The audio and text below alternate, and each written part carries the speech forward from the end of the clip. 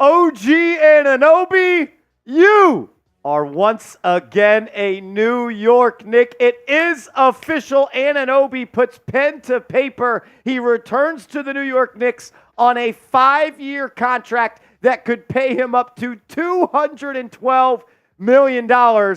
And your starting wings for the foreseeable future will be Mikal Bridges at the 2 and OG Anunoby at the 3. The New York Knicks are pushing their chips into the middle of the table and saying we are all in and we are trying to go toe-to-toe with the Boston Celtics. You're watching Knicks Now by Chat Sports. I am your host, Marshall Green. We're going to be live for the remainder of the night as the NBA draft goes down. But with this breaking news, we wanted to jump up and just get live for you. Adrian Wojnarowski, the New York Knicks insider these days, breaks the news, and here it is. Free agent forward OG Anunoby intends to sign a 5-year, $212 million contract to return to the New York Knicks.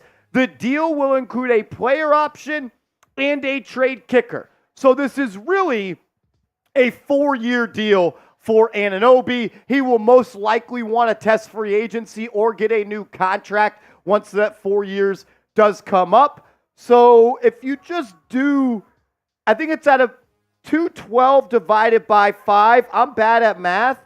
I would say that's close to about $42 million. It is $42.4 million. He essentially signs a 4-year, $169 million deal. Let's go. My initial prediction was 4 for $150. Got to pay to play, man. You got to pay to play. Got to pay to play. The Knicks get the OG Anunoby deal done, and now, with getting this deal done, you now have an advance on trying to get the Hartenstein deal done as well. This is a great deal for the New York Knicks, I believe. You had to keep OG at any cost, and they were able to do it for less than the max. So I respect this deal from Leon Rose and company. The player option, that's kind of the price of doing business, as is the trade kicker.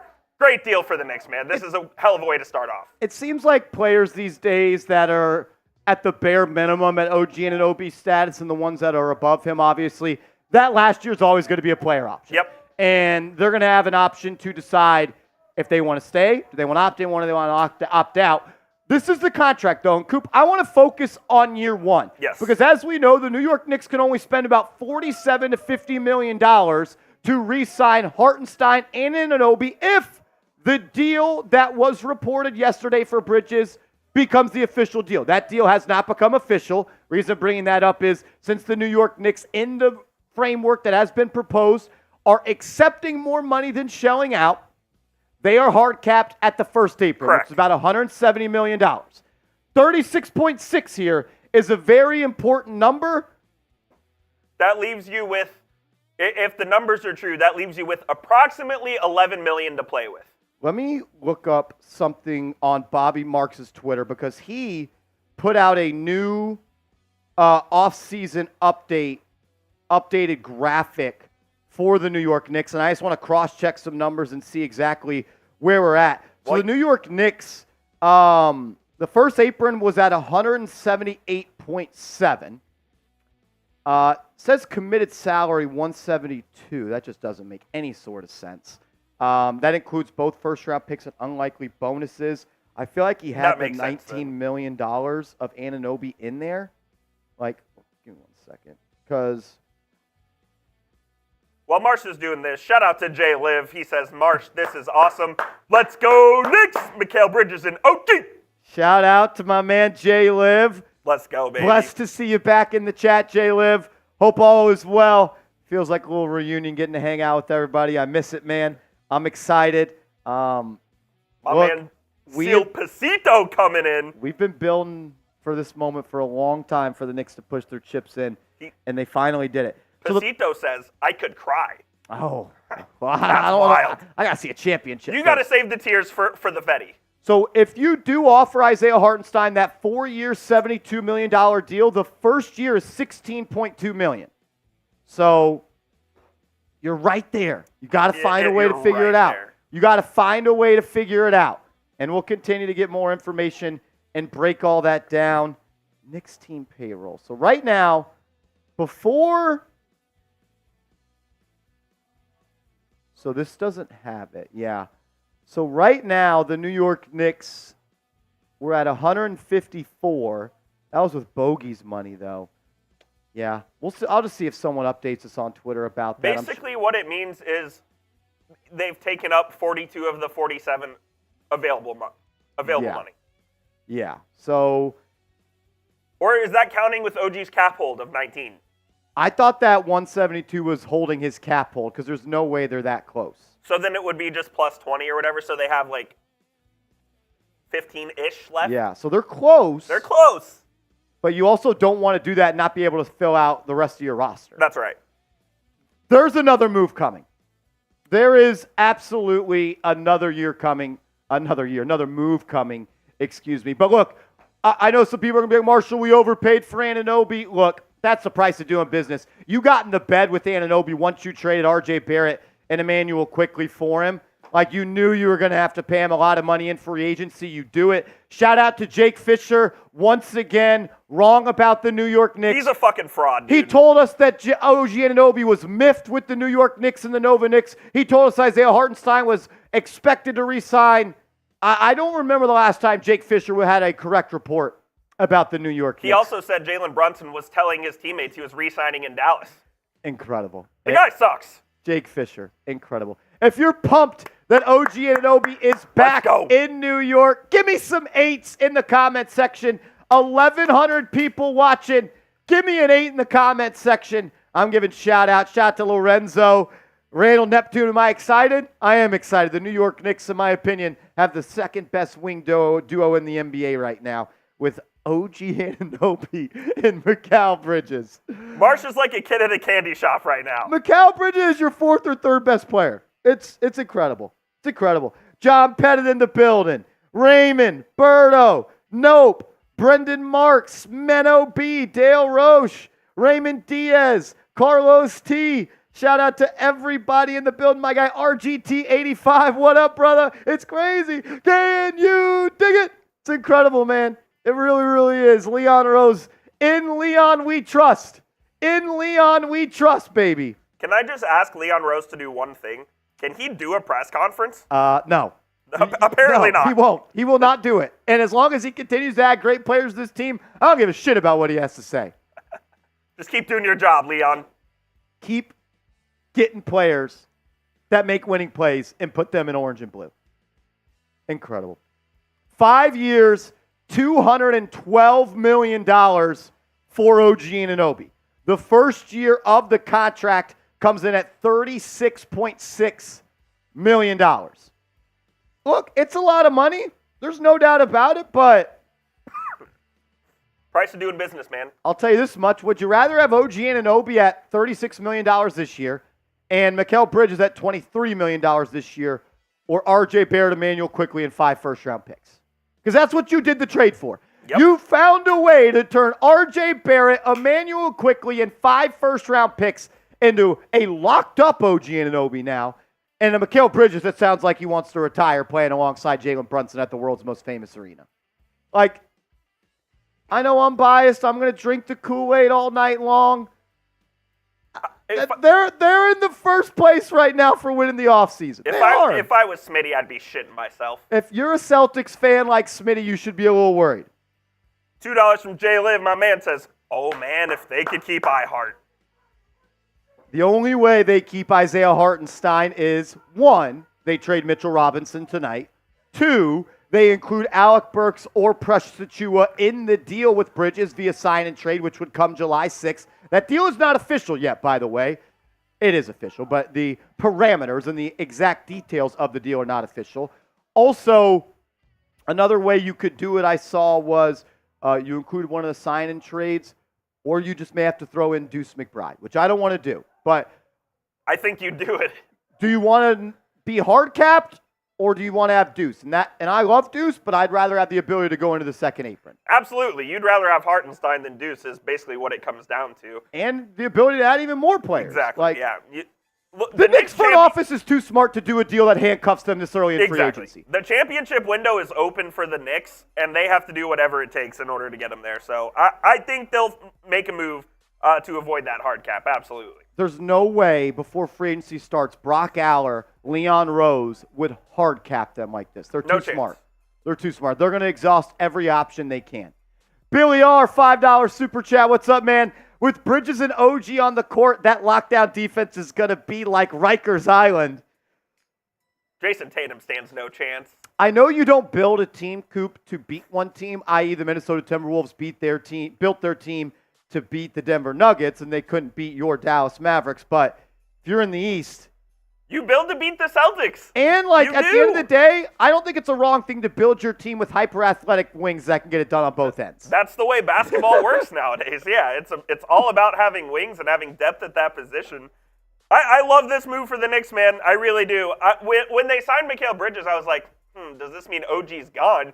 And then the reports were like, they're still going to keep OG anyways. I was like, okay, let's go. Let's ride. I mean, your starting five right now is Jalen Brunson, either Josh Hart or DiVincenzo, Mikal Bridges, OG Anunoby, and either Mitchell Robinson or I Hart.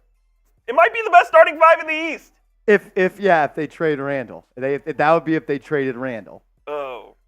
I may have Freudian slipped there. If I'm the Knicks, I'm doing it, but well, that's another discussion for another day. There is going to be more movement tonight. Did you F Sam? This is the one that Seep said he got for me. That's the one he said he got for me. He said he got me this one. Wow. Fine Seeps, man. He gave me this one. He bought me that one. Michael Parker, what's up, man? $8 super chat for OG Anunoby. Love that. Love that. He says the Knicks have to be the favorites. That will be the Boston Celtics. They're still the favorites. They are the until proven favorites otherwise. until they are not. Sometimes you got to pop out. Sometimes you just got to pop out. Welcome to the pop out. Welcome to the show. Welcome to the pop out. I'm with you, Michael Parker. Look, I'm going to give the Celtics their props. They're the team right now that's going to be the favorites. But, man, that gap's shrinking.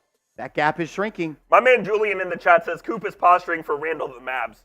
I don't want Julius Randall on the Dallas Mavericks. I'll say that. if you guys do get Quentin Grimes, though, that'd be a hell of a game. Oh, I'd be in on Grimes. Yeah, the talk is that. Tim Hardaway for Grimes. I'd be in on that. Let's go. So Bobby Marks just tweeted out, I would anticipate New York being a second apron team. There is no safety net in case of injury with this roster if hard capped at the first apron. I'm going to digest that as there is another move coming. Because you can't be a second apron team unless you make another move. That's correct.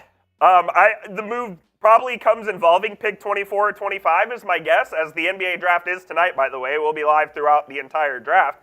There's another move coming. What that move is, I'm not sure, but I do think there's something afoot. I would keep your eyes on Mitchell Robinson, and I would keep your eyes on Julius Randle. Yes. That's all I would say there. Fernando, give me 1 second. Ian Begley just tweeted out that OG Anunoby would have had max offers coming from other places per sources, 76ers. But Anunoby saw the vision with the Knicks and wanted to help build a true contender in the Garden. That's a real one. Josh Hart tweeted out, demons on the wing. We do. OG and Josh Hart is your backup small forward. He was one of the best players in the playoffs this year. Incredible. Fernando. Oh, yeah. Are we good? Oh, my bad. My bad. F it. Are you good? Are you good with Peach? Okay. Yeah, you are. All right. Fernando, we appreciate it, man. Fuck me. That went away too fast. Oh, my I was fault. reading that. I got you. I'm all over the place. OG re-signing, baby. Let's fucking go. Now time to beef up the bench a little bit, and we good. Side note, can't wait to hear calling out the games this year. These watch parties are going crazy. Coop, did you see me and your dad interacting on Twitter today? No, I did not. No way. I tweeted at him, yeah. Because he tweeted out that he was not so sure that this... I'll just pull it up so I don't want to say the wrong thing. Totally civil. It was a great conversation. Why does everyone assume OG's going to resign? Yeah, he said something along the lines of, if I think I remember, that him and Bridges play the same position. And I just responded like Bridges is going to play the 2 and OG's going to play the 3. And he brings up a good point, like Hart's going to be moved to the bench. Dante DiVincenzo's going to be moved to the bench. They're going to have to accept their new roles. I think this team's all about winning. So I think that's what's like this isn't your prototypical NBA team that is agreed. full of selfish players. They are not a selfish team. They're going to have – everyone has to make sacrifices. And they knew that when they all came to play together. Of course. You saw the FaceTime yesterday. They were all ecstatic. It's going to be great, man. It'll be a really fun year for the Knicks. So, Josh Hart and DiVincenzo were starters for a team that was going to win the second round of the playoffs in 5 games with Anunoby's hamstrings not torn. Correct. Those 2 players are now coming off the bench. I know you don't have your center yet, but when you go Brunson, Bridges, OG, I'll count Randall in there, and a big, and then you also got Hart and DiVincenzo and Deuce. That's maybe the best top 8 in the league. It go toe-to-toe with anyone's. I don't know if you saw the funny tweet about Bridges where it was like Tom Thibodeau's going to test the limits of the human nature because Bridges played 83 games last year. And it's going to be the Knicks' luck that he missed his first game this season since high school because he plays for the Knicks. Probably. That's just my luck. Shout out Michael Parker with the 5, says, I will speak it into existence. Mitch will be traded for a pick and we'll select Zach Edey. Zach Edey? Does he make it to 24? I think you got to trade up for Edey. Yeah, I do too. Wow. OG Anunoby back with the New York Knicks. Lorenzo Perez, my man. Thank you for the $2 super chat. If you got a comment, question, thought, just drop it in the comments, man. We'll chop it up. Rigoberto Ramos, $10 super chat. Thank you. Same to you, Double R. If you got a comment, question, you want to talk about something, holler at me in the chat. El Capitan, 22. Randall, here for this year, gone next year, can't afford to pay Brunson, Bridges, OG, and Randall. Go all in this year and move on from Randall. Coop, I don't know if you know the answer to this. The Knicks aren't hard capped forever, correct? It would just be this season, right? Like, there's no way they are just hard capped forever. Like, how does this work at this point? I wish I had an answer for you. I don't know. It would seem dumb to hard cap a team forever because of one trade. Yes, I agree. I think the only way you would be hard capped for multiple years is if you go up to the second apron and you like max that out too. And then you're a luxury tax team for multiple years because then the tax multiplies and this and that. I'm not sure how it all works, but I do believe the Knicks would have some flexibility going forward. So try. Yeah, Bobby Marks, and now people on Knicks Twitter are catching on. Bobby Marks is hinting that another move's coming tonight. If I had to predict it, I think a Mitchell Robinson trade is happening tonight. Okay. The reason that this happens is the New York Knicks cannot spend more than the initial first apron because they accepted more money in that Mikal Bridges trade. And the only way that they can create more opportunities to add players is if they lose salary. Mitchell Robinson makes $14 million. You probably package Coop 24, 25 and Robinson and try to get inside the top 10. Like, we've heard the Memphis Grizzlies are a destination. You would package both? Both in Robinson? Or is it one in Robinson, you think? I think it's one in Robinson because you still maybe I'm not valuing the draft picks as high as I should. Well, I still think you want that either 24 or 25. A cheap player. The cheap contract, exactly. You still got 38 as well. Come out of the draft today and tomorrow with 2 cheap young guns. Man, I'd kill a man tonight to get Donovan Clingan on this team. I don't know how you do it. I'd kill somebody. I'd do some nasty shit to get Donovan Clingan. I think if you're trading for Clingan, you're trading Josh Hart. So, we don't do that. We don't do that. What about 24, 25, 38, and Robinson? How high does that get you? 7? Yeah, that doesn't get you Clingan. Yeah, I love Donovan Clingan. He'd be great for the Knicks. He would be so good. James DePreacher Gaines, my Let's man, go. what's up? $2 super chat. We appreciate you, man. Shout out to everybody in the building. Over 2,000 people watching. Some real ones. Only 250 likes, though. Those are rookie numbers. If I could just get everybody to take 5 seconds to like the video, I'd really appreciate it. This is my job, so I put food on the table, and the easiest way for you all to support is to like the video. When you like the video, it helps the channel grow, and everyone likes to see their job you be successful there. So please, please, please, I kindly ask everyone to like the video. If you're on your phone in live chat, back out of the live chat, like the video, come back into the live chat, and let's do this. If you have liked the video, type me in the comment section, and I'm going to give some shout-outs to the real ones. 2,000 people watching. We're up to 400 likes. Let's get up to 650 likes. I mean, that's easy participation right there. My guy CPJ in the building. Let's yes, go. sir. Mr. Pete, Ricky, Peter, Will, Ryan Cruz, Mark, Michael, Stacks, BX Bangin', NY Reppin', Ruben Serrano, Corinne, Jay Liv, Antonio Williams, Cup Johnson, John Connor, John Pettit, Justin, Frank Serrano, Jose Bermudez Markland, JBM. He's a game changer. He's a game changer. Shout out to everybody watching, up to 508 likes. For all the super chats that are coming in, we're going to pop those up on screen. I want to spend the next 10 to 12 minutes, though, talking about Anunoby, looking at the Bridges trade, looking forward to tonight and things that could happen, and just break that down in totality. And we'll get back to it. As Mark Berman tweets out, great day for Sam Rose, Leon CAA's son, who is listed as OG's secondary agent. What the Knicks are doing with CAA is actually unbelievable. Why wouldn't you do it? They're doing it in LA. No, I'm not saying it's a bad thing. I agree with it. I'm dead. Definitely hit those L3s and list logos in this one. Yep. Just because I want to talk about that stretch of what I had. Let me look one time through my timeline to see where, I wish Knicks beat reporters just tweet out, this is where the Knicks were at in money and how much they could now spend on Hartenstein. But I guess I'm asking too much of them. Maybe I was waiting for Johnson Yu. I was wondering where he was. Is he in the building? He's in the building. Johnson Yu in the building. Man. Let's go. Let's go. Mr. Matt. Yes, sir. Yes, sir. Let's get into it, man. Miffed OG Anunoby.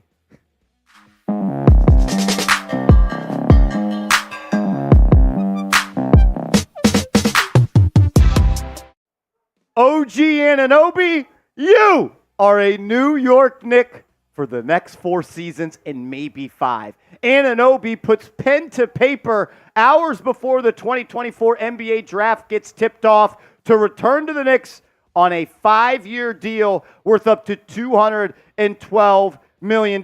You're watching Knicks Now by Chat Sports. I am your host, Marshall Green. We're going to break down this OG Anunoby extension, or new contract is probably the better term to label that. I'll give you my thoughts on that. What does this mean for Isaiah Hartenstein? And Bobby Marks has somewhat hinted at another major move coming tonight for the Knicks. But let's start off with Woj, CAA's insider. OG Anunoby intends to sign a 5-year, $212.5 million contract to return to the Knicks. The deal will include a player option and a trade kicker. So it's essentially a 4-year deal, 212. I'll just do this. 212.5 minus 48.4. It's a 4-year, $164 million deal. Year 1, Anunoby will make $36.6 million. Year 2, $39.6 million, then up to 42.5, 45.5, and that last year is a player option of $48.4 million. This contract will run as Anunoby turns 27 years old in July 17th. So he'll be 27, 28, 29, 30. He's clearly opting out when he's 30 years old at year 4 to secure himself one more major deal in the NBA. Might say, Marshall, that's a lot of money. You know what? There was a lot of W's that were stacked for the New York Knicks when Anunoby joined this ball club. When OG Anunoby was on the floor in the regular season and he had New York across his chest, they were 20-3. When OG played with Jalen Brunson, they were 19-2. And when OG, Jalen Brunson, and Julius Randle were on the floor, they were 11-1. In the month of January, the New York Knicks were the best basketball team in the NBA. In these 11 wins, the New York Knicks won on an average by 18 points per game.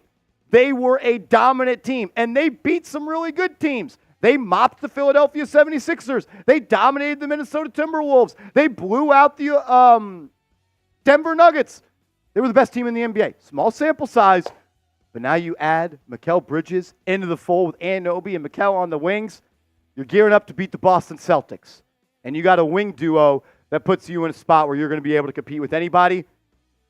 Brunson, Bridges, OG, Randall, Hart, DiVincenzo. We'll find out what happens with Robinson, Hartenstein, and a couple more players coming up. But if you are pumped up that OG Anunoby is back with the New York Knicks, as there was a lot of chatter about what was going to happen there. Give me an 8 in the comment section and hit that thumbs up icon. Give me an 8 in the comments and hit that thumbs up icon. We're going to talk more about Anunoby, what the Knicks are going to do, and future salary cap implications. But first, I got to give a major shout out to today's sponsor, Chubbies. Go to chubbyshorts.com/chat. Use that promo code chat, and Chubbies will hook you up with 20% off your order. Summer is here, and our friends at Chubbies are bringing the good vibrations. Chubbies is a lifestyle apparel brand that makes every moment feel like a vacation. They say fashion is an expression of one's character, so why not let the world know you're down for a good time? For a limited time, Chubbies is giving our listeners 20% off your order with our exclusive code CHAT. Use code CHAT at chubbyshorts.com/chat. Chubbies offers a variety of high-quality men's apparel, from super stretchy shorts and swim trunks in 3 short inseam lengths to pants, polos, and button-down shirts for when you need to hit up your favorite weekend spot. Embrace the spirit of endless summers with Chubbies, the ultimate destination for bold, vibrant, and outrageously comfortable clothing. I'm someone that is always super particular about the way their shirts and shorts feel. I never found one that necessarily fit the way I wanted it to fit. That was until I was introduced to Chubbies. Now I rock their gear all the time. Love the way it fits. Love the way it makes me feel and look. Look good, feel good, play good. Do it with Chubbies. Chubbyshorts.com/chat. That's chubbyshorts.com/chat. Use that promo code chat, and they're going to hook you up with 20% off your purchase. Something that I think that is kind of being under-discussed when it comes to OG Anunoby is the fact that he's only going to get better. Like, I know the numbers don't look like they got better when he went from Toronto to the New York Knicks, but I think in the playoffs is when we saw Anunoby take a step as a scorer. I go back to that game against the Indiana Pacers where Brunson went down in the first half, ended up returning. Anunoby carried the offense. He was able to get to the stripe. He was able to get to the mid-range, had that little step back. We saw him throw it down over Joel Embiid. Anunoby's offensive game is only going to continue to grow and grow. And I think when you pair him alongside Bridges with Brunson and Randall, there's just going to be too much firepower to where he's going to get easy opportunities. I'm pumped up, man.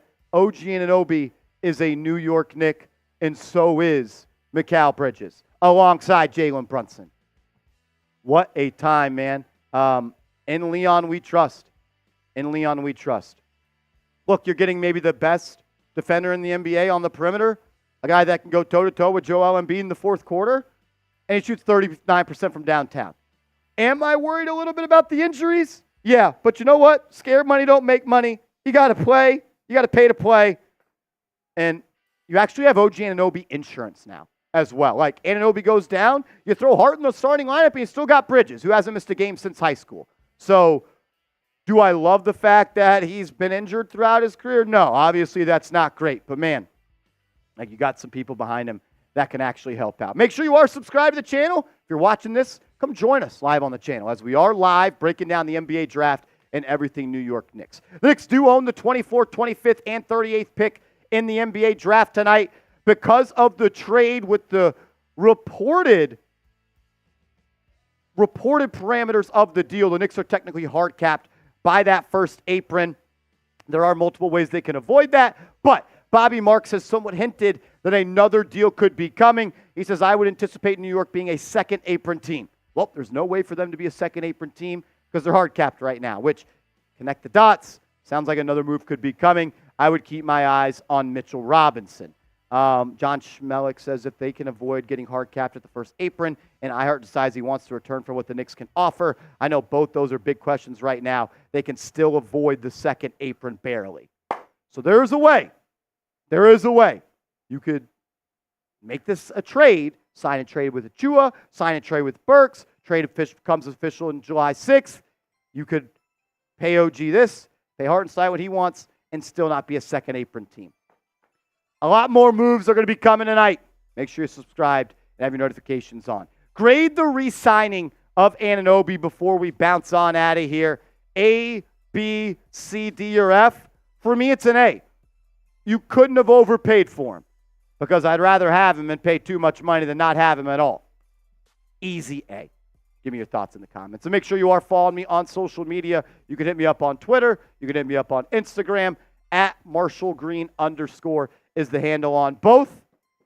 It's a great time to be a fan of the New York Knicks, man. In Leon the Don, we trust. Wow. Every team in the NBA is desperately searching for elite 3-and-D wings. The Knicks got the best two that have entered the trade market in the last 6 months. And we also have another trade, Coop. We do indeed. This came literally. I thought that said for a second the Warriors, and that would have been a great pickup. Yeah, this came while we were live. Washington and Portland have made a deal, and wow, this is a guy I actually wanted for the Dallas Mavericks. Denny Avdija is a stud, dude. Denny Avdija is a beast on the offensive end. So the Trailblazers get Denny Avdija. The Wizards are getting Malcolm Brogdon, the 14th overall pick in tonight's draft, and a 2029 future draft pick. I really like Denny Avdija, man. I thought he was going to go to maybe a better team, a contender perhaps this year, but he ends up in Portland, who are in the midst of a rebuild. I don't mind starting with him. I really think he's a damn good player. Malcolm Brogdon to the Wizards, whatever. This is a trade between two bad teams, but the Wizards end up with an extra first-round pick and trading Avdija, so interesting deal. Tonight's going to be a busy day, I think. I think so. I think there are going to be plenty of trades.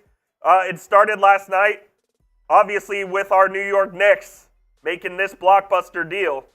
4 unprotected picks, and 2025 protected first, and Milwaukee. Unprotected swap, and I'll fit the text the box so that actually works. But another second-round pick as well. So you give up your 4 unprotected. You had 11 first-round picks. Well, technically, Coop, so right now the Knicks have – this deal's not happening. Okay, you have 11 first-round picks, but one of the first-round picks they traded is 7 years out from 2 weeks from now. Yeah, it's like a 7th grader. Yeah, so you technically have 12 first-round picks. You traded 4 protected, you're down to 8, and you gave up 1, so you still have 7 first-round picks over the next 7 years. That's correct. 2 of them being tonight. We'll see what they do with that. Is it a lot of first-round picks? Absolutely. But you know what? DeJounte Murray just went for 3 unprotected first-round picks. He did? Who's a better player, DeJounte Murray or Mikal Bridges? I think it's Bridges by a very good bit. Rudy Gobert? Rudy Gobert went for how many? 5. Donovan Mitchell went for how many? I think Bridges is a better player than Mitchell. Mitchell more highlights scoring, but what wins in this league? 6'2" hyper athletic guards or 6'6" wings that can defend 3 positions and score from all 3 levels? That's what it is. It's a wings league, man. It's a wings league. You got to guard Tatum. You got to guard Brown. And if you're going to go against the best teams in the West, you got to have guys that guard Luka and Kyrie and SGA and Ant. You need guys that can guard them. And also, if you're going to build a team around Jalen Brunson, Coop, you need a big, long, lengthy team behind him, and the Knicks are kind of doing that. Yeah, it's all about wings. And now you have Bridges and OG who are, huge on the wing with their wingspan. You also have Josh Hart, who's one of the best wing defenders in the league. You have DiVincenzo, who can hold his own on that end as well. This team you are building to beat the Boston Celtics, and that's exactly what Leon Rose and company is doing. Let's go. CPJ, $5 super chat. What's up, man? It's lit. Yes, sir. Yes, sir, CPJ. All the way back from the 2022 summer, CPJ. We were here. I was saying this exact same spot, saying we got to trade for Donovan Mitchell. And we turned the Donovan Mitchell trade package into OG Anunoby and Mikal Bridges. You did. You're probably happier with this outcome than you would be Mitchell. Yes. I agree. This is incredible, man.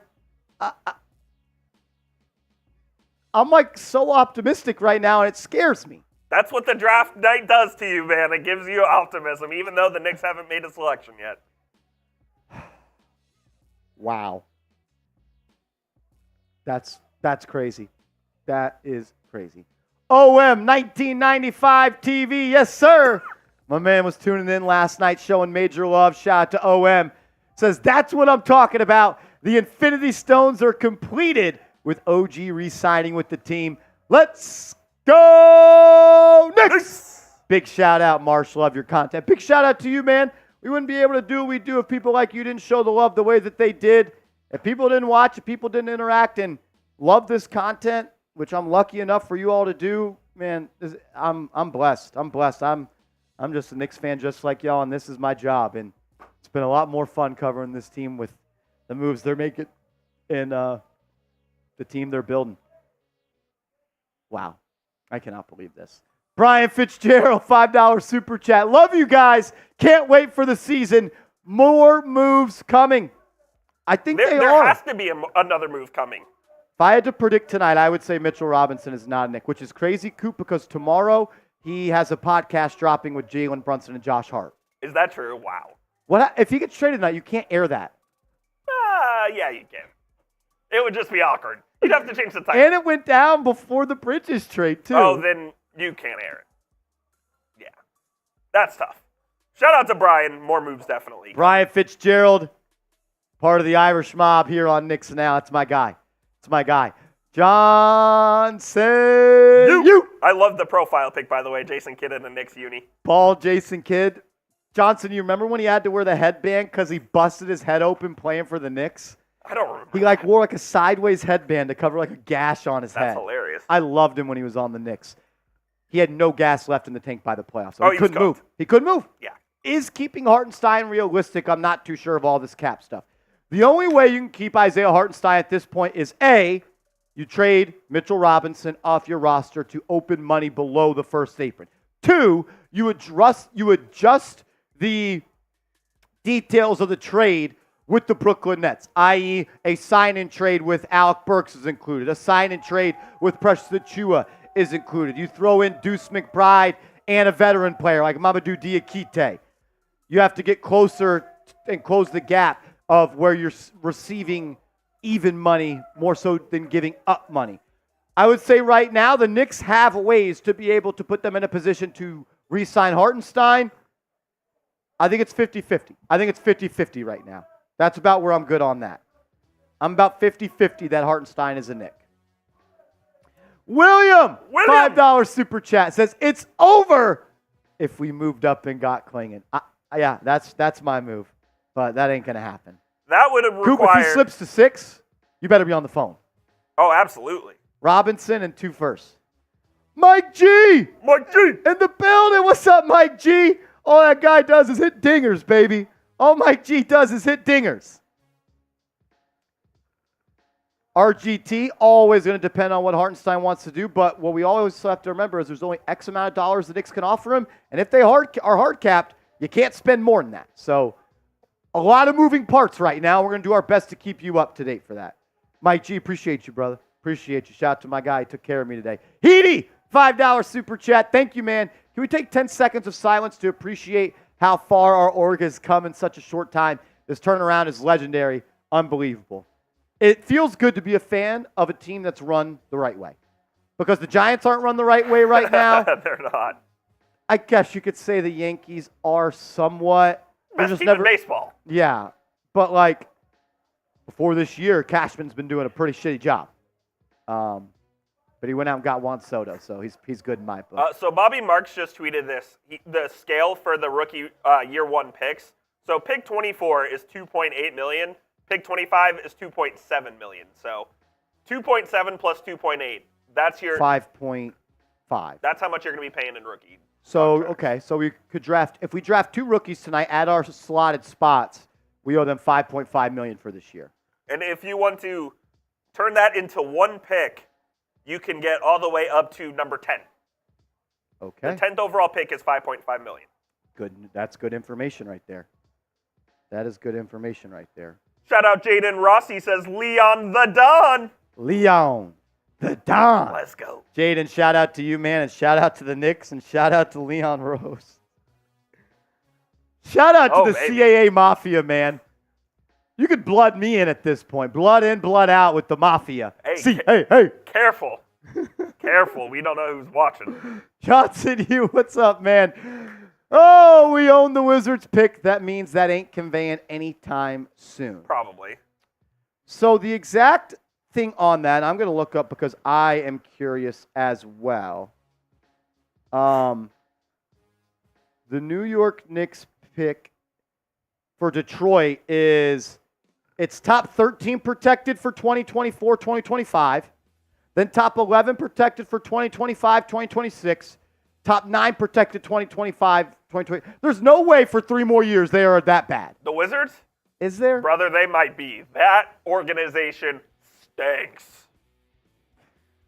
I'm not. Yeah, they're bad. That might be 2 second-round picks. They're bad. Shout out Garrison Francis with the $10 super chat. Says, "Holy crap! I just tuned in and saw the headline. We got OG back. Holy crap! Let's fucking go, Knicks!" Garrison, he's back. He's back. He's a Knick, and he's got his running mate next to him on the wing now with Mikal Bridges. Now, this is a great sub-read here from New York to AZ. NY2AZ says, if you're looking for the latest and most up-to-date Knicks news and analysis, look no further than Knicks Now by Chat Sports. Let's go, Marshall. NY2AZ, shout out to you. Everyone just drop a 2 in the chat for me. Drop it. Drop a 2 in the chat. Major love. We appreciate you. That's all we strive to be, man. The #1 place on YouTube to get your latest news, rumors. I do my best to get 2 videos out for you every single day.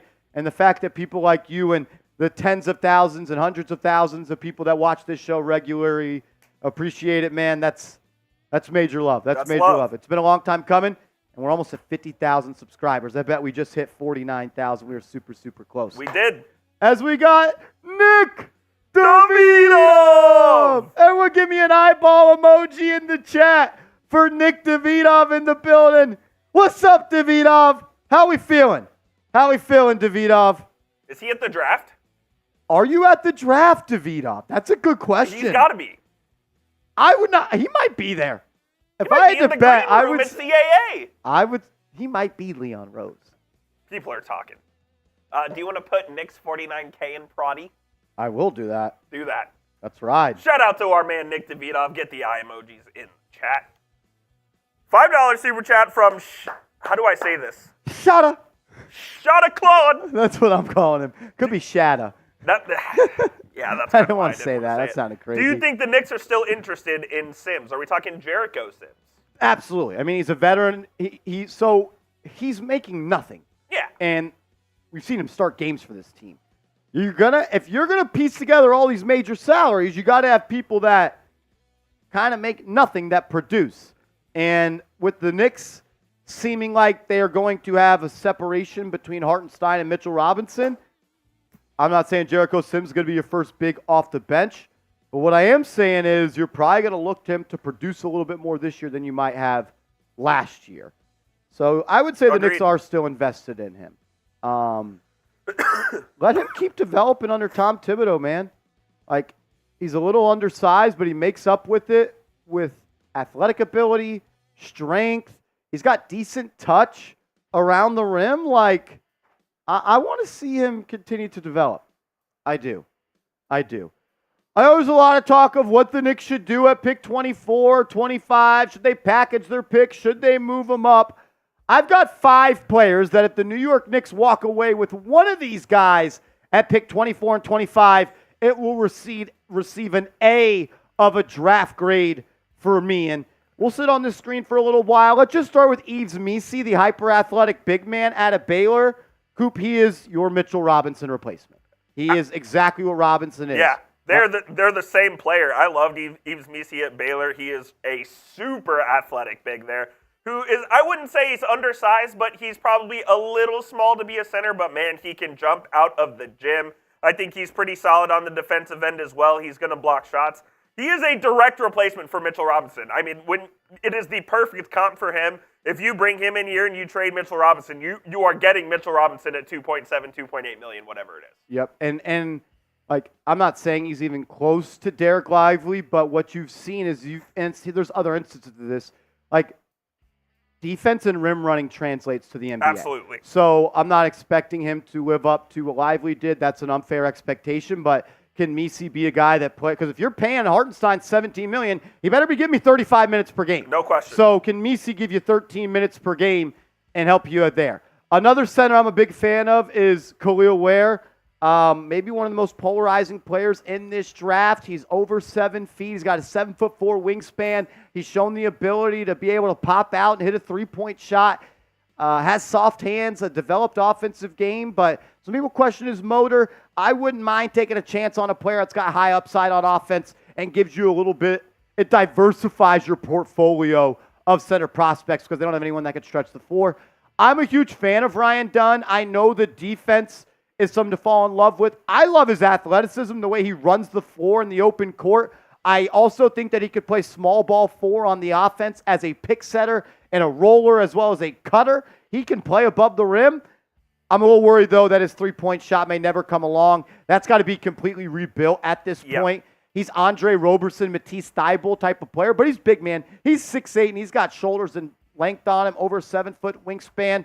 Another player I would really like to run this bench for the Knicks, because you're going to need a point guard, Tyler Kolek. Like, I don't know what the ceiling of his is, but I know the floor is he can come in, he can contribute, run your offense, control the pace, get the ball to people in open spots. Can he ever beat T.J. McConnell? I don't know, but if you could replicate anything close to that, it'd be a great player to run your team when Brunson sits down. And another polarizing player, I like Day'Ron Holmes. I know he played for Dayton, and he shot some crazy shots, and he struggled in some games. The guy averaged 20 and 8. He's athletic. He is Precious Achiuwa to me. He is your Precious Achiuwa replacement if you don't want to spend $6, $7, $8 million on him in free agency, because at the moment, Josh Hart is your backup power forward, and we all laugh at that, but I wouldn't mind getting another full, true backup power forward on this team. Let Holmes develop, and he's shown the ability to also shoot the rock a little bit. These are my 5 guys that I would like to the New York Knicks target tonight. Who do you guys want the Knicks to draft? Let us know down in the comment section. If I had to pick between those 5, I think Ryan Dunn would be my guy. I think he's the best defender out of those guys as well. I think he has the most wing versatility. You add him, you have OG, Mikal Bridges, Ryan Dunn's your third true wing alongside Josh Hart and DiVincenzo. And he doesn't have to play right away. Doesn't have to play, exactly. You're building Wing City out here. I think that'd be a great Let him learn from OG and Tibbs. I like the way he runs the fast break, man. Not saying he's someone he gets up and down. He's got bunnies. He's an athletic player. Justin says, I want Shannon. TSJ, he can hoop. Jam Session says Holmes, Messi, or Ware. Hard Tackle says, how much are we paying Anunoby? We got Anunoby to a 5-year, $212 million deal. The 5th year is a player option, so it's essentially a 4-year, $164. I predicted 4 for $150. I will give myself credit for that. Everyone told Marshall that's way too much money for Anunoby. But Marshall. Yep, Anunoby back to the Knicks. 4 years, $160-something million. Had to do it. Got to spend money to make money. Scare money don't make no money, baby. Can't be scared out here. Can't be scared. Wow. Nick's new nickname is Wingstop. I love that. Love that. Who says that? Jabroni. When Kendrick called Drake a jabroni, that was crazy. That whole thing was wild. That was crazy. Johnson, you, Bronny James. I'm dead. Marthy says DJ Burns. I don't think he's getting drafted. I don't think so either. I'll ask you this. If Bronny's there at 38, what do you think? I would take him. I think I would too. I would take him. Let him develop under Tibbs. Little Deuce McBride 2.0. That's kind of my comp for Bronny, actually, is Deuce McBride. Deuce? I don't know if he has the offensive game Deuce does, because Deuce can pull up from mid-range. And he turned into an elite catch-and-shoot guy this year. OG Anunoby and Mikal Bridges on the wings, man. That's pretty crazy. I don't know about y'all. I spent about an hour and a half last night after the live show just watching Mikal Bridges highlights. His offensive game, Coop, is a little slept on. Oh, he's got a bag. Dude, he can... It's all old Paul George. Old Paul George. Face up, put on the deck. Doesn't have the handle like Pete. Not yet. But like that where it's just like that long, lengthy, smooth pull up. He can get downhill. He can score with his back to the basket. He's got footwork, man. Like, I've loved Bridges since his time at Nova, man. And then when he was with the Suns, became a player. The guy's a great player, man. The Knicks are going to love him. Tibbs legit may play him 45 minutes a game in the regular season. How do you think Brunson, Randall, and I don't even want to include Bridges in here because it's too soon, that OG Anunoby is making twice the amount of money per year that they are? They shouldn't care, but I think one player might care. I think one player does not give a rip. And we all know who the one player is that does care, and that's another reason And maybe cares. why you should trade him. But I don't know. That's a good question. Jalen Brunson just tweeted out, OG, can I hold $1? He doesn't care. You shouldn't care because if you play the way that you can on your next deal with the CBA the way it is, you will get paid a fuck ton of money. What do you think it will signal to the NBA when Jalen Brunson takes a discount on an extension this summer? He will not take a discount on an extension. It will be a max deal. It would be the max extension, but that's not the max deal. What do you mean? So he could sign a 4-year 100-something now, or he could wait and sign a 5-year 250. He made All NBA, right? Yes. So then he has the Supermax available. Oh, no, it's 2 out of 3 years. Yeah. So his extension is not the same as what his max would be when the contract is over. So you're telling me if Jalen Brunson makes All NBA again this year, he's not going to sign Well, a there's Supermax? rumors that it could be signed this summer. No chance. Ian Begley says it's happening. Really? I mean, there was the rumors that I heard that Association might call collusion on Jalen Brunson if he does that. You're telling me he's going to pass up $150 million? Not 150. I have His max would be 5 for $300 if he gets the All NBA. That'd be crazy. I need to grab something real quick, but let me know down in the comments or Marsh know. Would you draft Bronny James at number 38? Yes or no? Love that. Oh. Wow. Wow. The New York Knicks out here making moves. No. I'm dead. Oh, lordy. Oh, my God. As we got a 3-point goal. CPJ! Bang! Bang! A double bang from CPJ, a godfather here at New York Knicks Now by Chat Sports. My man CPJ, it's been a long time coming, my man. Been a long time coming. And I mean, you've been here every step of the way, supporting this show, supporting me.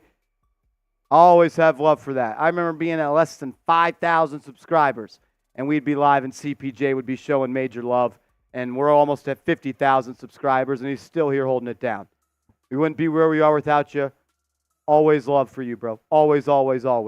Says, we came a long way, fam. The Knicks are finally doing it. I literally said it in December that this trade deadline and this offseason is the time to make moves, and we are doing it. Love this team. Love this channel. Love the real ones that have been here since day one. Let's go Knicks! Everyone give me a CPJ in the chat. Everybody give me a CPJ in the chat. That's a GOAT right there. When a GOAT comes in, show some respect. Give me some CPJs in the chat. Let's go, baby. I'm giving shout-outs. Got chills right now, CPJ. We had to do live streams with Cam Reddish hitting shots at the buzzer to beat the Memphis Grizzlies just 16, 18 months ago. That was MLK Day, wasn't it? No, that was game one of the 2022-2023 season. Game one. We were doing shows of who should start. Fournier, Cam Reddish, or Quentin Grimes. My goodness. Look at us now. Look at us now, man. It's all shout out to Leon. I know people don't love him. You got to have respect for Tom Thibodeau, too. Got to have respect for Tom Thibodeau. I know, Coop, that Tibbs every year comes in on the polls of nobody wants to play for him. Well, OG Anunoby just said, I want to play for him for a lot of money. Mikal Bridges just said, I just want to play for him for a lot of money. But Jalen Brunson chose here, Dante DiVincenzo. Maybe it's just because those are the Big East boys. And Indiana for OG, that's about as close as you get to Villanova and not being Villanova. But they love playing for Tibbs. Clearly, otherwise this wouldn't be happening right now. I mean, I think that's pretty plain and simple. I 100% agree. Fucking unbelievable. CPJ, you're a GOAT, bro. Real one. You're a GOAT. Fernando, P. Keep it P, Fernando. What's the over-under right now on wins? I bet they don't even probably have that out yet. No, I doubt it. Especially with the roster's Bridges finalized. trade not official. You won 50 last year. I think it's 53.5. Yeah. I think I said last night, let's get to 55. But honestly, at this point, I don't care how many regular season games. It doesn't you win. matter. Be healthy in the playoffs, and let's go give our best shot. Yep. Let's just be healthy when it matters the most. Fernando says, just an idea. Okay, let's hear it. If the Knicks lose on Hartenstein, you think getting Bull is a good idea and start Mitch. Bull plays the 4 and 5. Bull cannot play the 4. Too slow with his feet. I think Bull is just not an NBA player. He can't play. Yeah, period. Like, I know that we become attached to some of these players, and like you just think because they're 7'4", whatever it is, he's just not good. And at this point in his career, if he was good, he would have latched on somewhere and he'd be playing. So I think that it's just no. What about old James Wiseman for a vet men, though, in free agency? Do we hate that? Does he stink? He's not a character guy. He's character guy? Okay. When you're in the Knicks situation, I think you need high character guys because you don't want any disruption in the locker room. I think Wiseman's a distraction in the locker room. I read a report. I can't remember who it was from, so I'm not trying to. I just forgot who reported it. Someone said that the Knicks have reported interest from Andre Drummond, as well as Kyle Lowry. I would love the addition of both those vets. Kyle Lowry would be a great addition to the New York Knicks as the backup point guard. Drum off the bench. Andre Drummond, rebounding machine. Get Robinson out of there. Re-sign Hartenstein. Drummond's your backup big. I don't hate it. I think I hurt my shoulder doing a bang because this shit hurts. We know you have rotator cuff problems. I got to get better at this. I got to get better. Oh, let me plug my laptop in before this dies. Uh-oh. Man, OG Anunoby back with the New York Knicks. Levi's the best says, who has a tougher celly, Mikal Bridges or JB? Bridges is, yeah. Or is it those are both tough. Bridges is tough. Bridges is the best. Bridges is tough. Mike G! What's up, Mike G? You know for a fact that when that little meeting happened on the court a couple months ago when they played each other, you know they were talking. What about when just 12 days ago, Jalen Brunson did an interview with Taylor Rooks, and Mikal Bridges told Taylor Rooks to ask him, why do they call him Domi and Lillard? And then Jalen Brunson says, Mikal, you still play for the Nets. 12 days ago! And now he's a Knick. I didn't know that. That's funny. Did he know? Do you think they knew? Of course they knew. I just go back to that video of Jalen Brunson reacting when Josh Hart got traded. He didn't look like he knew, but maybe he had heard. They know. They're Nova boys. They knew.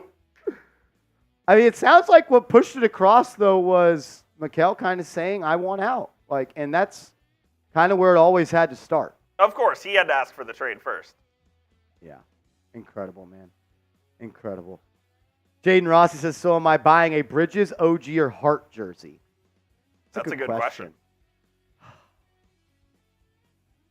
My next Knicks purchase will be a Josh Hart What number jersey. is Bridges going to wear? I was trying to think, does anyone wear number 1 on the Knicks? I don't think they do. I think it would be 1. It was Obi Toppin. It was the Obi. last one. I think Shake Milton might have been wearing No, 1. he wore 18. He wore 18? I don't think anyone wore 1 then. 25 also available. His other number. Yeah, I've shot 25 Derrick Rose with the New York Reggie Knicks. Bullock. Reggie Bullock, dead. Dead. 1,600 people watching. Hit that thumbs up icon for me if you can. I'm going to do this as well. If someone matches CPJ's $100 super chat, I'm doing a boot. We're doing a boot to start today's show. Go. If someone matches CPJ's $100 super chat, I'm doing a beer boot or a happy dad boot. I'm doing a happy dad boot. I need to get in that mode. We haven't got it popping here on the show in a while. It hasn't been popping. We haven't popped out in a while. Who's got CPJ's back? Also, we'll talk about this ball in a little bit. Who do y'all think will go number 1 though? Alex Sarr? Risache? or Donovan Clingan? If I Is had this to the guess- worst number 1 overall pick since Anthony Bennett? Ooh. Yeah, maybe. It's not great, man, the selections here. I mean, They're going to be good players. yeah, they Should will be good. Should be good. They shouldn't burn out of the league in 3 years like Bennett. No. Zachary Risachet. Risachet. Is that what we're doing? That he seems like the favorite right now. He does, and this is like the longest we've gone without knowing who the number 1 pick is going to be. We in still don't forever. know. We don't know. We have no idea. 40 minutes away. 2024 NBA draft, 40 minutes away. Call me crazy. I'm taking Clingan. Oh, I would too. Okay. I'm a Klingon guy, but Atlanta can't take Klingon because they have Onyeka Okongwu and Clint Capella. Yep. So, is someone trading up for him? I think Klingon's the best player. I wouldn't take him 1. I also love Stephon Castle, man. I'm a big worry Castle about guy. I worry about the outside shot, but I just see a guy that, and it sucks because he's not going to go to a team like that. He could be a piece right now that helps a winning team win. Just playing the same way he did with Connecticut. Like, Absolutely. just making all the right winning plays. Man, he gives me a little Jaylen Brown vibes. He does. And I know he wants to be a point guard, but I see him as just a winning positionless piece. Yeah, look, and I think there's a lot to be said as well for just being a winner at the level before the NBA, and he clearly is a winner, so. I think the first round pick is going to be Zachary Risachet. I'd probably take it stinks because, like, at that spot, do you draft for need? Do you draft best player? Do you draft position? Yeah. Joey DeLuca sending $1 super chat. Shout out to my man Joey. Oh, I got you, Joey. Anthony says, I think the last one to wear 1 with the Knicks was Chris Childs. No. I was talking about on this roster. Obi Toppin wore Obi number wore it. 1 last year. Shout out to Joey DeLuca, my man, coming in with $1 super chat. We also got breaking news. We got a 3-point goal. Jason B. Bang! Bang! Jason B. A goal here on Knicks Now by Chat Sports. The summers of 2022 real ones are showing up and showing out today, bro. Are you trying to act like me? I'm your backup. Why are you doing this though? Yeah, what are you doing? Are you saying I was flexing or I was just holding it? I was just holding it right here. Jason B. Let's go Knicks! I was worried about OG. You You want to get Marsha a boot? want to get me a boot? I already got caught by Adrian Long around. Oh, nice. A little HD boot for my man Marsh here. Oh, Jason B couldn't leave him hanging. Jason B couldn't leave CPJ hanging. No, never. Yeah. Johnson Yu says, You look kind of Chugs! thirsty, bro. You look kind of You thirsty. do look actually You a look a little little thirsty. dehydrated, man. Really? Yeah. I mean, I haven't drinking as much water. Yep, dehydrated. Dehydrated for sure. I think they want to see you put your name to the test here. Is that in your playbook today? I don't want to make you do anything you don't want to do. If we get another hundo. Jeremy Chugg says if we get another $100 super chat, me and him are going racing, That is what he said. and he can do a boot in, I'm going to say less than 7 seconds. Yeah, sub 7. Sub 740. No doubt. I'm going to crush this boot. I'm excited to do it. I got my guys with me, Jason B, CPJ, holding it down. You all are electric. I have also wanted to do something with this ball today. I want to give this ball away to somebody. I was thinking like a raffle of some sorts. This was our ball all year long. Yeah. Our Knicks Now Ring of Honor. If you sent in a $100 super chat throughout the season, you got on here. I'm going to add Jason B on here because I don't think he was on here yet.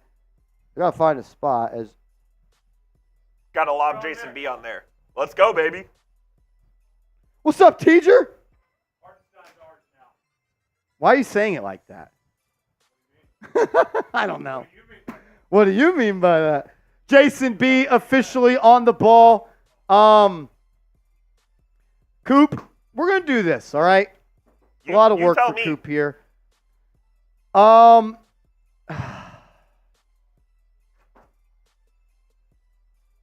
want to do a raffle for the ball today. Okay. A raffle for the ball. Every $10 super chat that comes in, get you a ticket. I'm in. Get you a ticket. So if you send in 20, it gets you 2. If you send in 100 like CPJ or Jason B, you get 10. And we will spin the wheel tomorrow after round 2. The draft is a 2-day event, so I can go back and I'll get track of these all tomorrow morning. I want to raffle this off.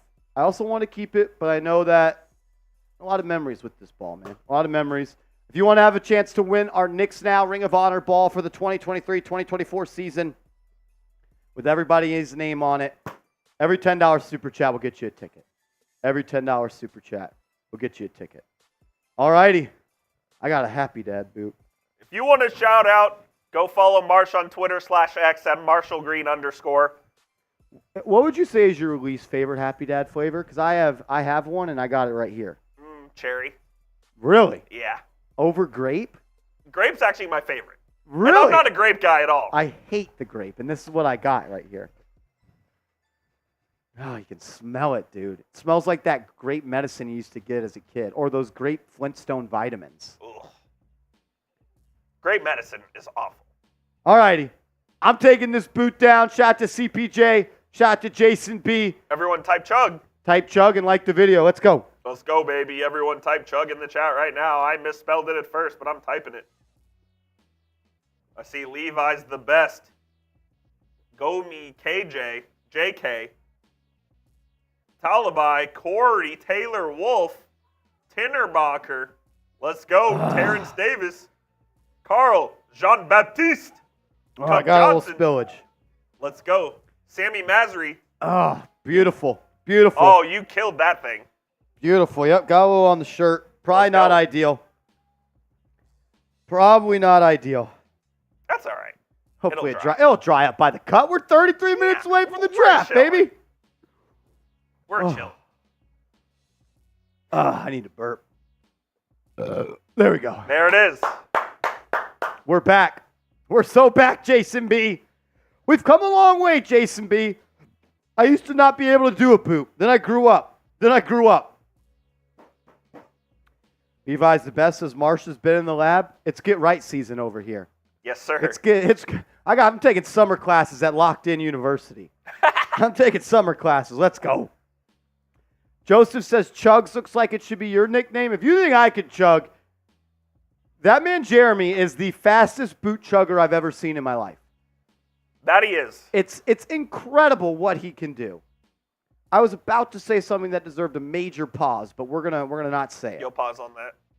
Major pause. My heart's beating super fast for some reason. I don't know why. As we are about half an hour away from the NBA draft getting underway, just wanted to take a look at the big board, what it looks like. Here is Nick Roloffs. It's always F. Rolly in the chat. F. Rolly. Here's his big board for the top 15, 16 or so prospects. He has Alex Sarr, 1, Nikola Topic, number 2, Matas Buzelis, number 3, might be the best defender in the draft, and Zachary Rees-Sachet at number 4. Stephon Castle is the guy I really like, Marsh. Like you said, I just think he's a winner, and I think he can develop into an elite guard in this league if he can figure out the shot. Reed Shepard, he's the best shooter in this class. Have him number 6. Number 7, Dalton Knecht out of Tennessee. I think he's the best pure scorer in this draft. He's also, a bigger wing, 6'6", 6'7" kind of guy who can play 2, 3, or 4. Donovan Clingan. Love Donovan Clingan. That's a guy you would want the Knicks to trade up for. Yeah. In my perfect offseason, I had the New York Knicks trading up for Donovan Clingan. I think another guy at 6'7" that come off the bench and score for you. Maybe not the biggest need in the world as it currently stands, but you can never have too many guys that could shoot from the outside and really just be an impactful person. I do wonder if you need to go a different direction now with Hartenstein maybe out of the fold. But Mike, I think he's a top 5 player in this class. I really do. I'm a big Donovan Clingan guy, man. It'll be interesting to see. I think he can go anywhere from 1 to 7. I think that's where his range is. What do you think of Reed Shepherd? Best shooter in the class, in my opinion. Little small, 6'1", so not sure. Is he a 6-man? Is he a starting caliber guard? Not sure, but he is the best pure shooter in this class. And in a weak class that this is, I don't hate taking him high. I really don't. A lot of people will compare him to Derek White, and I see it. I give like Malcolm Brogdon vibes too. I don't get the Derek White comps. I like Malcolm Brogdon though. I think that's good. Jared McCain, guard out of Duke. He's a guy I'm really high on. I saw him play at Duke a lot. In the college. And I'm 2 lectures behind.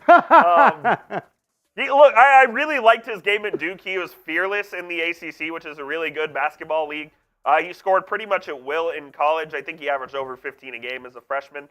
Can defend. He's more of a 2-guard as opposed to a 3 in the NBA, but really like his game. I love the way he shoots, man. It's such a repeatable motion. It is. He's super set, and it's just easy. It's an easy jumper for him. It is. Devin Carter, the guard out of Providence. He's a decent player. Cody Williams, he's the biggest project out of these guys. Didn't like how he played at Colorado, but he has the NBA body that scouts fall in love with. Seeps loves him, man. That's Patrick Seaman's dream pick for the Chicago Bulls. I like Williams. I think he's just a year or 2 away from being a contributor immediately. Agreed. And maybe he makes me look wrong and dumb, and he comes out year 1 and he's a good player. But you see what the scouts fall in love with him. Like, it's very obvious to see. But I just wonder if he's going to be able to put it all together and be that guy. I don't know. And then Ron Holland, also a super athletic wing, hasn't really developed his scoring ability yet. Played with the G League Ignite last year. Intriguing prospect as well, out of Duncanville, Texas, just about 10-15 minutes away from Really? here. He went to Duncanville? Yep. I didn't know that. Okay, right around the corner. And then you got Rob Dillingham, the guard out of Duke, most known for his TikTok clips and Ball Is Life mixtapes. Best maybe pure athlete in this class. I don't know if this is a great comp. De'Aaron Fox, kind of type, super fast, can kind of really shifty. I think he's an AAU player, though. I don't know if he's a basketball player yet. Yeah. Do I want him as my lead guard? Exactly. He just kind of gives me almost like Better Bones Highland vibes.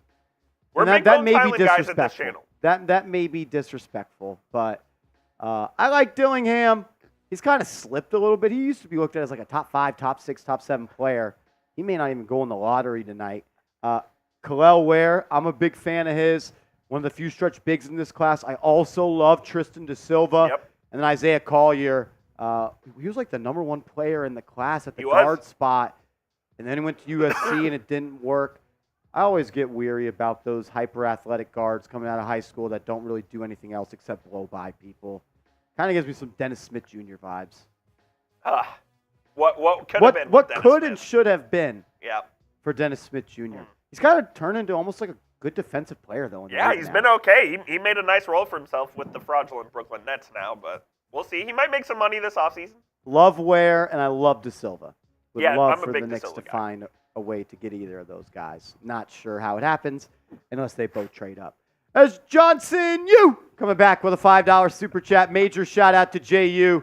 Can't we hire Hartenstein's dad as a coach and pay him $100 million, no salary cap for coaches? Johnson, I like the way he's thinking. Great. No, it's a great idea until the NBA comes down on you for money laundering and kind of seizes your franchise. As Nick Claxton is nearing to sign a 4-year, $100 million deal. Sounds about right. To the return to the Nets. Yeah, that makes sense. Yeah, I agree. Claxton's a good player. My thing is just like, what are the Nets doing right now? Getting to the floor. But like, then why are you paying someone $100 million? I guess because you don't want to lose him for nothing. Maybe he's a trade chip down the line, and you can't not pay anyone. But if you're gonna suck, just suck. And it's not like Claxton's going to change that much. They are going to stink. They might be in the Cooper Flag sweepstakes next I year. think that's their plan. Yep. I think Cooper Flag is the plan. Interesting that the Mavs get fined for tanking, yet Portland's been doing it for 3 years and everyone else is doing it. But the Mavs are the only one that get fined. That's all I'll say. Portland is just a shit show. They're a joke. They are bad. Kenya $10 super chat. Yes, sir. That gets you a raffle ticket to win our Knicks Now basketball, our Ring of Honor from the 2023-2024 season. Major shout out to Kenya, always bringing the good vibes. Let's go. Says, I love when a plan comes together. Leon Rose needs a statue on 34th Street. Let's go, Knicks. All right, let's chill on the statue. Let's win a title first. You got to get a title. Title equals statue. Let's get to the conference finals. If the Knicks win a title with this current crop, who gets a statue? Brunson. Do you give the Nova Knicks an entire statue Yes. itself? Yes. I think so. The Nova Knicks get their own statue. I Yes. think so too. Oh, my gosh. You don't win championships in the offseason. You do not? That's where you start? Though. That's where you start. They're not one. They're start. You start your trail. You start your trail. Kenya, my man. Shout out. Always showing major love. We appreciate you. We're on the right track. And Leon Rose, they're going to have to get a picture of that mug because there may be a statue one day. Maybe one day. Hey, yo, John Dottie. What's up, John Dottie? He says, get me in that raffle. You're in. You're in for the raffle to win our Knicks Now ball. He says, tell me Hartenstein could still be a Knick, please. Mitch can't be our starting center. We way overrate him as fans and injury prone. Tell me Leon has a center cooking up Marsh. I think at this point, it is nearly impossible for the New York Knicks to have Isaiah Hartenstein and Mitchell Robinson on the roster next year. I think there's a way that Mitchell Robinson is traded tonight. Bobby Marks has kind of hinted that another move is coming for the Knicks. So keep your ear to the streets on that one. I think overall, with just the way that the numbers are stacked, the way the CBA is written, the way that the Knicks are set up, it's just a little bit unlikely that Hartenstein and Mitchell Robinson are back. I just don't see a way that happens. I would tend to agree. And it's a matter of picking which one you would want to retain. I think if you're the Knicks, you tend to lean Hartenstein. I'm Hartenstein as well. You gotta, and then you have to find a way to trade Mitchell Robinson. That's basically how you have to go about it. Yeah. Sammy, no need to spam. I see your comment. No need to spam the chat. It's all good though. What do y'all think the next move is? Some centers I'm looking at tonight. Kel'el Ware, Yves Missi. I know people want to hear the name Zach Edey. I don't have the most interest in him. Donovan Clingan, the dream? Donovan Clingan, the dream. He pretty much went to Villanova. Yeah, you could say that. Oh, Lordy. Yeah. It's going to get dicey. It's going to get dicey of what's going to happen the next couple of hours. It really, really is. There's still a way the Knicks can, as the trade is not official yet, with Bridges becoming a Knick. Not saying it's not going to happen. What I'm saying is the trade packages could be altered to where the Knicks don't have to be hard capped. And ideally, that's what happens because you don't want to be hard capped at the first apron. Very true. You do not want to do that. And maybe it means giving up Deuce. Maybe it could mean a multitude of things. But something's going to happen. Something's going to happen. If Claxton gets 25 a year, Hartenstein at 17 kind of feels like a steal. Yeah. Is Hartenstein getting 20? What if Thunder say, here's 2 for 50? How do you turn that down if you're him? I don't know. Because if the Knicks can only offer 4 for 72 and you can get 2 for 50 and then hit free agency again. We just got a couple of super chats. However, they're not pulling right now. So we'll Give it a pull that sec. up. Give it a sec. We'll Shout pull out to those up Trilly as soon as we Trill. can. Shout out to Rafael Torres, who sent in a $50 super chat. We'll pop those up on screen as Torres says, go New York, go New York, go. Go New York, go New York, go. I think Leon Rose will get a big man in the draft. I think that the Knicks want to leave tonight with a big man. Thing is, you probably got to move up to go get him. You probably got to move up to go get him. I don't think Missi falls. Ware's not falling. If Edey's on the clock and you're on the clock at 24, he's probably a Knick. I had heard Oh, boy. that the Knicks had a workout with two players, one of them being Khalil Ware, and Tom Thibodeau was in the workout. Take that for what you will. I don't know how often Tibbs sits in these workouts. I don't know how often these head coaches sit in these workouts. But I think it means a little bit of something that he was there. I don't know. Maybe he just always does that. No, I'd agree. I don't know, though. I don't know. I'm just trying to read the tea leaves and go from point to point. Trying to figure this out the best I can, like all of you. Like all of you.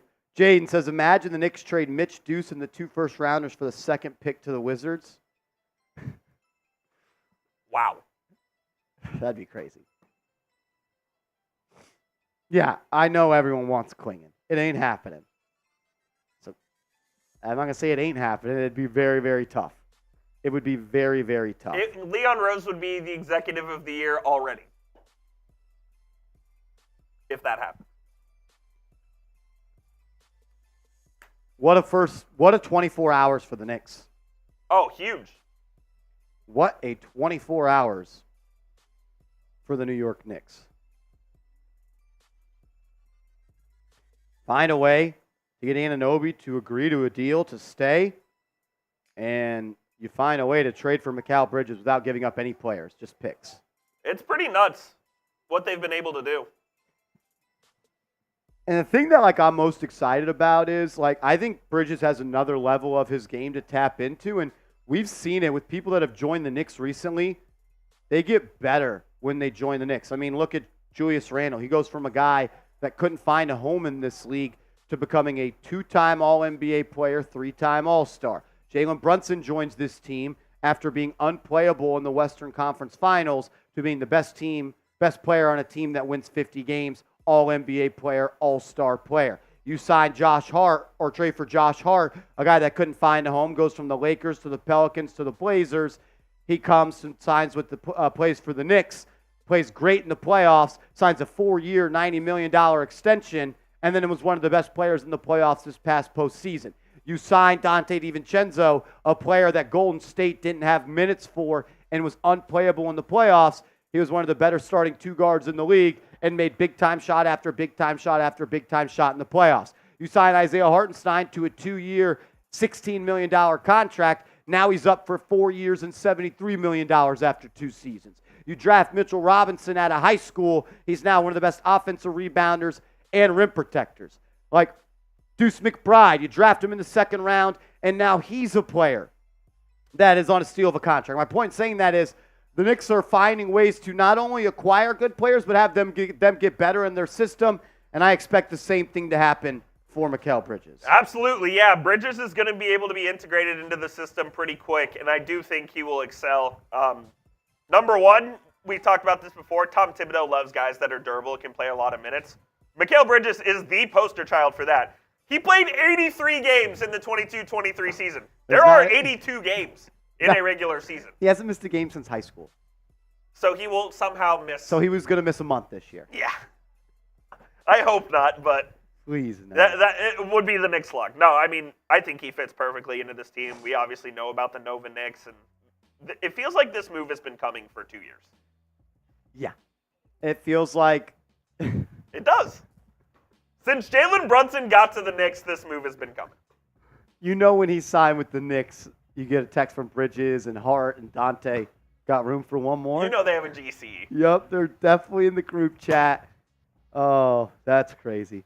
As we got a 3-point goal, Rafael Torres. Bang! Everyone give me some RTs in the chat. Rafael Torres coming in with a $50 super chat. It's my guy right there. We appreciate you. Go New York, go New York, go. Go New York, go New York, go. I think Leon will get a big man in the draft. I think so too, man.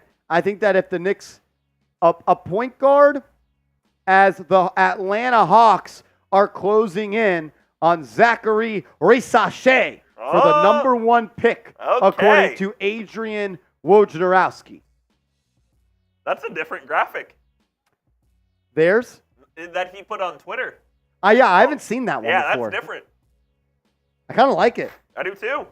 Kind of like it. All right, Risache going number 1. That's what it sounds like. Zachary Risache going Man out of number JL 1. Borgen Francais.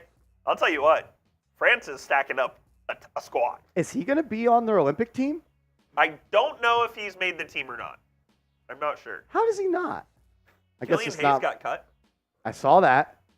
Did Fournier's going to be on the team again? Fournier will be on the team. Wemby didn't make it last year for the World Cup. But he was also hurt, I think. So what's their Fournier, Wemby, Gobert? Correct.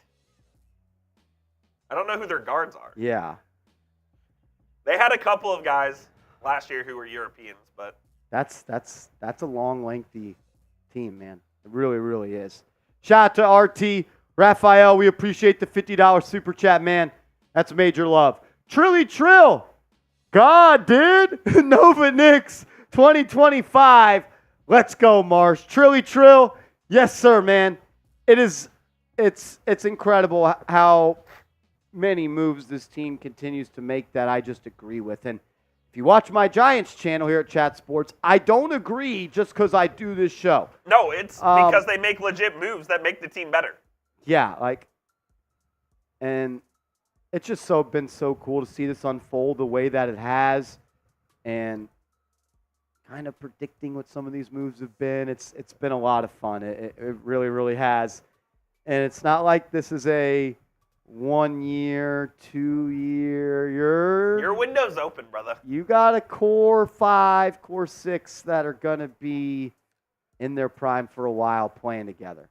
And enjoying playing together. And I think that's always something that gets a little bit underestimated. Absolutely it does. You need people that want to play together. You do. And these guys love each other. Oh, my God. Mikal Bridges, OG Anunoby, you're back with the Knicks. So good. So good. Paulie Paul says trade Randall. It will make us better.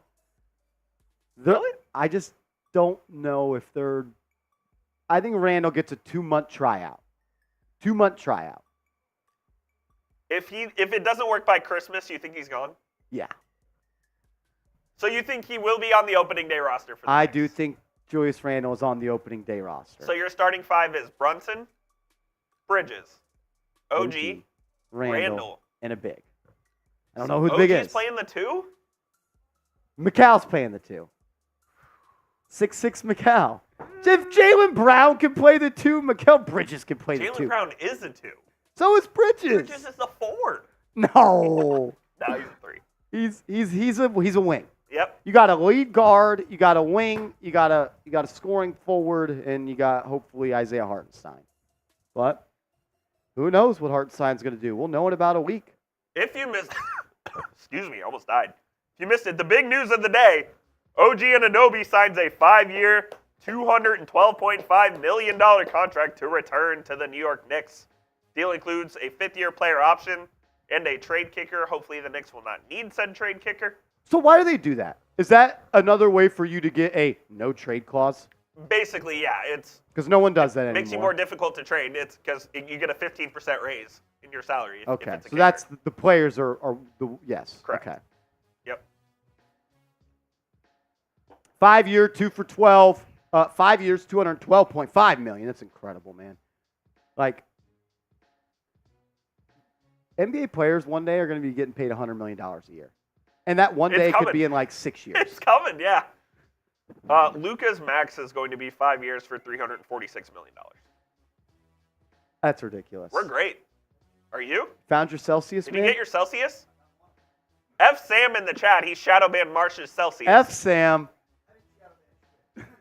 Oh, you're just coming in during the cut. Yeah, mid-cut. He's looking. What are we doing? Oh, man. So it's a player option in year 4. So it's essentially a 4-year, Year 5. 164 year 5. Yes. Player option year 5. Essentially a 4-year, $164 million contract. He's the highest paid Knick by $13-14 million.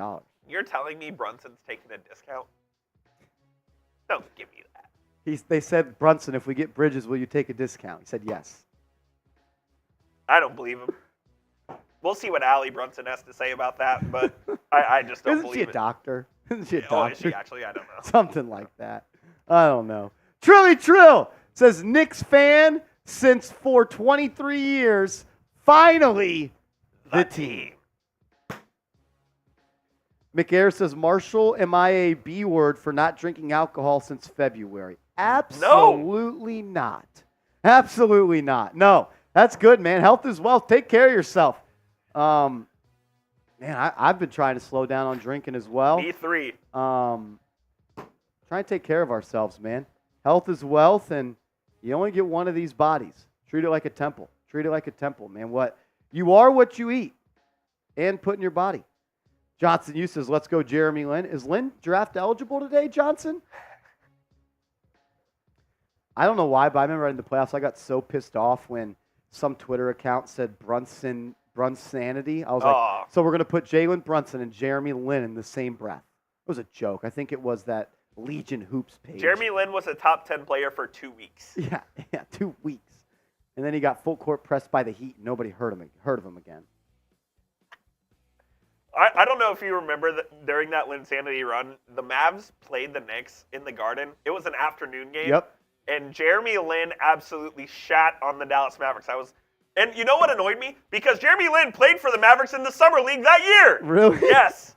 I was beside myself. That was the year after y'all's championship or during? Was that the championship year? It was not the championship year. I think it was the year after. I think it was too. That sounds incredible. Oh, man. You look at some advanced stats here for Mikal Bridges and kind of just talking about overall the way he's going to fit in. You have another guy that is an elite catch-and-shoot player, right? Like he shoots 38.5% from three on catch-and-shoots. And he also, that's why I feel like underestimate his game a little bit, man. He's got a nice little pull-up midi. Like if you attack him too hard on a closeout, he'll pump fake, put it on the deck one time, rise up from 18 feet. And he knocks down his pull-up twos at about 40%. So that's a good number there. He can improve closer to the basket, only converts on 56% of the shots, less than 10 feet. But I also think Coop, like, the way that the Nets were asking him to play last year is not the way he wants to Correct. play. He's not a number one option. He's not an ISO guy. He's a third option, and that's probably what he is in the pecking order on this offense again. And I'm fine with that. Absolutely, yeah, you should be. If it's Brunson, it's Randall, and then it's OG/Bridges, I think that's a really good 1 through 4 as far as your scoring options go. You want Bridges to be your third or fourth guy, and this is where I think he will really excel in this offense is in the corner. Yeah, I mean, because the spacing should just be great. You put Mikal in one corner, you put OG in another, you have Randall at the above the break or playing at that high post, and you got Brunson in the big running the pick and roll. Like, I mean, in 2022, 2023, the guy shot 48% on left corner threes. Like, that's one of the better numbers in the NBA. Not nearly as high this year. Dropped down about 9 percentage points, but still 41% from that right corner. And what you see sometimes is these righties be better in the left corner because it's just more of a natural shot. He's just as good from both corners, which just shows he's a true shooter. Guy's a hooper, man. It's going to be fun to watch him in New York Knicks blue and orange. That's for damn sure. We haven't had a wing like him in a long time. He is just a winning player. Just a winning player, man. That's what he is. I'm pumped up about this. Mikal Bridges, you are a New York Knick. OG Anunoby, you are a New York Knick. Let's find a way to get Hartenstein on this team one more time. We are less than 7 minutes away from the start of the 2024 NBA Draft. The Knicks hold picks number 24 and 25 as of right now. Let us know who you want the Knicks to draft down in the comment section as we get going here with the draft shortly. Oh, she was tough. I missed it. Damn it. Khalil Weir's girl. Oh, okay. Shout out to Khalil Weir. Might be draftable. Cody Williams. There's his brother. He's way bigger than his brother. Same height. Are they twins? No, they Kinda look like it. They did look like. I mean, they are brothers. Cody Williams, he's skinny, man. He's got to fill out. Look at Dalton Connect. Look at the ice. That DK chain is fresh. That is fresh. That's about 500 thou on his neck. That's you think? Probably close to like 50. Still, that's crazy. DK on the chest. Dalton Connect, man. He's a shooter. He's actually more just a scorer. He's a scorer. He's a buck, man. He's a buck. Justin says, I want them two to be Knicks, Zach Edey and Tyler Kolek. I want Tyler Kolek, man. I would be cool with Tyler Kolek being a Knick. Tyler Kolek's a winning player. Can play a little point guard. If you get your backup point guard in this draft, there's nothing wrong with that whatsoever. Johnson uses Rokish Jacobitis. Is he coming over? Who knows? I mean, Had a good season in Barcelona, I hear. he did all right. He played really well in the World Cup last year and then had a really bad game. Okay. But he had like 2 or 3 really good games. Yeah, I think Rokas is just mid. Like, Where does he fit into this team?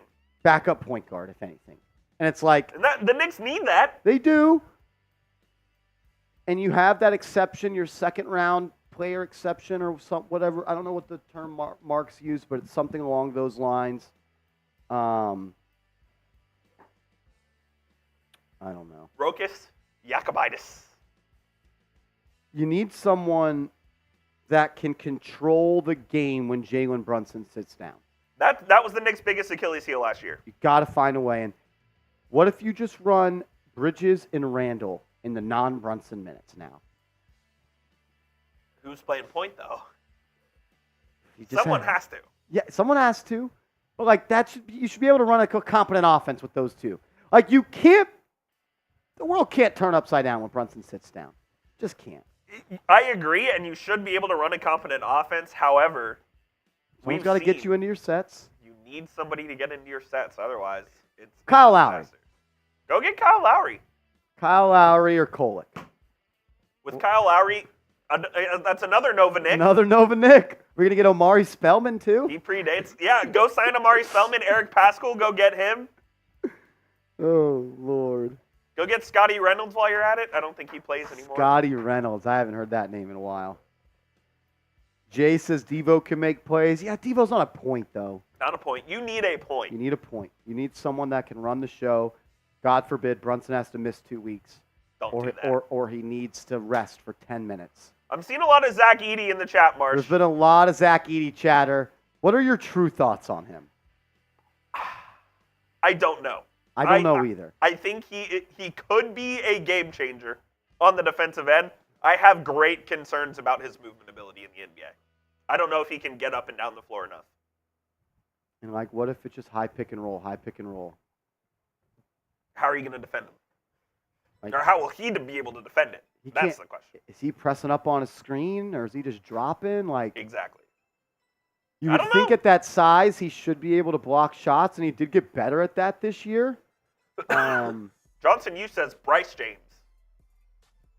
I believe Bryce James is a junior in high school. And there's like a lot of talk about him being like one of those guys. I don't think he is. I don't think so either. Yeah, like I don't there's know talk, anything, He's but- way better than Bronny. Well, People thought that because he was like bigger. Because Yeah. he's like 6'6". Issa Cristo says get CP3. Look, if they cut CP3 and he wants to come play for the vet minimum, sure, come run our bench. The Warriors are actively shopping CP3 according to reports. The Warriors also, speaking of, are prepared to offer Paul George a 4-year max deal after they trade for him. That's crazy. Wild to me.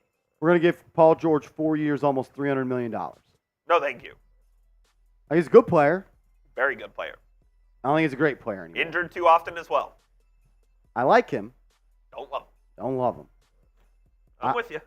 We did videos on this channel. I said if we could find a way to get him without giving up Paul Julius Randle, then sure. But I would much rather have Bridges over Paul George any day of the week. Yes.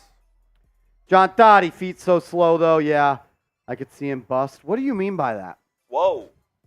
John Dottie, when you said I could see him bust, you mean like as a prospect or what? Or What do what? you mean elsewhere? That was crazy. That was crazy. We're 90 seconds away from the NBA Let's draft being kicked off. If you're ready for the draft to start, type go Spam go in the chat comments. right now. Give me a go in the chat if you're ready for the draft to start. We have 1,100 people watching. Our chat rate is at 16. Let's get our chat rate up to 100. I need everyone watching to type go in the chat. I'll give some shout outs. What's up, Carl? Lester Marshall, Natalie, Robin Cole, Ivan, Schnazzy, the Hibby, KBGBF, Eula. What's up, Will? What up, Taylor? John Pettit, Shipmaster Kyle, Troy Stallings, Pedro P, Natalie, BX Bang and NY Reppin', Will, A-Foot Musician, Frank Serrano in the building. Oh, What's man, up, Frank Serrano? That's a legend right there. Low End Theory, Let's Effin' Go from Jay Gonzalez, William Watson, Hair Force 1, love that. Big Dave, John Musgrove, Bill, Tyler, Mac Taggart, Cash Flow King, C. Noopy. Crazy, crazy, crazy. Keep giving me some goes in the chat as we are about here. The 2024 NBA Draft is officially underway, and the Atlanta Hawks are on the clock. Rumors are coming out that Zachary Risachet is the player that they have focused in on. Nothing yet is official, but we are going to find out in a couple of moments. You're watching Knicks Now by Chat Sports. I am your host, Marshall Green. Been a hectic 24 hours for the Knicks. They find a way to pull off a trade for Mikal Bridges. They then re-sign OG Anunoby, and they have 2 picks in round 1 of the NBA Draft, pick 24 and pick 25, and in tomorrow's draft, round 2, they own pick 38. So Leon Rose has positioned himself in a spot where he could walk out of the NBA Draft with 3 players. He could trade up, he could trade out, or maybe move a player on this roster. I would keep my eyes on Mitchell Robinson as a player that could be dealt by the New York Knicks to clear up cap space to bring back Isaiah Hartenstein. Before we get rolling and the official pick is announced, give me a name of a player you want the New York Knicks to draft. Give me a name of a player you want the Knicks to draft. I think that a big man or a backup point guard should be the route that the New York Knicks look to travel down. I've got my eyes on Tyler Kolek, the Big East Player of the Year, Adam Marquette, TJ McConnell light. He could come in, control the game, run the show, set the table, have that stranglehold of a pace like Jalen Brunson does. And you need someone that can at least keep this offense afloat when Jalen Brunson sits down. I think Kolek could immediately do that. He's seasoned. He's ready to play. I think that Tom Thibodeau would trust him to play. I'd look at that. I'd also look at some centers. Maybe a guy like Khalil Ware out of Indiana. Maybe someone like Yves Missi, the athletic big man that could protect the rim out of Baylor. And, of course, Zach Edey. Zach Edey as well, I know is a player that a lot of Knicks fans are interested in. Another wing that I like Ryan Dunn as well. But you may not need another wing after you just traded the farm. You didn't trade the farm. You traded up a lot of draft picks for Mikal Bridges, and you gave OG Anunoby a 5-year, $212 million deal that includes a player option. So it's essentially a 4-year, $164 million contract for OG Anunoby. As we are joined by my guy, producer Coop. My Coop, man. it's draft day, man. Long time coming. I'm excited to do this with you and hang out as we get to see some young players live out their dream, and hopefully a couple of our teams get better tonight. Can't wait. The draft is always a fun time. This draft has a bunch of intriguing prospects. Not as many top-end talent guys as you would hope for the draft, but there's still some guys who are going to be impactful. So it'll be a fun time here. Starting with the Atlanta Hawks, who looks like they are zeroing in on Zachary Risachet as the number 1 pick. That'll be made official here pretty soon. And Back-to-back years, a Frenchman goes one overall. Yeah, Wembanyama going last year, Risachet going this year. It's interesting. The French are pretty awesome, and they have 2 other guys, and Alex R and Saladon as well, who are going to go in the lottery. So they have built up kind of an empire. Crazy. 2 Frenchmen in the last 2 years going number 1 Wild. overall. Zachary Risachet. What's the scoop on this guy, Coop? Risachet, he was out of JL Borg in France. He's kind of a wing/guard type, and you know what? I can't say I know a lot about him other than that he has really long arms and he's a wingspan guy, and I think people love his measurables. As it looks like it is official, the Atlanta Hawks pick is in, and Adrian Wojnarowski has tweeted out, as well as Sham Charania. And with the first pick of the 2024 NBA draft, the Atlanta Hawks are selecting the French wing, Zachary Rissache, a guy that can put it on the deck, can get to multiple spots on the floor, has a nice soft touch around the rim. There was a lot of talk of Alex Sarr for a while, being the number 1 pick overall. Yep. But with the Hawks already somewhat committed to the big man position, with guys like Clint Capella and Onyeka Okongwu, both them having sizable contracts, they go and select the 6'8" wing, 19 years old, 195 pounds. He is our number 4 overall prospect here at the Chat Sports Studios on our big board. The number 2 overall wing. And they're getting a guy that hopefully, Coop, they think can play alongside either Trae Young or DeJounte Murray. Unclear what they're going to do there. I would almost be shocked if they ran it back with those two. Agreed. I could see them looking to trade one of them. But I like already a little bit. I know we talked about as well, Coop, they already have some centers on their team.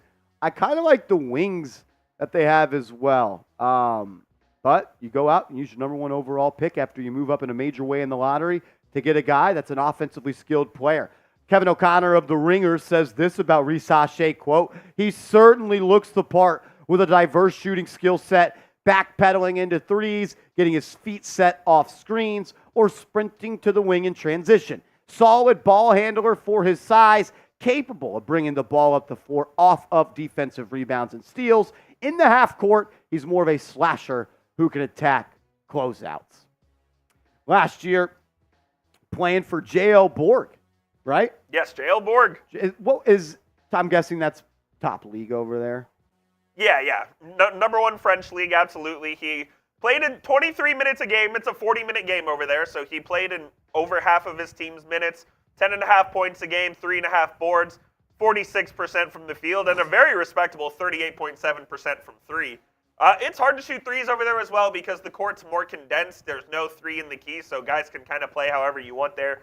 On the defensive end, much more contact. So I think that's something that'll certainly translate to the league right away. I think he's going to, just even looking at this picture right here, I think he's going to have to put on a couple pounds, in order for him to really translate to the NBA. But I like the pick here, and I think this is a safe pick. They're going to have to make a decision on who they want as their wings on this team. Just looking at the roster, Bogdanovic on this team still. Sadiq Bey is a free agent. Will they bring him back? DeAndre Hunter is a player I'm a huge fan of, as well as Jalen Johnson. I like both those guys at 6'8" and 6'9". Where are they going to play him early to start? Are you going to not start the number 1 overall pick? Maybe they know this is a pick that is a year away from being a year away. But obviously they love the player, and they're getting a guy that in the Euro Cup he was named the 2024 Euro Cup Rising Star, where he averaged 10.8 points per game for them. Now, the Wizards on the clock, and I think that they are all in on Alex Sarr. It's what it seems like. Or do they shock the world and go clinging here? I mean, they need a big, whoever they decide to go. Alex Sarr didn't even work out for the Hawks, which is very strange at that level of the draft. So we'll see what happens. Will the 2 Frenchies go back-to-back, number 1 and number 2? That'll be fascinating to see. It just depends what style of you want. Alex Sarr's the more mobile big, whereas Donovan Clingan probably the best defensive big in this draft. So it's kind of just a preference thing on what you want there. I'm going to put my link, my tweet in the chat. If y'all could click that link and give my tweet a retweet, I'm going to give you a shout out and a follow back. Everybody that retweets this tweet, I'm giving a shout out and a follow back. So just click the link in the chat. Show your boys some love. Like the tweet. Give it a retweet. Follow the kid. I'm going to be tweeting about the New York Knicks all summer long, as we always do. It's another way you could stay up to date. So click the link. Give us a follow. We would greatly, greatly appreciate it.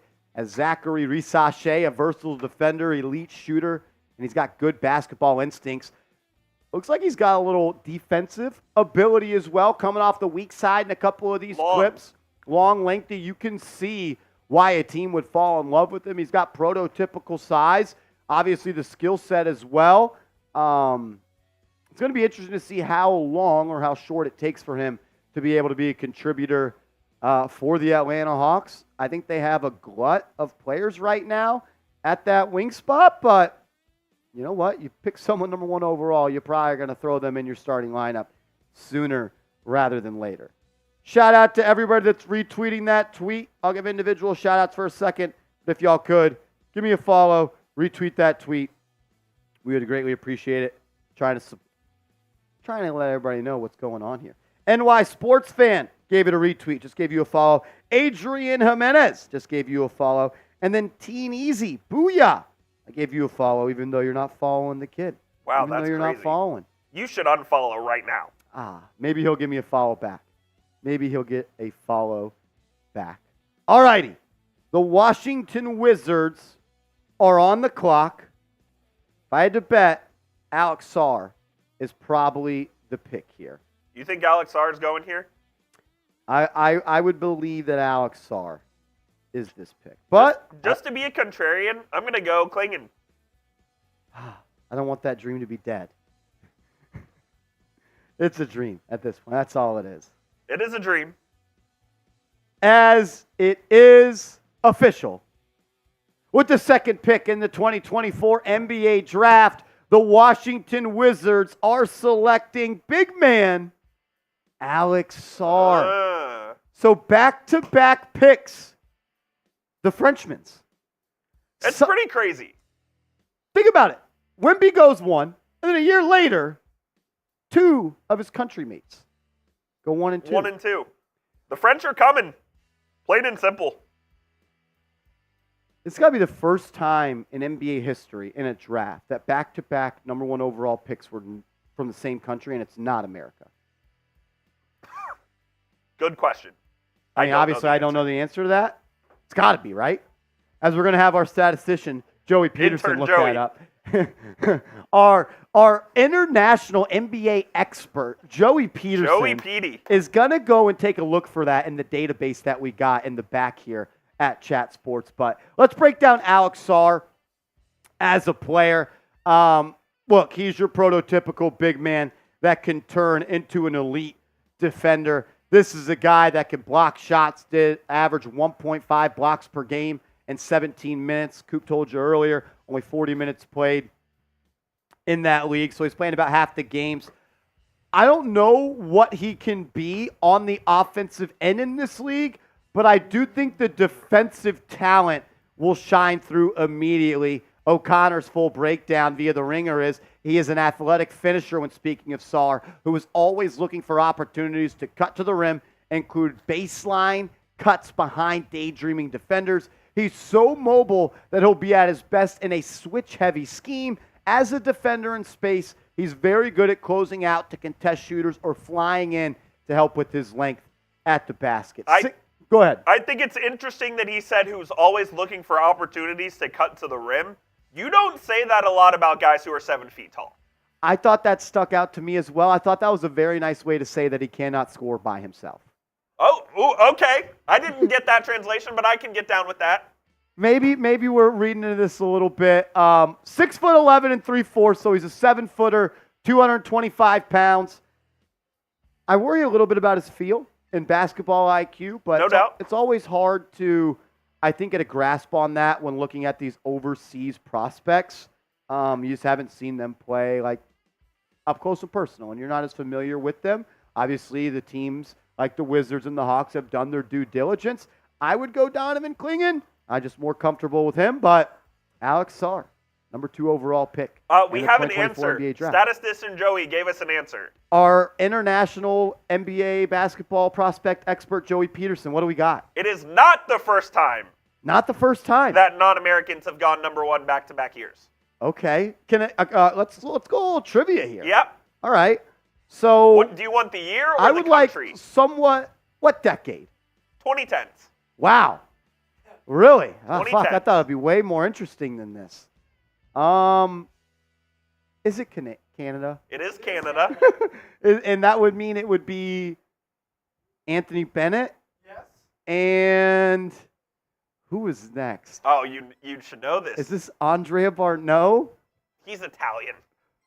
Wiggins? Yep. Wiggins. Lame. Canada's pretty much America. For hoops. Basically. For hoops, it is. It is, kind of. Not really. They're going to be tough in the Olympics this year. They are, man. They are.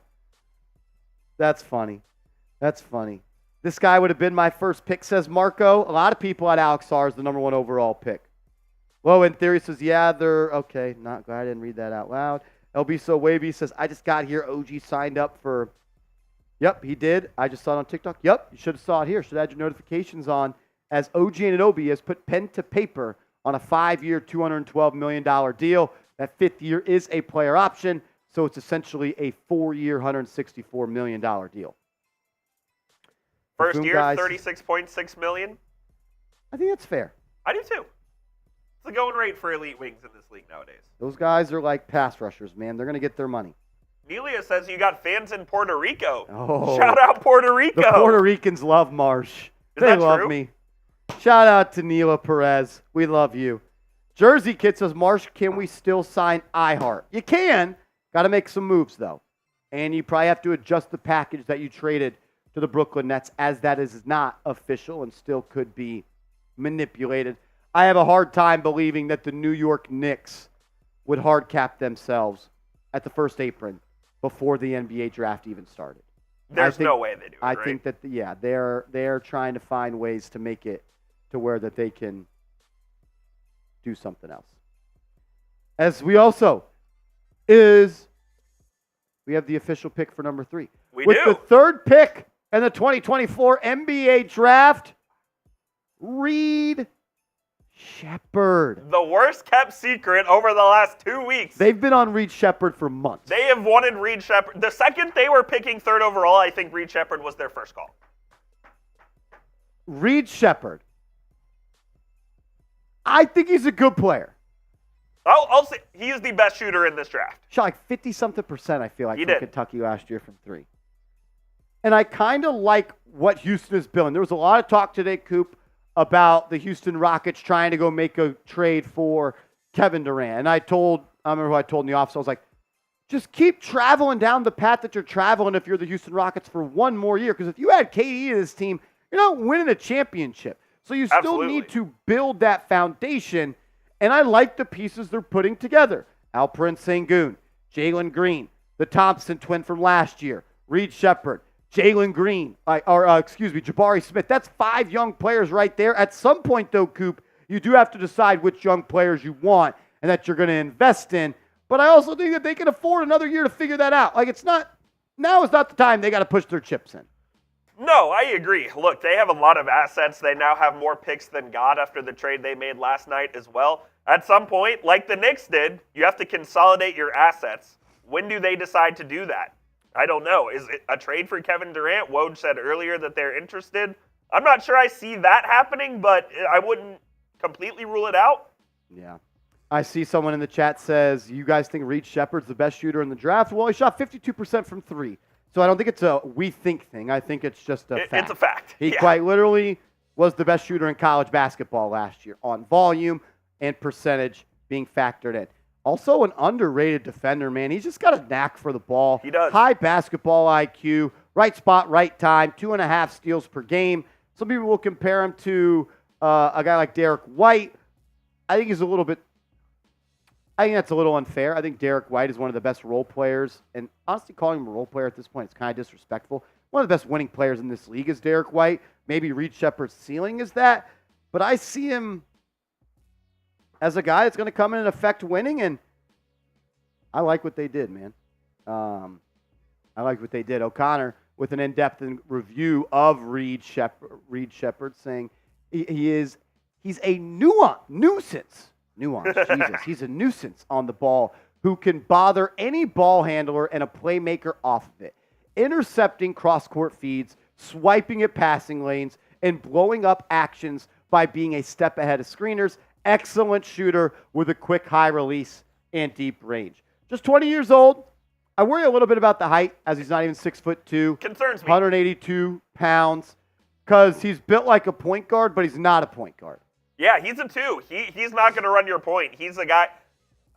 Steph Curry's not the right comp, but he's kind of that where he's a bit undersized.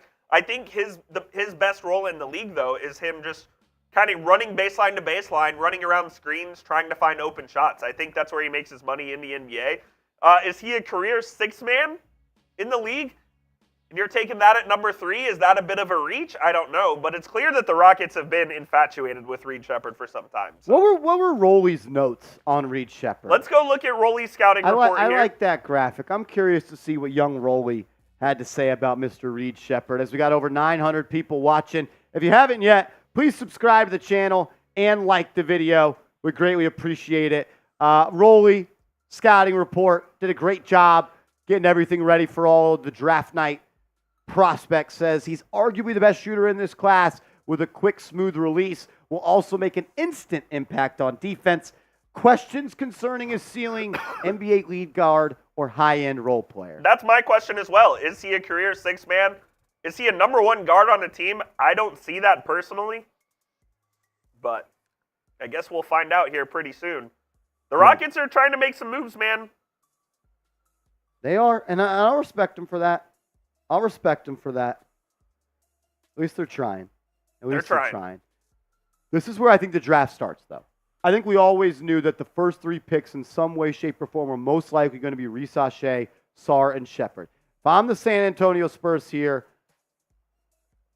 I'm getting one of the Connecticut boys. That's who I'm going with. Stephon Castle? Stephon Castle to run my point. He's been telling teams throughout the draft process he wants to be a point guard. What if you just double down and say we're going to have the biggest team in the NBA with a 6'6" Stephon Castle as our point guard? Well, you could double down and say you're the biggest team in the NBA Clingan. with 7'2" Donovan Clingan. Yeah. And then you have Wemby playing the 4. Wemby in his prime, is he a 4 or 5? I think in the current NBA landscape, he's a 5.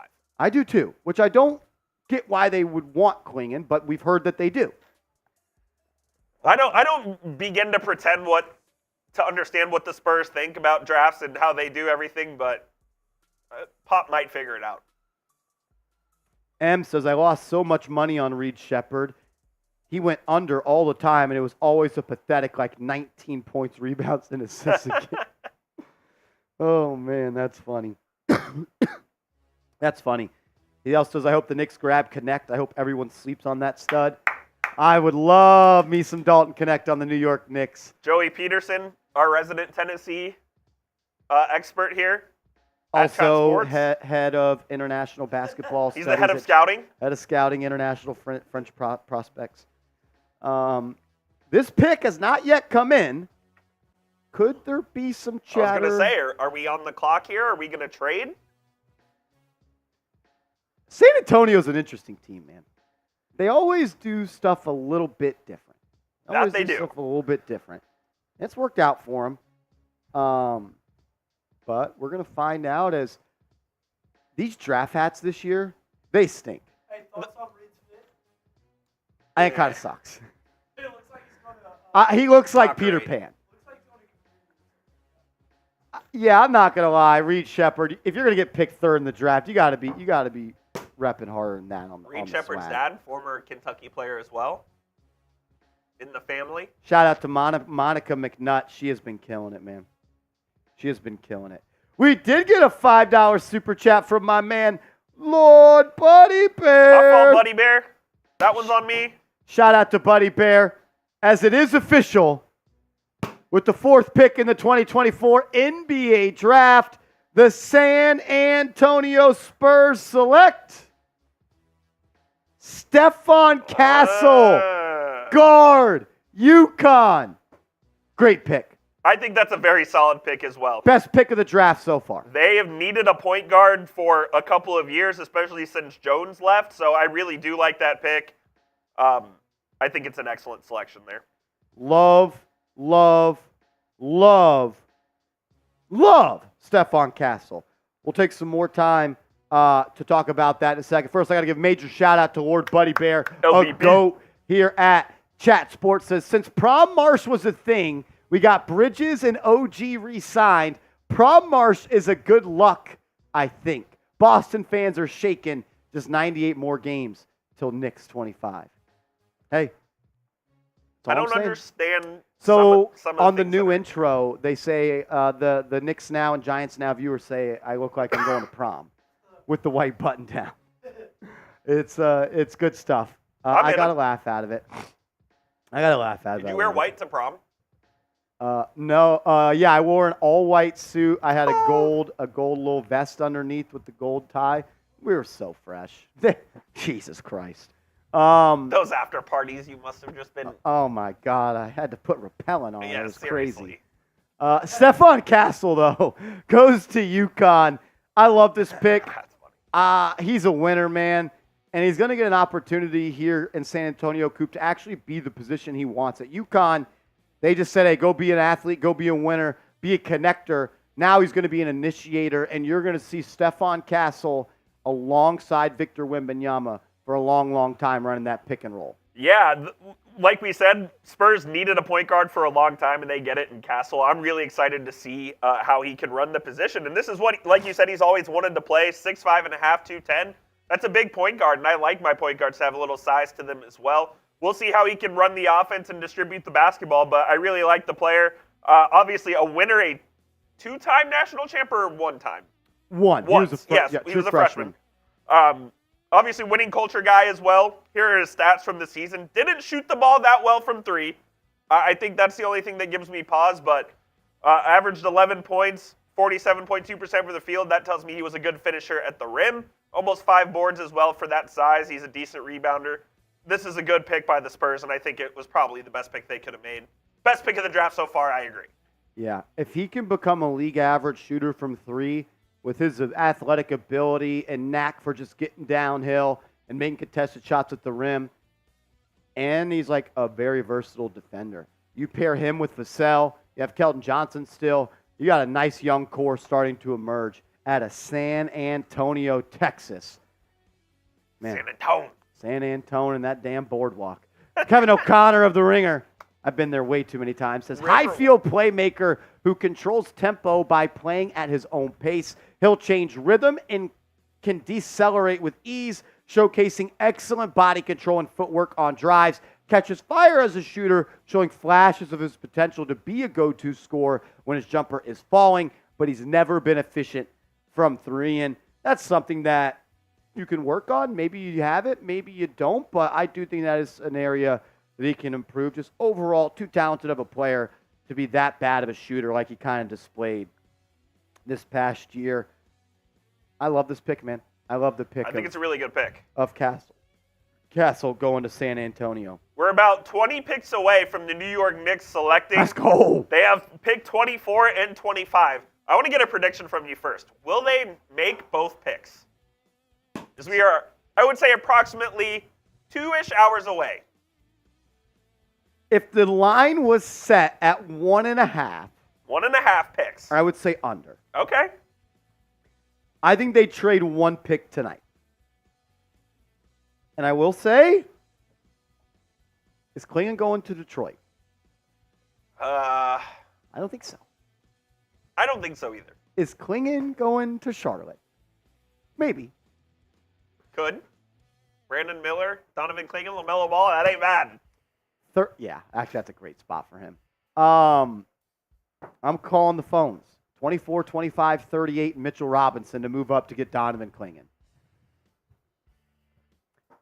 Why don't you call it? The problem is at 7 is they have Robert Williams who's going to come back.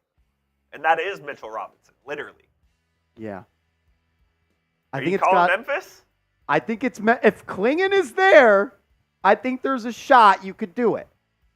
That's the dream right now, but it's not a very likely dream. What is the Pistons' big situation like? I'm trying to think of their roster off the top of my head. Jalen Duren. Jalen Duren, yeah, of course. They have not sure if they still have Bagley or not. They do not. Isaiah Stewart. Yep. Stewart a free agent? No, not a free agent. Just so you have Stewart and you have Duren.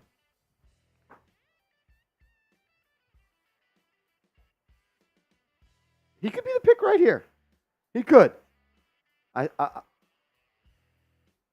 Detroit Pistons, are they the worst run organization in professional sports right now? They might be. They have a new front office now with Trajan Langdon and Dennis Lindsey. So that might change. Commanders are up there for sure. At least they have a new regime to where you could actually kind of hope a little bit. The Oakland Athletics. you just gave Monty Williams $80 million to coach for 1 year. He made more money this year than Shohei Ohtani will make. It's incredible. That is incredible. And supposedly the only reason they hired him is because the owner pushed for it. The GM didn't even want him. And then the owner fired him. Supposedly Monty Williams told the owner, I don't want to coach. And then he gave him too much money to say no to it. He said, okay, I'll coach for 1 year and then leave. Melbster says, man, these teams taking too long to make picks. How much time are they giving them? 5 minutes right now? I think you get 7. 7? What does suck for Detroit, I feel bad for them. They won 14 games and they're picking 5th. They've gotten screwed in the lottery quite a few times.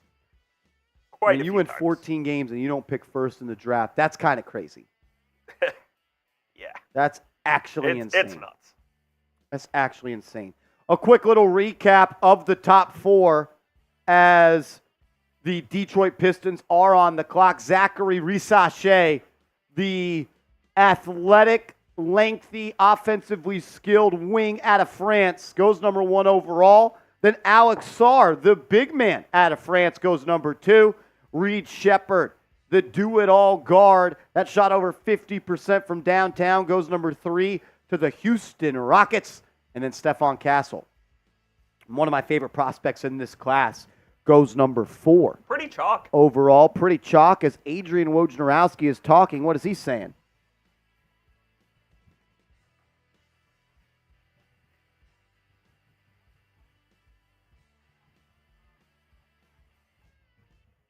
Detroit's fielding calls. The Detroit Pistons are fielding calls for teams that want to move up for Donovan Clingan. The pick is in. They didn't field picks for long. As we do know in the NBA, though, the trades are usually announced after the picks are made. This is a crazy pick from Are they the the Detroit biggest Pistons. AAU team in the league? They did it they are the worst run organization in sports. With the 5th pick in the 2024 NBA draft, the Detroit Pistons select Ron Holland. Wow. I'll tell you, Ron Holland was a Texas Longhorn signee. He decided to go play for the G League Ignite. We thought was going to kill his stock because he was going to be a top 5 pick. It turns out he is a top 5 pick. As Ron Holland goes to the Pistons in a move that makes 0 sense other than the Pistons are trying to get Cooper Flagg next year. This is a reach. I like the guy. He's got extreme length. He might be, I would say, between him, Buzelis, and Risache, probably the best wing defender in the draft, one of them. He has no offensive game, though. He is such a raw talent. We don't even know who's coaching the Detroit Pistons, right? They're doing this without a coach? They do not have a coach. Oh, brother. The Detroit Pistons are going to Detroit Piston, man. I feel bad for, actual diehard Piston fans out there. Shout out Jake Reitma. Some of our notes here. Coop on Ron Holland, a very explosive player who can finish in a variety of ways. I mean, you'll see that immediately when you put on the tape. This guy jumps out of the gym. Yep. He's a highlight reel, and he plays with great anticipation and can jump passing lanes with ease and create fast breaks for himself. He's just, like you said, extremely raw and underdeveloped as an offensive player. It's this third note that gives me concern. And I've noticed this as well when I've watched him play in my limited evaluation of him. He is a bad jump shooter. The form doesn't look good. I'm not sure that he has any confidence in his jump shot. So, this is going to be something that he's going to have to deal with in the NBA. Thank God he's on the Pistons, who aren't going to be competing for the next 5 years, so he can develop as an NBA player. I think this is a bad situation, I'll be honest. I think it's a bad situation for him. What is he in the NBA? What is his position? He is a 3. Absolute best scenario, and this is beyond even belief. Mikal Bridges. If he can turn into that kind of shooter, I think he could become that. But man, I have concerns about this one. I really do. If I'm the Pistons, I'm trying to surround Cade Cunningham with 3-and-D wings, and I just don't think they have any interest in winning basketball games. yeah, I don't know. O'Connor, an explosive finisher at the basket. He can hang in the air and score through contact, giving him the upside to become a foul magnet. Better shooter off the dribble than he is off the catch. Those shots of any kind have yet to fall with any consistency. No consistency. I mean, he shot 44% from the field in the G League Ignite. I also have a theory. If you go to the G League Ignite over college, I don't know if I want you in my system. G League Ignite no longer exists. There are very few players in the NBA that have come from the G League Ignite that have succeeded. Scoot Henderson had an awful first year. He did not look good. Jaden Hardy finally got some rotation minutes as part of the Mavericks off the bench. He was an Ignite guy? He was an Ignite guy as well. Wow. Asar and Amon Thompson, they were overtime elite guys. It's like, they just don't work. They just don't work. Going to college, you develop, man. By the way, this from Woj, another team that's trying to trade up here to 6. The Portland Trailblazers. So I saw that, and my thing is like, you just gave DeAndre Ayton a little bag. Well, they didn't give him a bag. They just traded for him. Yeah, yes, that is correct. What is his contract status?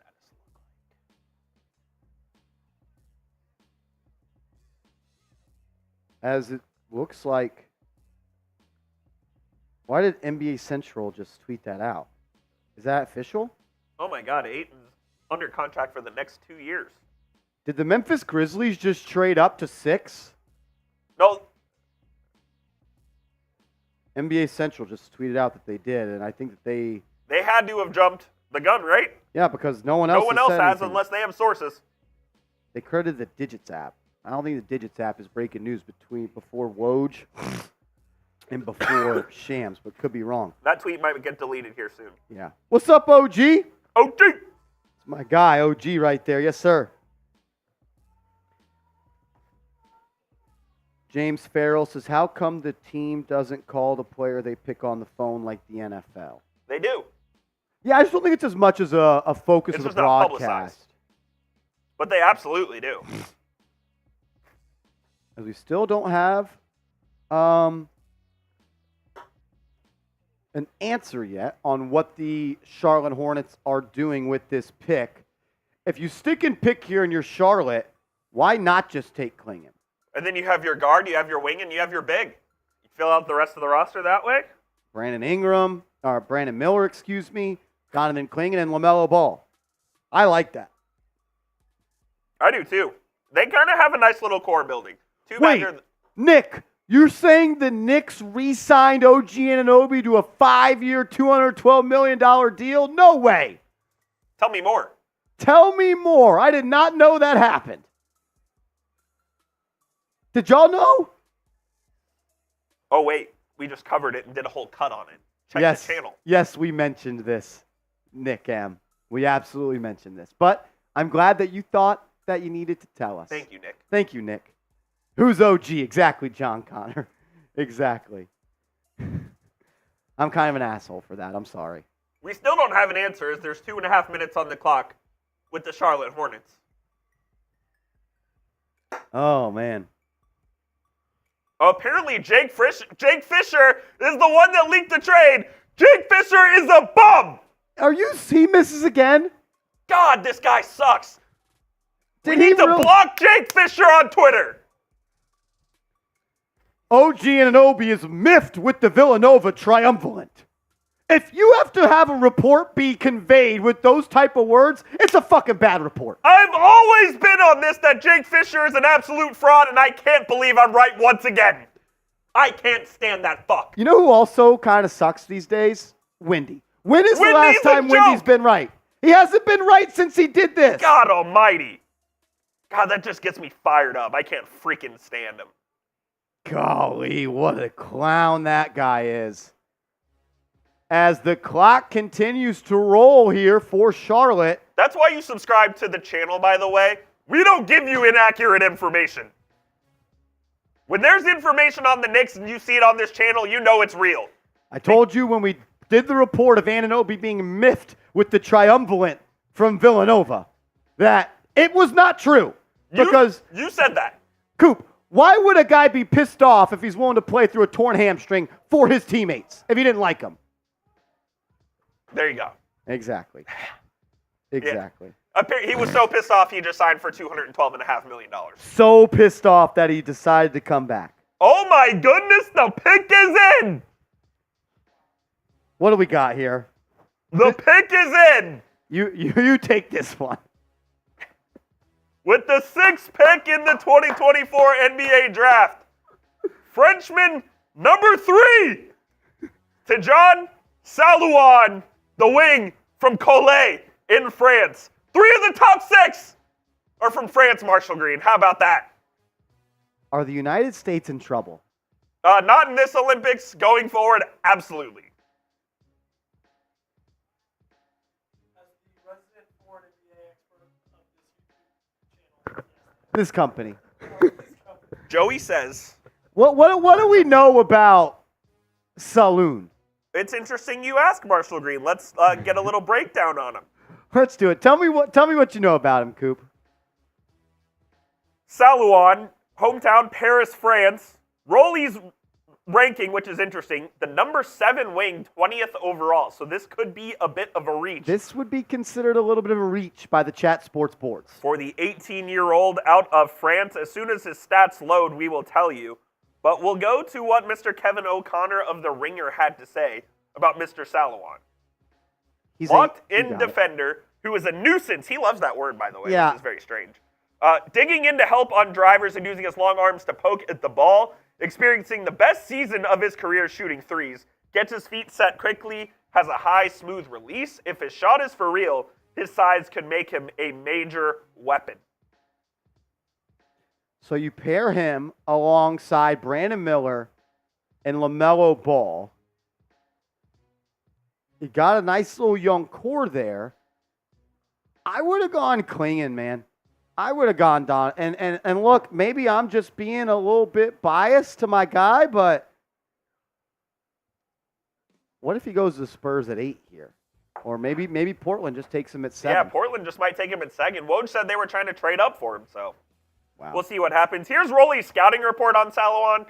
Raw offensive player, but the three-point shot is there. Struggles handling the ball and creating chances for himself. Lean frame, could get exposed early in his career. It's another development pick here.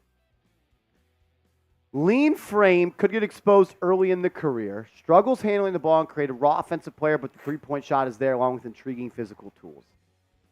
Man, that's a bad. I don't want to call anything a bad pick. I don't know too much about the guy. She was tough. But 6'8", 217. so he's got an NBA body. Got an NBA body. Got to put a little more weight on him. 18 years old. How do you what's the full name on this? Tidjane Salouan. Tidjane Salouan. I might have messed up the first name. You know what? We're going to do our best. He was the MVP of the 20. Gosh, that moved too fast. He averaged 9 points per game playing for Colette basketball, the LBN Pro A. That's where the other guy played. That is where Victor played. That is where Reese Haché played as well. Reese Haché played, yes. That's crazy, man. 3 Frenchmen selected dang. inside the top 6. I see what you were talking about. Yeah, no, there's some toughies out there. There's some talent out there in the green room tonight. The green room is littered with talent, and we're not talking prospects here. Number 7 on the clock, though, now. The Portland Trailblazers, they reportedly had their eyes set on Donovan Clingan. This is where this was like the end of Klingan's reigns where everyone thought he was going to go. I don't know why you would take Clingan here.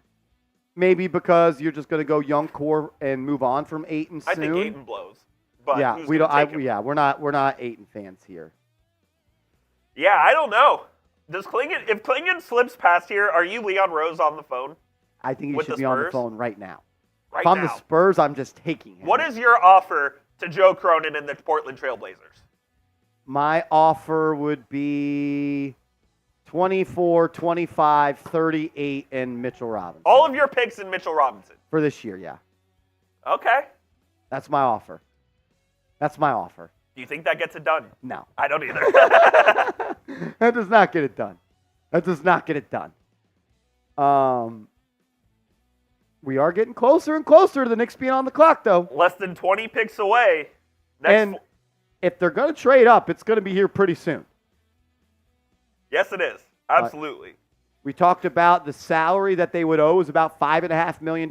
If they keep that 24th and 25th pick, that same salary would go to the 10th overall pick. So I think 10 to 14, 10 to 15 is where they are looking as the dream is officially dead. With the 7th pick in the 2024 NBA draft, the Portland Trail Blazers select Donovan Clingan, the defensive stud, big man, back-to-back college champion.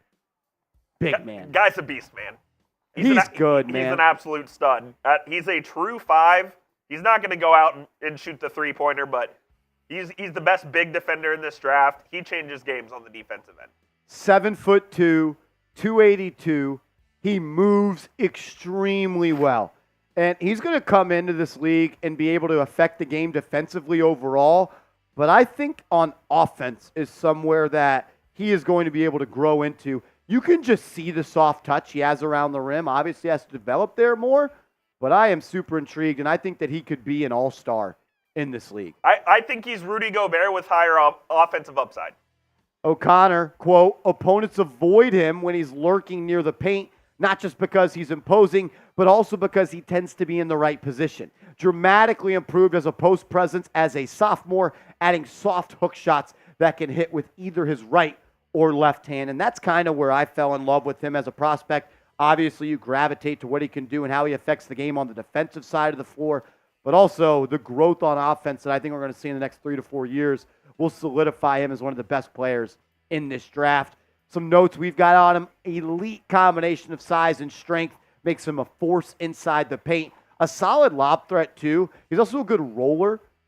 He's effective and efficient when that is asked of him. Questions around his lateral quickness to switch defensively and play and drop coverage. I don't really have any questions about what he's going to be on the defensive end. I think he's shown that. He's going to be able to do it. He's going to be a good player. And Portland finally gets a player who's not an AAU type of guy.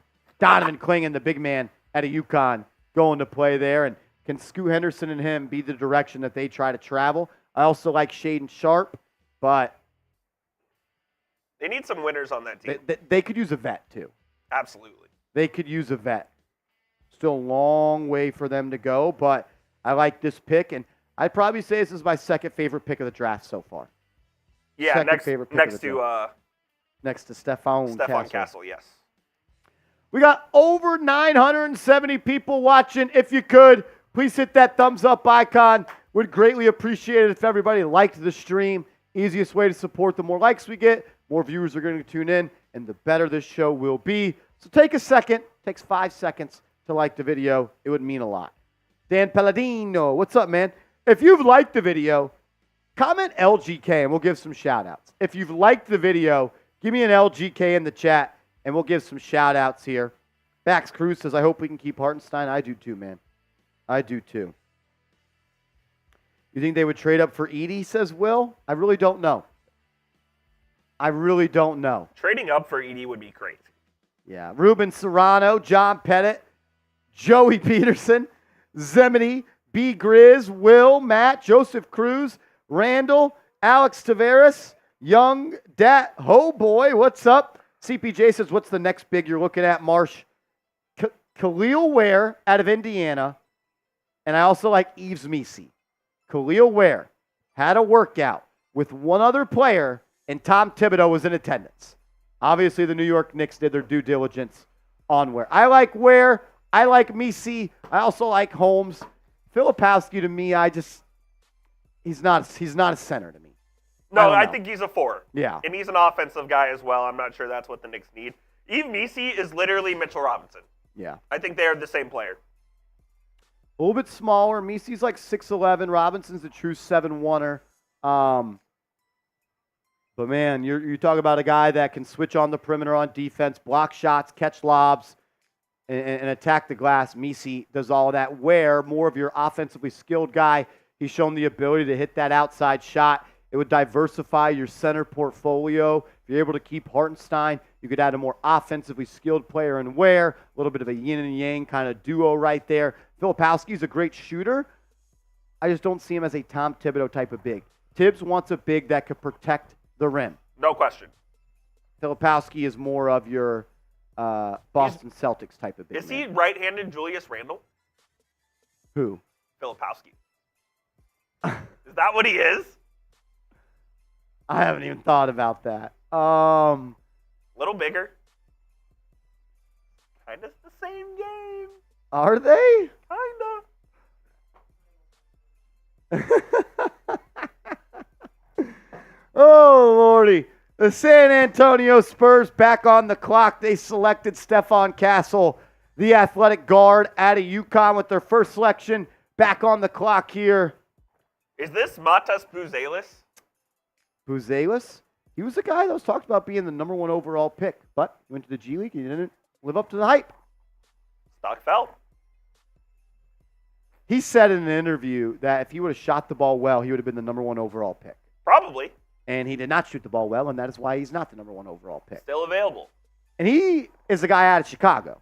Yes, he is. He's an American. Kind of. No, he's at the American table. Yeah, He's Croatian, though. I mean, like, full on. Yeah. I think born and raised, though, in the States. Yes, born and raised in Chicago. Little Chi-Town. Rob to the Spurs. I would stay away from Dillingham. You already got your guard. Let Castle run your team. Yep. Apparently, Memphis did try to trade up to 6 with the Hornets, and they were unsuccessful in doing so. I don't hate a little Dalton Connect right here. Ooh, he's such a Spur. A score on the wing. Or does Dalton just go 3 hours to the east and go to Memphis? Is Memphis east of Nashville, our resident Tennessee expert? Memphis is East. What do you think of Memphis? City? Beale Street? Joey Peterson, not a fan of Memphis, Tennessee. Oh, Lord. Gus's Fried Chicken. Graceland. Shipmaster Kyle, yes. Stephon Castle went to the San Antonio Spurs. Gamer Face says, let's go Knicks. Shane Price says, let's go Knicks. Bradley Sears says, let's go Knicks. Torrance says, Sup Marshall, any trades happened so far? None yet. None yet. Let's take a look at what the Knicks have kind of done. All we right. can subtract OG Anunoby from this. He is no longer a free agent because he signed a 5-year, $212.5 million deal to remain with the New York Knicks. Still got Isaiah Hartenstein out there. Some dominoes will need to fall if the Knicks are going to be able to re-sign him. Presta Chua, restricted free agent out there. I wouldn't mind bringing him back. It's got to be at the right price, and it's got to be to where you're not hard capped at that first apron. They do hold the 24th and 25th overall picks in the draft. For now. And they also own the 38th pick in round 2. The Knicks look to be going all in after the Mikal Bridges trade. You could be looking at an Isaiah Hartenstein replacement and a bench playmaker. I think whoever wrote these were pretty spot on. I wonder who wrote those. Is it you? It was not me. I thought it was you. No, it was not me. San Antonio! I don't know ball. Who said it in the chat? Who did say that? Trendsetter Kev, you are right, my man. As the San Antonio Spurs select Rob Dillingham, the electric shot-making guard out of Kentucky. I don't know what to think. He's not your star. Is he your bench guard? Is he your third guard? Trendsetter Kev knew it. Legends know. Immortalized says, hey, Marsh, you a dope mofo, fam. Legends Immortalized, you a dope mofo, bro. Appreciate you for tuning in and the kind words. Let's go. Zach Barber says, props to you, Marsh. You bring it, dude. You bring it. As long as you bring it, I'll bring it. Let's go. Just trying to have fun and hang out with everybody and watch this team. Sham said he might be on his way to Minnesota. Rob Dillingham could be redirected to Minnesota. And that makes a lot more sense. Could be on the move to Minnesota. Now, what would this deal be? So stick with us as we're trying to figure out everything that's going on.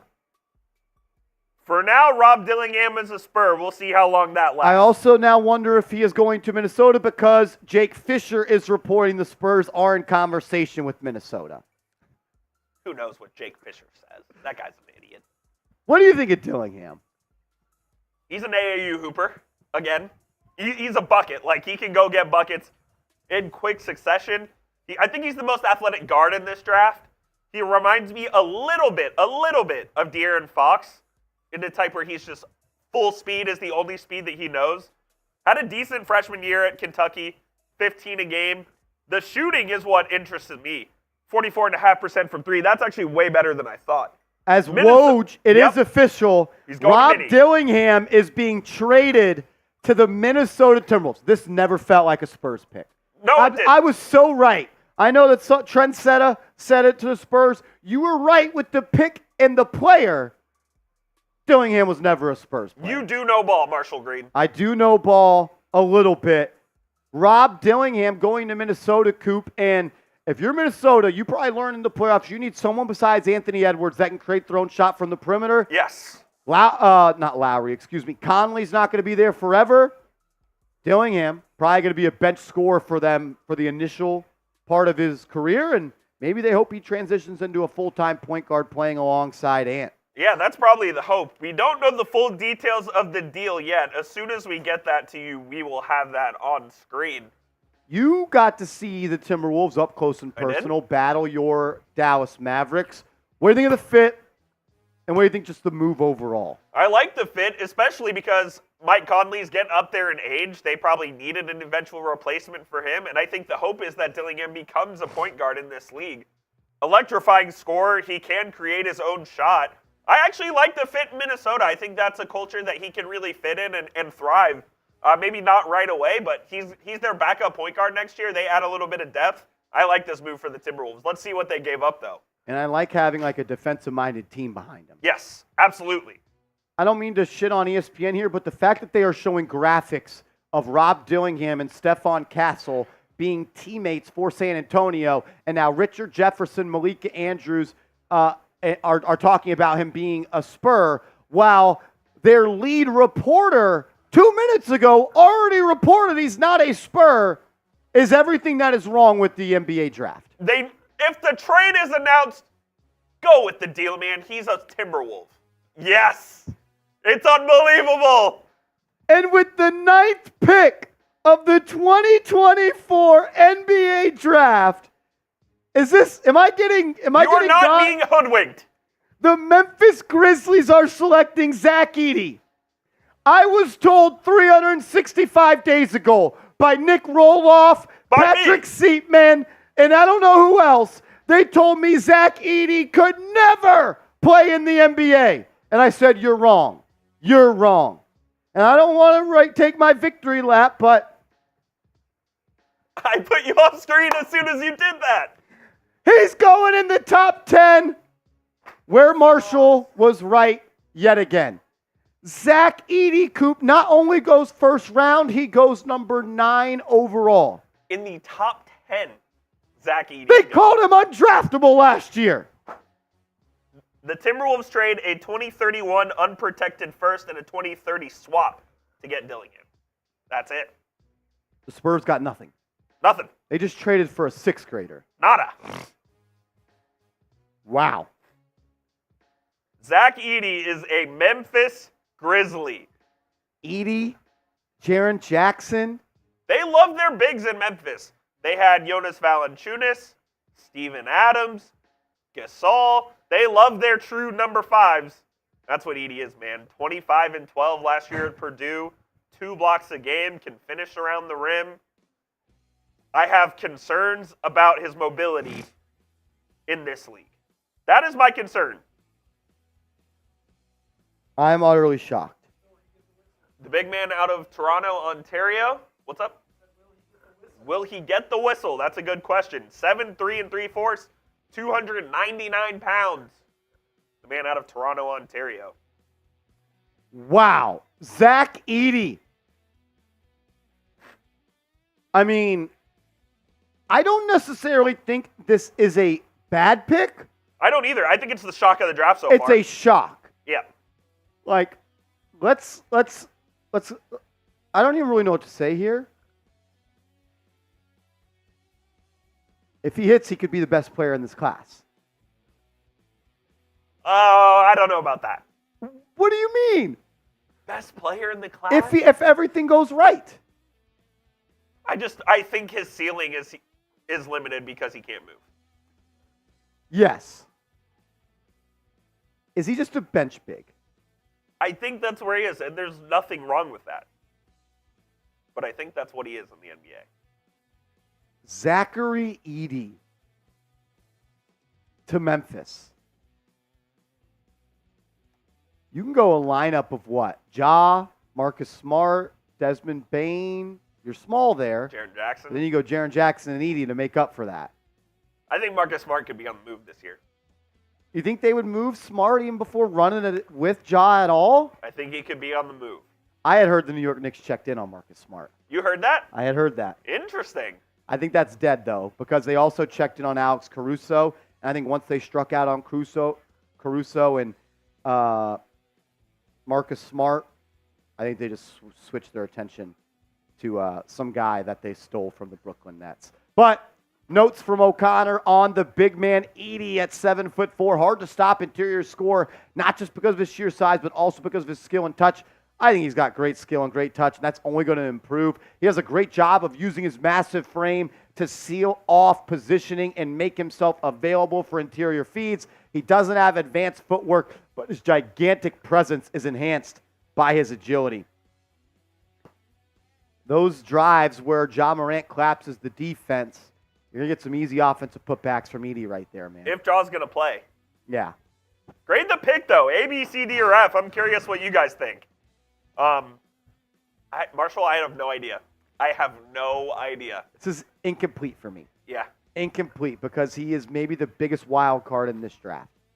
As the Utah Jazz have inserted their pick for number 10. Pause. And with the 10th pick in the 2024 NBA draft, the Utah Jazz are selecting Cody Williams, the wing out of Colorado. F. Seeps. This is who he wanted with the Bulls. I think the Bulls are pick number 11. They are. Seeps doesn't get the guy he wants by one pick. F. Seeps in the chat. The brother of Jalen Williams, the star forward for the OKC Thunder. Cody Williams, a fantastic athlete, a huge NBA body. But when you watch the guy play, it's underwhelming. Needs to bulk up. Yep. Needs to be a little stronger. I think he's got great touch around the rim. I saw he converted like 65% around the rim this year, effective field goal percentage or something like that. I wonder if he's going to be able to get to the rim consistently at that size. He's going to continue to grow and mature. Handle needs to tighten up a little bit. But, man, you see a 6'8", 6'9" wing that can display positive traits on both sides of the floor. Scouts fall in love with that stuff. And Utah, they don't really have any wings. And you had one here that could do a little bit of everything. Kind of curious to see the direction going forward. Will they look to entertain trades for Lauri Markkanen, and what will they do?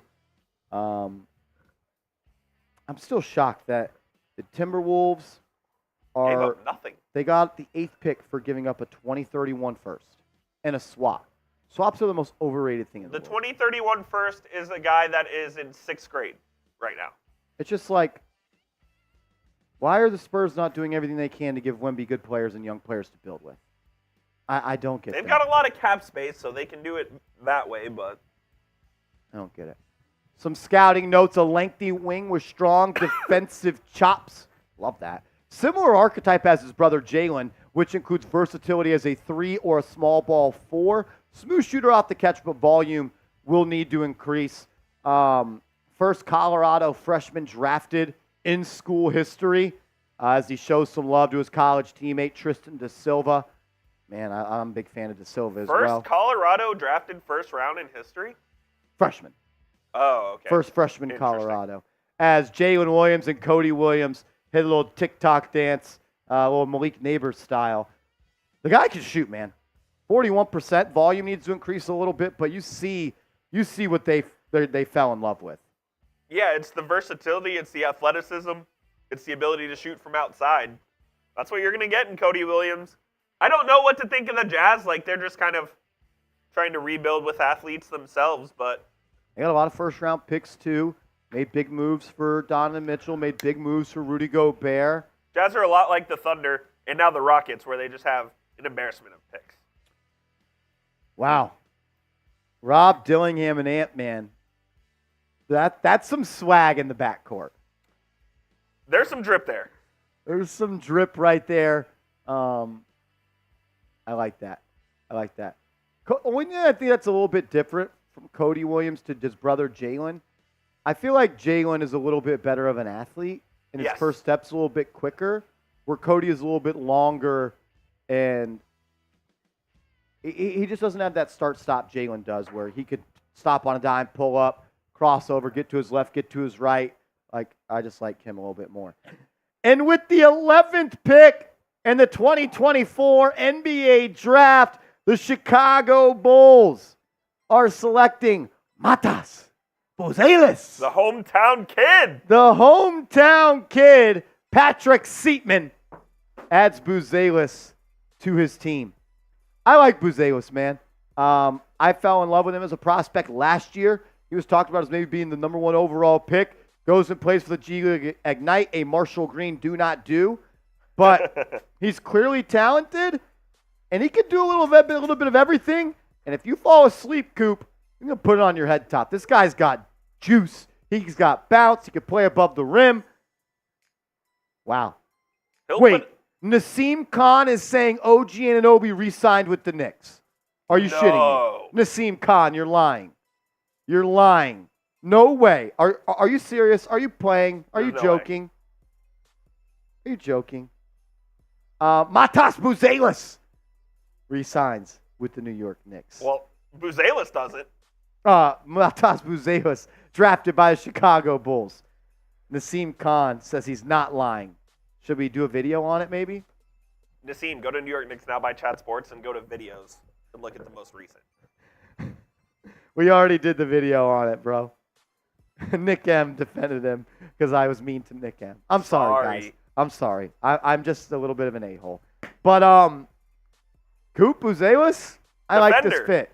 I like this fit. Can rebound a little bit for his size, 7 rebounds a game, 2 blocks a game in the G League last year, played 32 minutes a night. The offensive game needs refinement, that's for sure. But Buzelis going back home, I mean, it's a good story.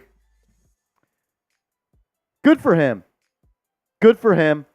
Gets to stay in Chicago.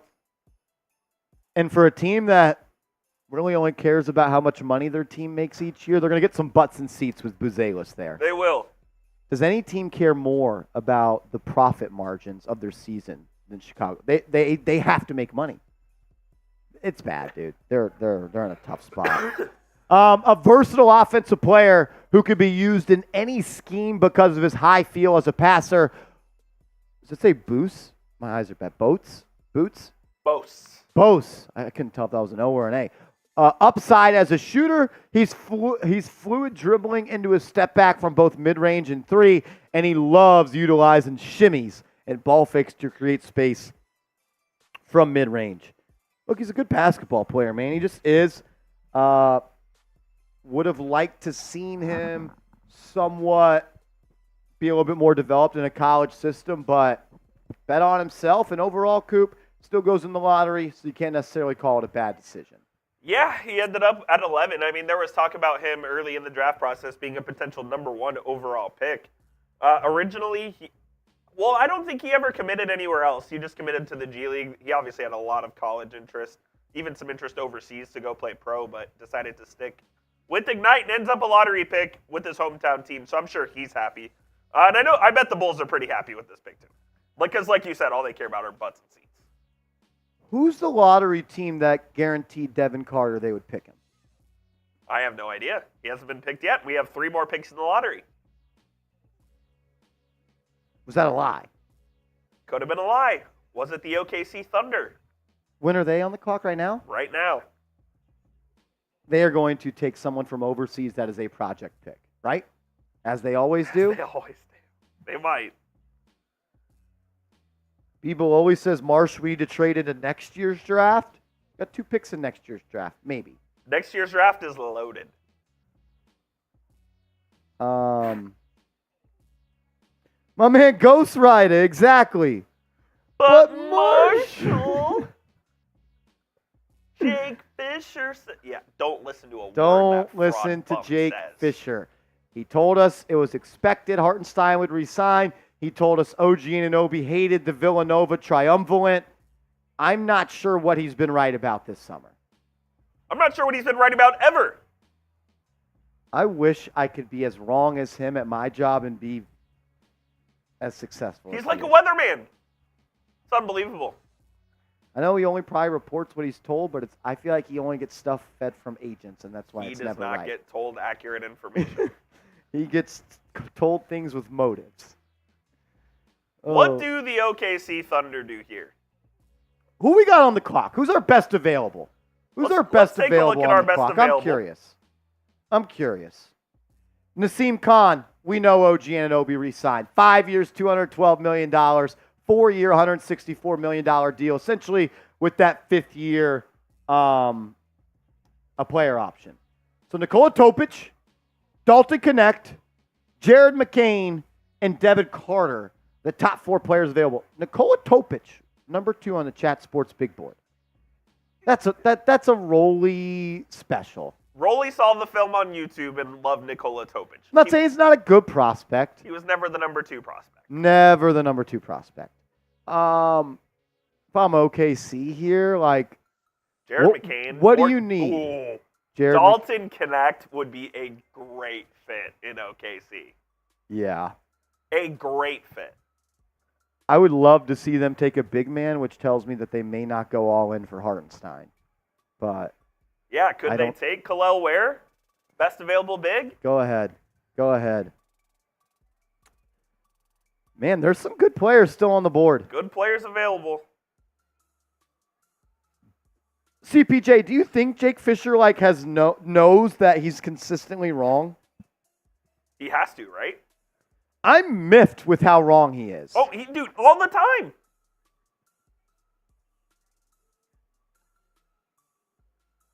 I had to unfollow him on Twitter. Really? Yeah, I couldn't stand him. That's good stuff. Bibololi, what's up, bro? He says, if we draft 2 people, one of them is literally never playing Marshall. I hope you know that. How do you know that? How do you know that, dog? The Knicks have like 7 players under contract right now. They need some. They need some. The Knicks have way more than 1 or 2 tradable first-round picks. The Knicks at this point, after today, 5? would have the Detroit pick, the Pistons pick, like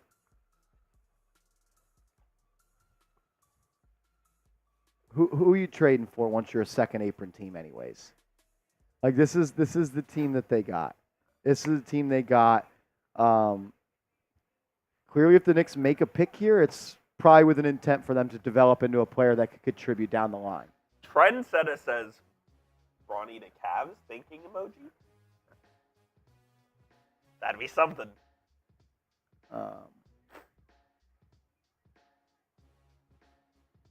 Good for Buzelis, man. Good for Buzelis.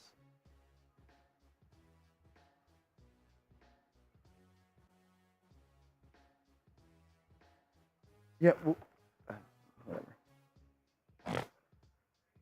I'm curious to see what OKC does here at 12.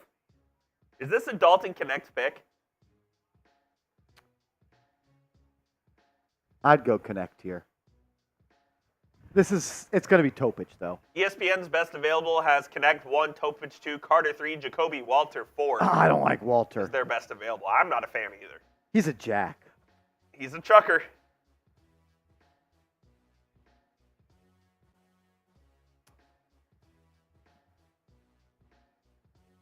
Matas Buzelis. I was born for this. Love that. Carl Lemke says, I don't understand why we didn't pick that kid from UConn because we didn't have a chance to pick him. Don't have a pick yet. We didn't. We weren't on the clock. We didn't pass him up, and the Knicks probably didn't want to trade up to go get him because it would have costed too much. We are halfway there to the New York Knicks pick, by the way. We're halfway there, as I called it. Nikola Topic, the 12th overall pick by the Oklahoma City Thunder. Rolly's number 2 overall player. Was that not the most obvious pick? It was a very Thunder pick. Very Thunder, Sam Presti pick. I'm the smartest in the room. Nikola Topic going, for now, to play for the Oklahoma City Thunder. For now. Could be on the move, you think? I mean, I would be so shocked if Sam Presti made a draft day trade, right? Yeah. Nikola Topic, though. Coop, you got any lowdown on this guy? Nikola Topic, the man out of Novi Sad, Serbia. Played for Red Star over there. Good ball club? Good ball club. They're a EuroLeague team. Red Star Belgrade. Electric crowd, by the way. Like, their crowd is known for being, like, the best, the craziest basketball crowd in Europe. Look, he's kind of an all-around offensive player. As we pull up his stats here. Seeps told me he was Josh Giddey 2.0. I don't know if he has the handles quite like Josh Giddey. I can't say I've watched enough of him to form that opinion. Can't shoot really, 31.3% from the field over in Europe last year. Averaged 15.5 points though, 6 dimes. Playing over there at such a young age in a professional league is a tough thing to do. So credit to him there, but he joins an OKC team that just got rid of Josh Giddey, so if they're replacing him with another Josh Giddey, I don't know how that really fits. Here's what Kevin O'Connor had to say. Sensational scorer in the paint with a deep bag of touch finishes. Wow. At the rim, using either hand from unusual angles. Slippery driver who uses subtle pace changes, head fakes, and clean footwork to get into the teeth of the defense. If he needs to put his shoulder into bigger opponents to draw contact, he can do that too. So you get pretty much another guard that can handle, create, and get to the lane and finish in different ways. This tells me that they may still be in on Isaiah Hartenstein, as they did not take a center, and they need to draft us. They need to add someone that could beef up this team, as the Dallas Mavericks murdered them on the glass in round 2. Round two? Yeah, Mavs killed him on the glass for sure. Rolly says he's the best passer in this class. How does he fit, though, with the Thunder? That's Is he what I'm your saying. starting point guard? Because that's Shea. They just traded Josh Giddey. Yeah, they just traded Josh Giddey. Maybe great float dribble. I don't even know what that means. That's not a word. Yeah, that's not a term. Great floater allows him to analyze the defender and make the right play. Will likely struggle early when targeted by athletic and physical guards defensively. Look, we know Sam Presti likes to swing for the fences in the draft. Always.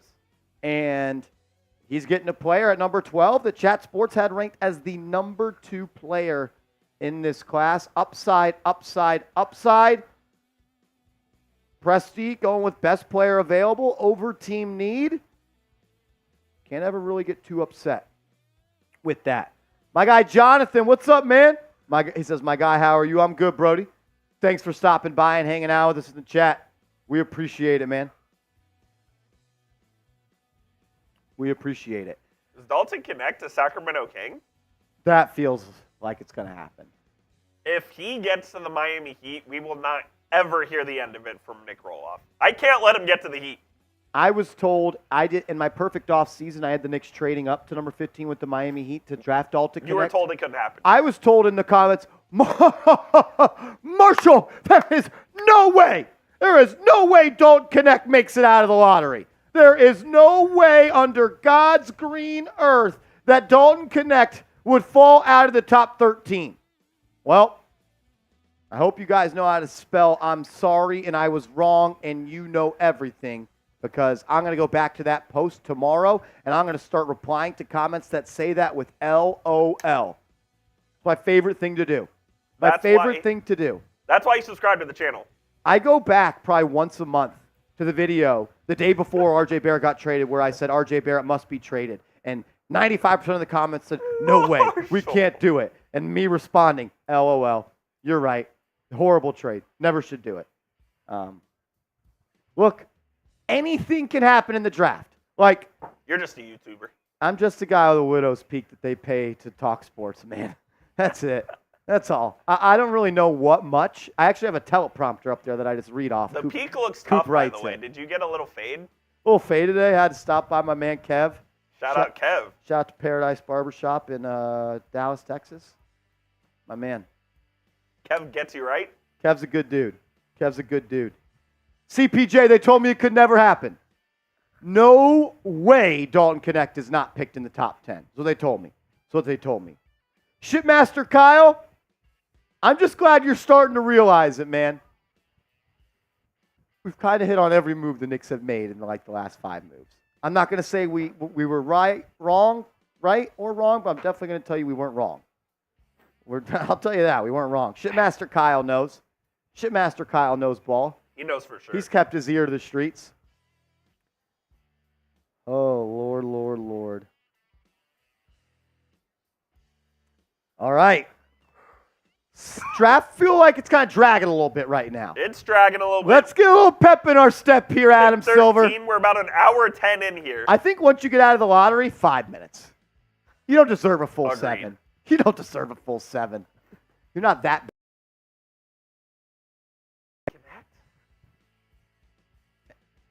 Is Harrison Barnes still a starting small?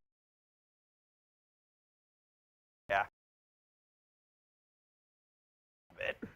They though in the twin light skin shooter, the small forward. Why am I blanking on his Keegan name? Murray? Yeah. Yeah, that's true. He kind of is Dalton Connect.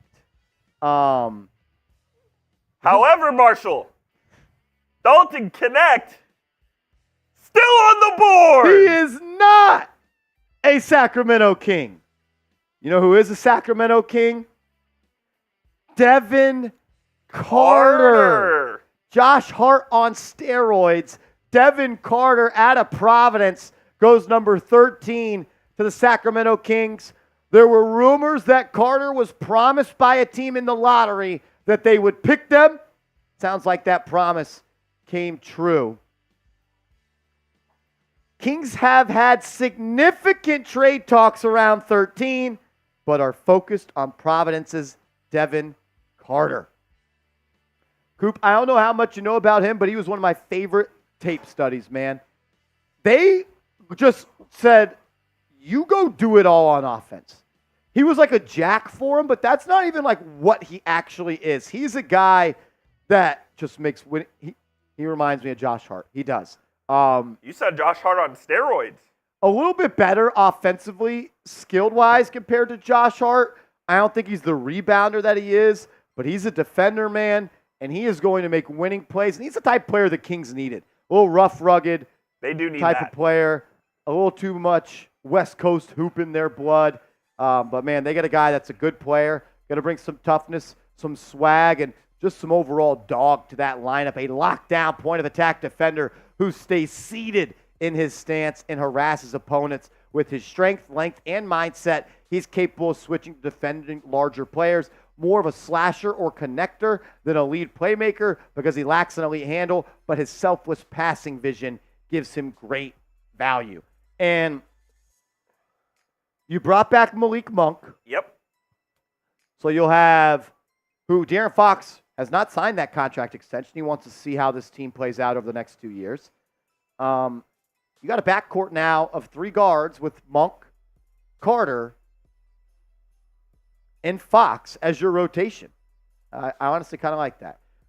Some notes that we got on it. He'll be able to fit any role offensively and displays the effort coaches love to see. Unorthodox shot, but not afraid to shoot from deep and was solid beyond the arc. Still work to do making the right decisions. I think he's a really good player, and I think that the Kings kind of hit a home run right here. I'm a big fan of his. Yeah, if he's the third guard on that Kings rotation, that's not bad at all. Because I think the Davion Mitchell stuff is kind of sailed. I think at Yeah. this point he is, He's a bust. yeah. Fred Catt says, Claxton going back to the Nets means Isaiah Hartenstein has a very strong argument as the best center on the free agent market, and Claxton getting $100 million gives Hartenstein a nice big number to present as comparison. I think Claxton's probably a little bit better than Hartenstein. Would you give Hartenstein 4 for 100? Matching deal? That's a lot. That's a lot of money. One, Knicks only can go 4 for 72, but in the world they could. I just kind of fall back to I'd rather have him than not. So I don't know how much you really could overpay. Right. But that's a lot of money. And if you're paying $25 million for your center, $28 million for your point guard, $28 million for your shooting guard, $40 million for Anunoby, $40 million a year for Anunoby, and another 30 for Randall, like you just can't really build that way. And then Josh Hart, 4 for 90 off the bench. Don DiVincenzo making $10 million a year. I will say this, we are in striking distance of the Knicks trading up. Like, if they're going to trade up, it's going to be within the next couple of picks, I think. Yeah, otherwise I think they're going to either stay put or trade their picks away maybe and try to just clear the cap. I still think we could see a trade where Mitchell Robinson gets traded into a team that has salary cap space. I'm not sure who that is, but I would be shocked if the Knicks leave the draft today with 2 picks in the first round made. We could find out, though. And even if they do take those guys can be traded. They could be traded down the road as well. You know, we saw, I think, that with Wiggins when he got traded to Love for like 2 months later after the draft. Someone I followed on Twitter says, when it comes to producing NBA picks, France is the new Kentucky. They've got a lot, man. I mean, they had 3 of the top 6 tonight. Back-to-back overall number ones. Wow. They had Bilal Coulibaly last year going 7. So they've had 5 top 7 picks over the last 2 years. That's pretty damn impressive. Crazy. So we got the Washington Wizards on the clock, the last pick of the lottery. And it is official. With the 14th pick in the 2024 NBA Draft, the Washington Wizards are selecting Bub Carrington. The creative offensive guard goes to Washington. What's his nickname? Bub. Bub? Bub, B-U-B. I didn't know that. Carlton Carrington, a.k.a. Bub Carrington, out of Pittsburgh. But Marshall, there was no way Dalton Connect was getting to 15. How much further do you let him slide before? I know you don't need another wing necessarily. There's no way the Heat pass up on Dalton Connect. Dalton Connect is a Heatle. That pisses me off that Rolly gets to be happy. I hate it too. F Rolly in the chat. Jonathan says, I need to support your chubby shorts. Those chubby shorts made Marshall look like a true athlete. Oh, yeah, man. Shout out to Chubbies. Let's go. Shout out to Chubbies. Crazy Nick 28 says, Marshall, are the Knicks a first apron team? TBD. More than likely, yes, but we got to see. We want to see. Carlton Carrington. What's the scouting report on this man, Carlton Carrington? I know he's an offensive player as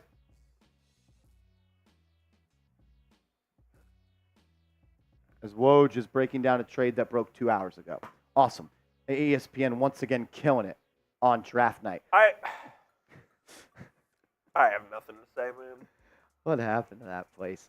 Carlton Carrington, a solid ball handler, playmaker with a knack for creating and scoring off the dribble. That was one thing that popped off the screen for me. Someone that can get to his spot, create a shot, get it off whenever. Got to be a little bit more efficient, but he has potential to be an above-average defender due to his size and length.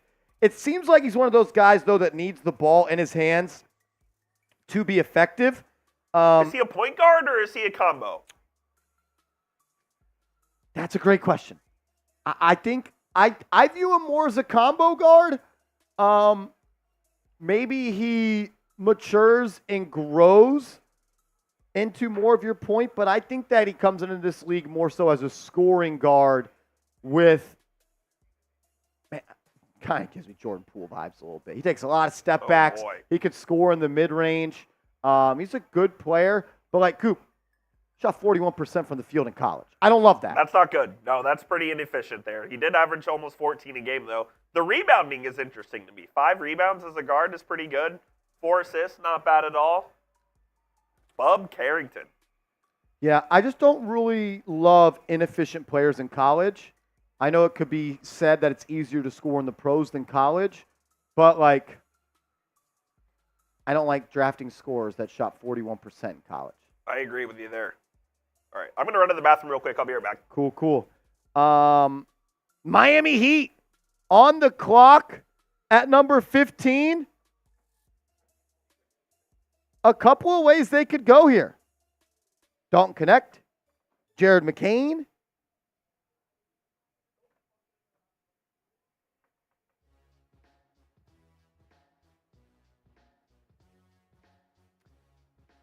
A lot of step backs, crazy, but he ain't Luka.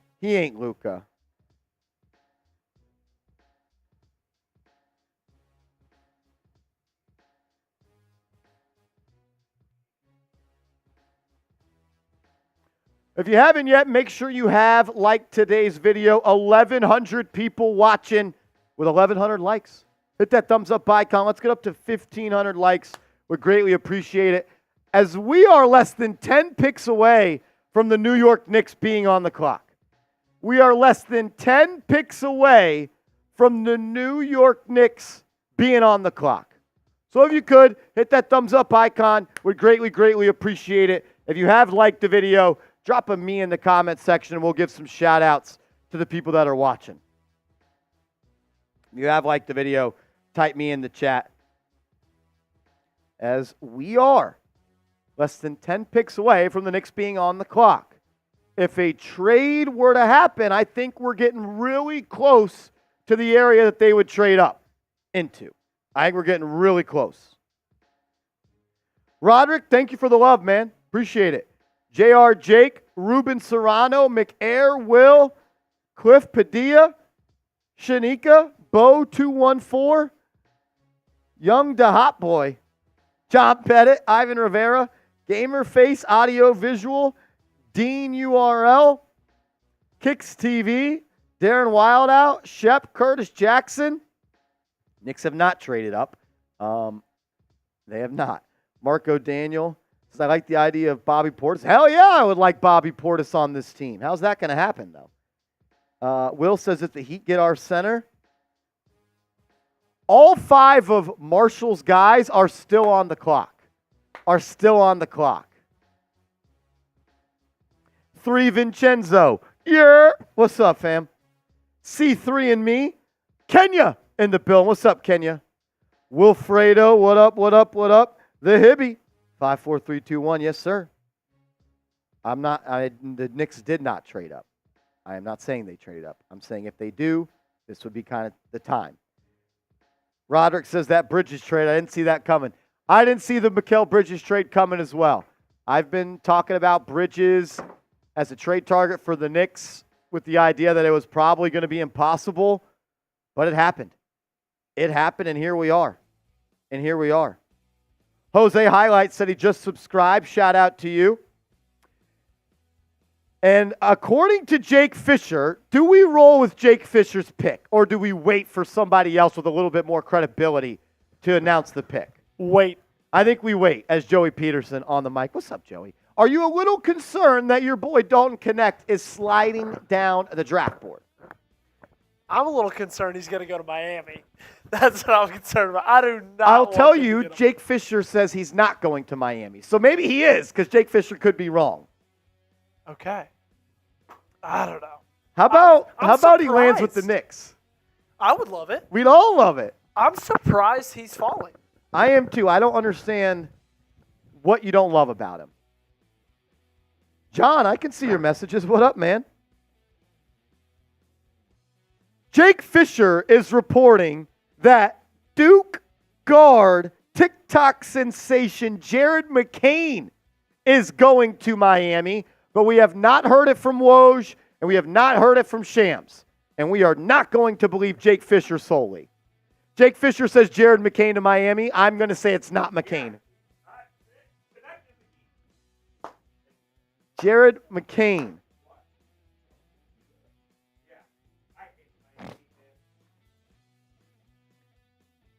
Jared McCain would be a great pick for the Heat, though, too. I love Jared McCain. Those TikToks in South Beach are going to go crazy. I'm 2 days into college. Mike G in the building. What's up, Mike G? He says, who are our Knicks taking? Coop, all 5 of my guys are still on the board. Let's go look at your 5 guys right now. We'll take a look at my 5 guys.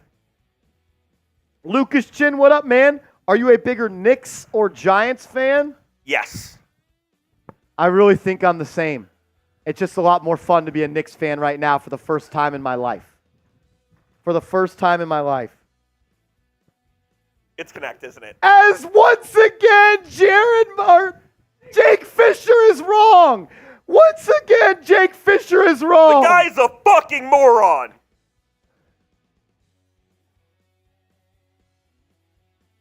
He said it was Connect? It's not Connect either. Unfortunately, one of Marshall's guys is wrong because Khalil Ware is going to the Miami Heat.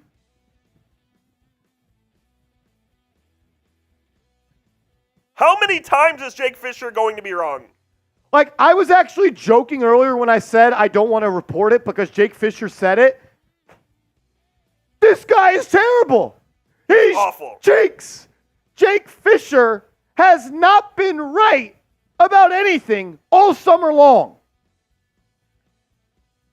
Jake Fisher He quote tweeted his own tweet and said, it's fucking Ware. I'm so sorry, y'all. No, you don't get to do that. You. I'm sorry if that's too vulgar, and I'm sorry if you're watching with your family. I just can't fucking stand this guy. It's unbelievable like how bad he is. Oh, it's a joke.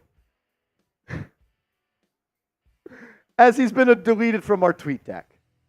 Now, what I think is interesting here, Marshall, is they just signed Bam Adebayo to a max extension a couple of hours ago.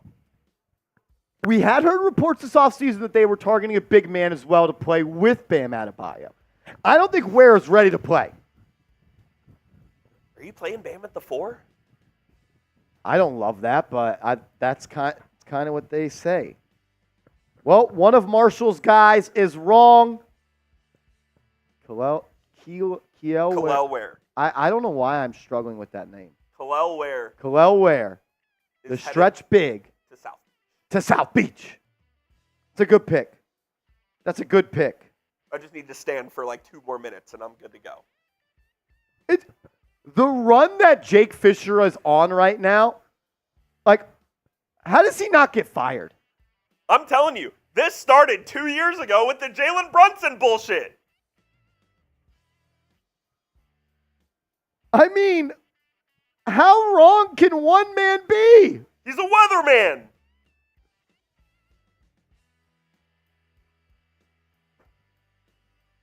Bro, I think he has to log off for the night. Do you think he's at the draft? If he is, turn in your card, pal. Jake Fisher, brother, take a lap. Take a lap, Jake Fisher. If I was that bad at my job, I don't think I'd have a job. James Yoder would call us into his office and be like, Marshall, I don't think you have what it takes to work at Chat Sports. That's what he'd say. Khalil Ware, going to the Miami Heat. Big fan of this pick. He's a big man that has the ability to shoot from the outside. He's 7 feet tall, over a 7'4" wingspan. He's got good hands. He can catch lobs. He can finish around the rim. He's athletic. He can block shots. He's your modern day big. He just needs to grow into his body and mature and continue to get better. Continue to get better. I'm dunking on Jake Fisher on Twitter right now. As Fred Green in the chat says, Coop is my guy. My guy, Freddie, what's up? What's up? Fred G is an absolute legend. Oh, man. Johnson, you was showing love to Fred. Fred, who should we pick? I think we trade up for Dalton Connect at this point. That's what I would do. But you know what? That's not my job. It's definitely not Jake Fisher's job. I better see the job posting for Fisher on Indeed tonight.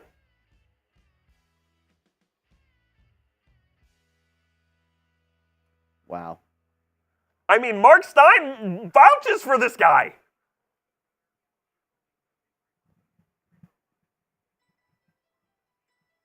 Creed, the other center we're looking at, or I'm interested in, is Yves Missi, and he is still on the board. The big man out of Baylor. Big man out of Baylor, still on the board. Still on the board. We are at pick 16, so we are 8 picks away from the New York Knickerbockers selecting. Someone. Maybe 2 people. Call your shot right now. Who are they picking? 24. I don't know. Let's go with...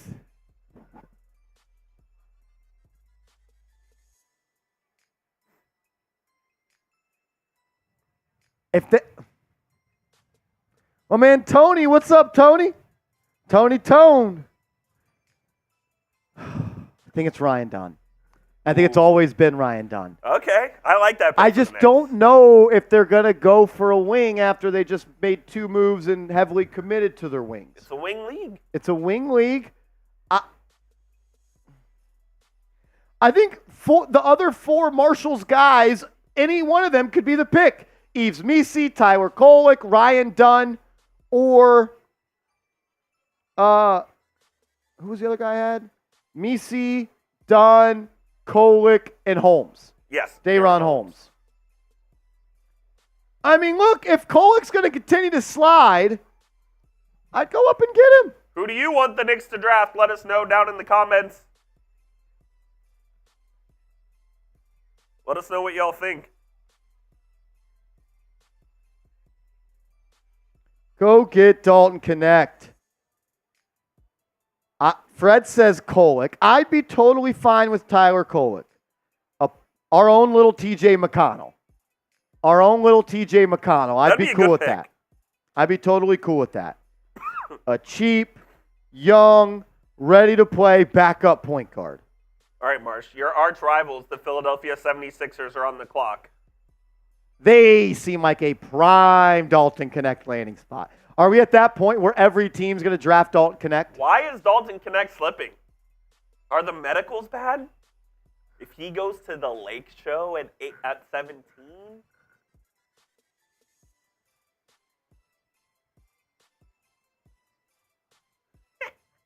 Jake Fisher's a bum, dude.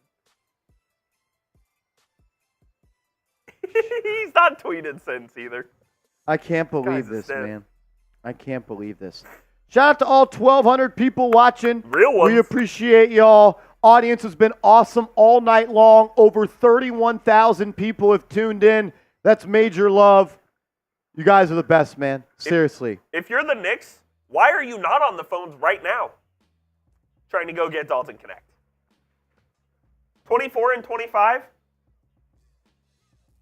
plus Deuce, would you do it? No.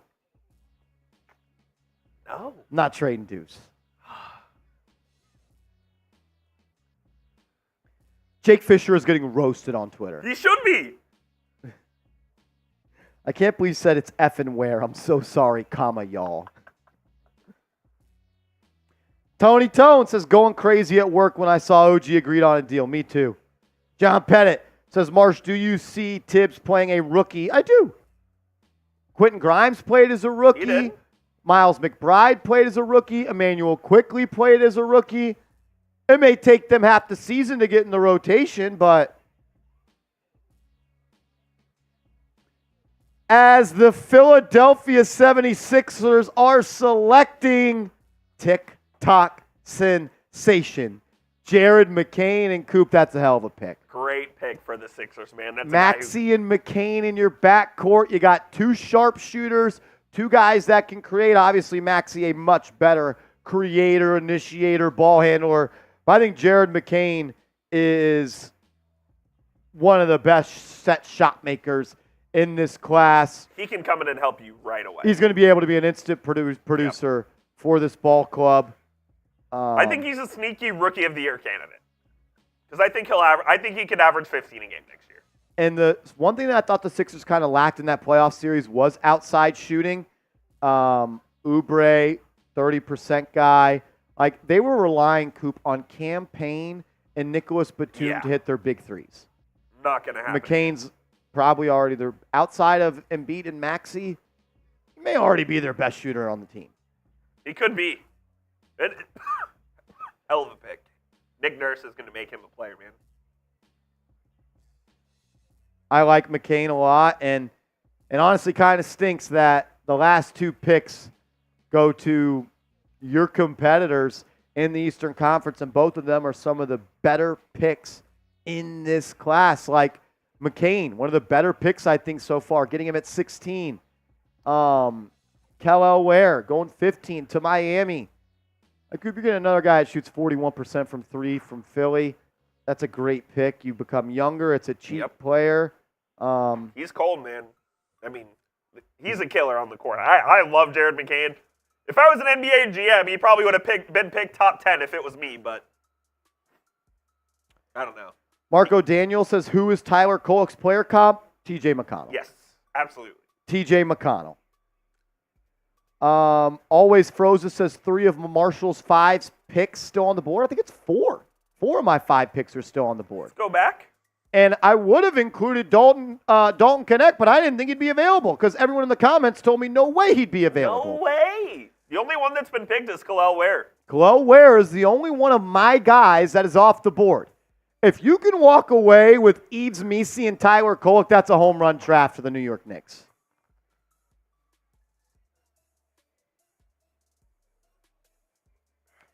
As Chuck Cooperstein just tweeted out, says, so Dalton Connect is this year's slider. It's bad now, but he's going to wind up going to a winning team that will be able to take advantage of his offense. And that's so true. Absolutely. The later you go in the draft, you go to a more winning culture, and he's going to be able to fit in on a team like that much better than he would have said he goes to someone in the top 10.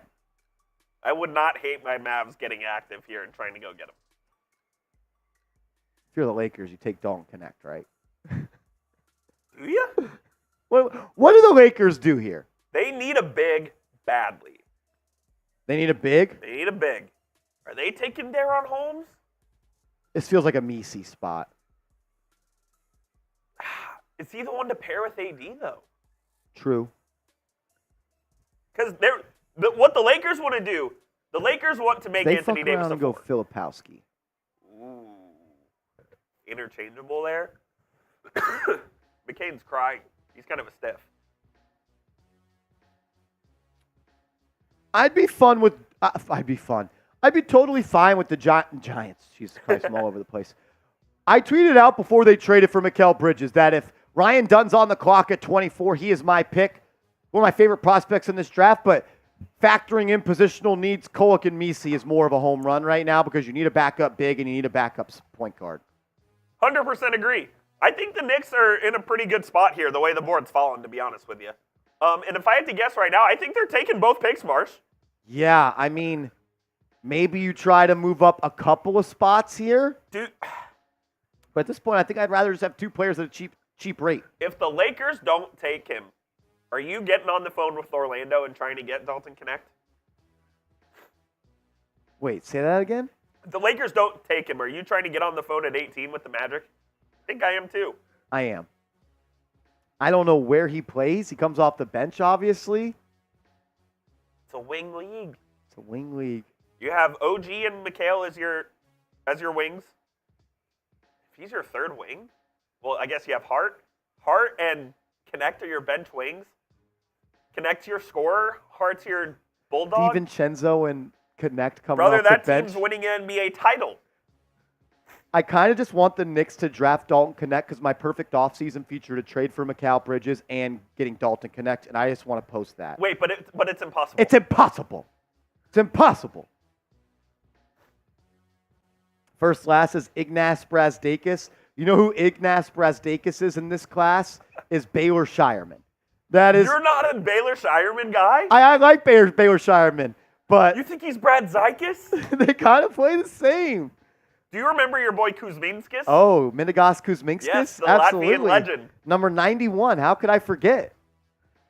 Los Angeles Lakers are on the clock. I would love for them to take Kyle Filipowski. That way our guys continue to fall. Oh, man. We have no update here on what the Lakers are going to do yet. Also, CPJ, I would love Tristan De Silva on the Knicks, but this could be a spot where De Silva goes as well. De Silva could be a Laker, absolutely. The Lakers aren't taking Bronny James here, right? Does oh, fuck me. Dream's dead. With the 17th pick in the 2024 NBA Draft, the Los Angeles Lakers select Dalton Connect, the do-it-all scorer out of Tennessee, and Coop, this is a hell of a pick. Might be the best pick in the draft so far. When you craft up a player that's supposed to play on the wing with LeBron James, it's a catch-and-shoot scorer like Dalton Connect, man. I mean, he could start for them. He will start for them. I think he will start for them. I think you're starting five right now. I mean, God knows what's going to happen with D'Lo, but it's LeBron, it's Connect, it's AD. I think those are your surefire starters. Man, Dalton Connect going to the Los Angeles Lakers. Good for him. Look, we think he's the best volume shooter in the class, but also does it efficiently. People will think that he's just a catch-and-shoot guy, Coop. This guy is an offensively skilled player. My comp for him is actually Bojan Bogdanovic, where he is just a professional scorer. A little bit worried about him on defense, but he's got a long wingspan. I think that'll be able to make up for the lack of lateral quickness. He's also an aggressive finisher who loves to attack closeouts. And playing alongside LeBron James, getting easy spot-up opportunities. Whew. You know who my player comp is for him? A healthy Chandler Parsons. Healthy Chandler Parsons. I can see that. A talented shooter off the dribble with multiple moves to create space. Tennessee relies on him in must-score situations, and he has a feel for running the pick and roll, so he could develop into a primary option. At a minimum, his handle makes him a weapon attacking closeouts, slashing, and running transition offense. And could there have been a more picture-perfect pick for Matthew Peterson to do a Lakers video on than Dalton Connect? Laker PD gets his boy. That is crazy. Connect was one of the best scorers in college basketball last year, almost 22 points per night, 46% from the field, an extremely high volume. Joey PD comes in with the fist pump. Also shot 40% from three. He's going to get a lot of open threes in this Lakers offense. You play next to Bron, you play next to AD, you're going to be looked at to execute in catch-and-shoot situations, and he's one of the best in the league at best in the draft, at that, and it's a good pick. It's a very good pick. It's a good pick for LA. Rob Pelinka with a strong pick, and like if you're a rookie, it's got to be one of the better landing spots to go to. You're playing with the frickin' Lakers, but two, you get to play a couple years with LeBron James as his career enters that twilight phase. Maybe, yeah. Yeah, no, this is a fantastic pick for the Lakers, though. Why do you think he dropped? Yeah, I don't know why he dropped, frankly. Were people a little bit scared that his ceiling might be lower than most of these guys, even though his floor is higher? Maybe already at, in their thoughts, kind of his ceiling. He's older, isn't he? He is an older prospect. I want to say he's like 22. Yeah.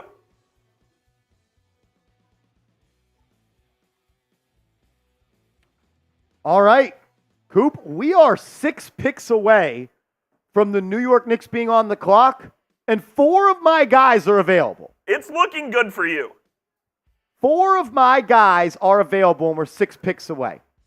Who do you want the Knicks to draft? Give me a name in the comments section. Who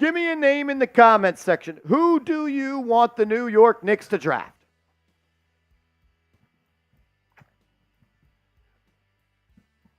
Ryan Dunn. That's the guy I think I like. Give me 2 of Dunn, Messi, and Kolek. I would agree with that. 2 of Dunn, Messi, and Kolek.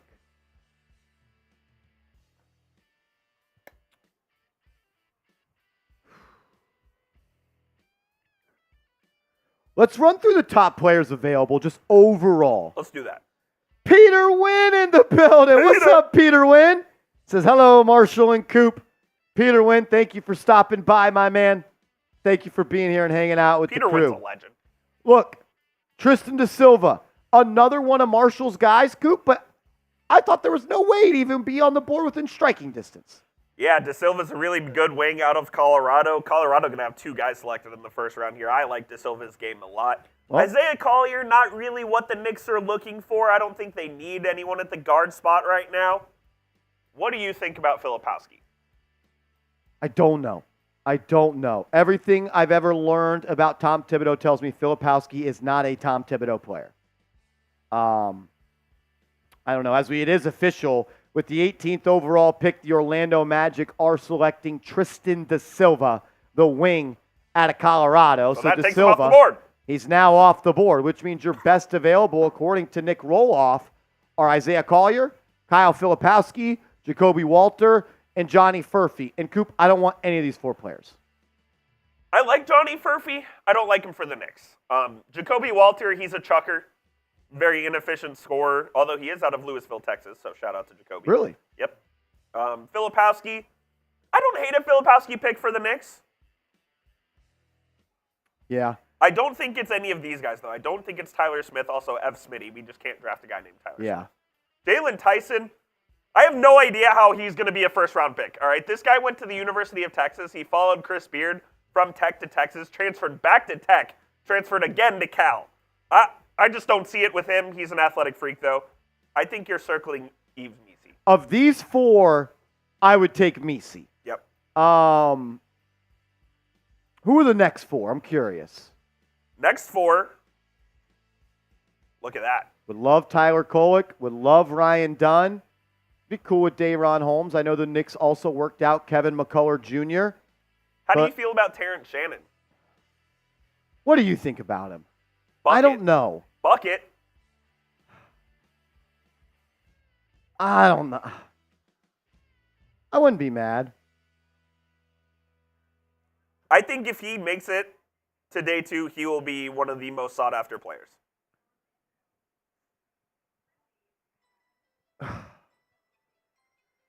As the Toronto Raptors are on the clock here at pick 19. We're inching closer, Marsh. Why did Shannon stay in school for so long?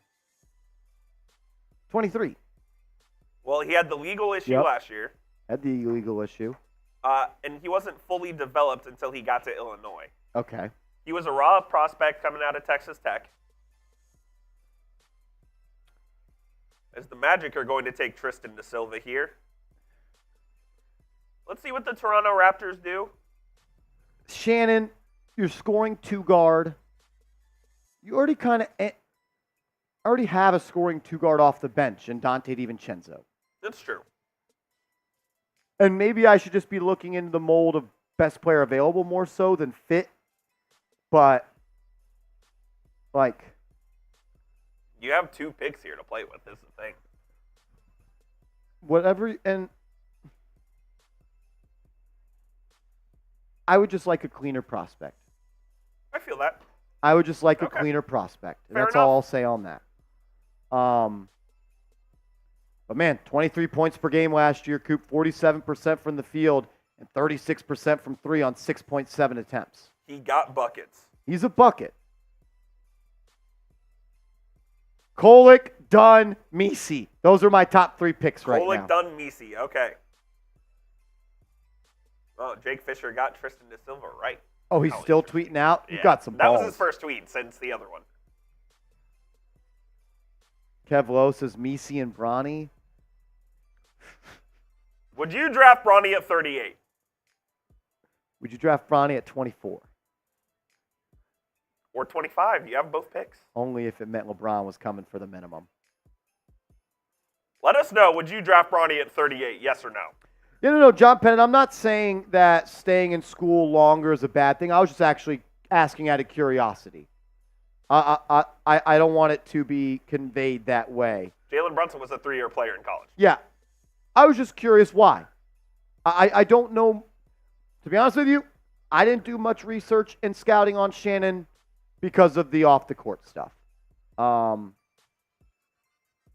There's nothing wrong with 3-year, 4-year college guys. No, nothing at all. Nothing at all.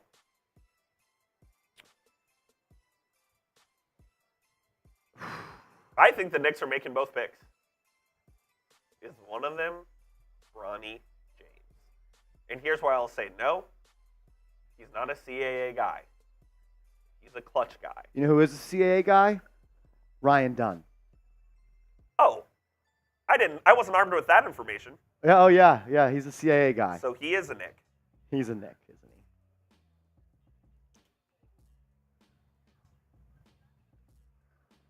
The Raptors are on the clock. What will Toronto do? 1,350 people watching. If you haven't yet, subscribe to the channel and hit that thumbs up icon for us. We got 1,250 likes with 1,350 people watching. We should be at closer to 2,000 likes. So if you could, hit that thumbs up icon. And if you're new to the channel, subscribe and then type new in the chat so I know who the new people are. What's up, Evan? If you're a new subscriber, type new. Who's going to be the 49,200 sub? Who's going to be the 49,200 subscriber? Who's it going to be? Who's it going to be? Oh, it's Someone somebody. just made it. Someone just made the cut. Bill in the chat. What's up, Bill? PCK says, I ain't new. I'm an OG. Johnny is new. King Joss says, stop with the Bronny nonsense. I don't think it's nonsense to ask if the Knicks It's not nonsense at all. to ask if the Knicks would draft Bronny James 38th overall. Fred Green says Tyler Kolek is the guy. I like it, Freddie. I would like Kolek, man. I would. A point guard that plays a competitive brand of basketball, knows how to run the show, Big East Player of the Year, would fit in perfectly with this team, and his role would be defined early on. Play 10 to 15 minutes, control the pace when Brunson sits down, and there it is. With the 19th pick and the 2024 NBA Draft, the Toronto Raptors select Jacoby Walter, scoring guard out of Baylor. Coop, another high usage, inefficient scorer that I just didn't fall in love with through my scouting process. Yeah, he's exactly like his Baylor counterpart, Keontae George, the year before. I mean, they are very, very similar. Jacoby Walter going to a place in Toronto where they kind of lack that explosive scoring ability. I don't hate this fit for him. He'll be able to chuck up a lot of shots if he's even ready to play, to be honest with you. I'd be interested to see if he goes True right into freshman, right? Yeah, he was a freshman. I'd be interested to see if he goes right into their rotation or if he's a guy that is on the fringes in year one. Excuse me. Weird roster construction going on with the Raptors right now. Absolutely. Because you can't tell me, Coop, that Manuel Quickley's a really good player. RJ Barrett's a really good player. Who's the guy they just gave the max to? Scotty Barnes is a really good player. Jakob Poeltl makes $80 million. Kelly Olynyk just signed a $10 million. Like, they can't all be good if you don't win games. And then you had another scoring guard that needs the ball in their hands to be effective.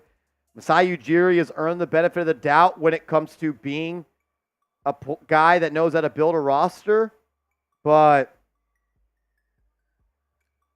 I don't understand what they're doing right now.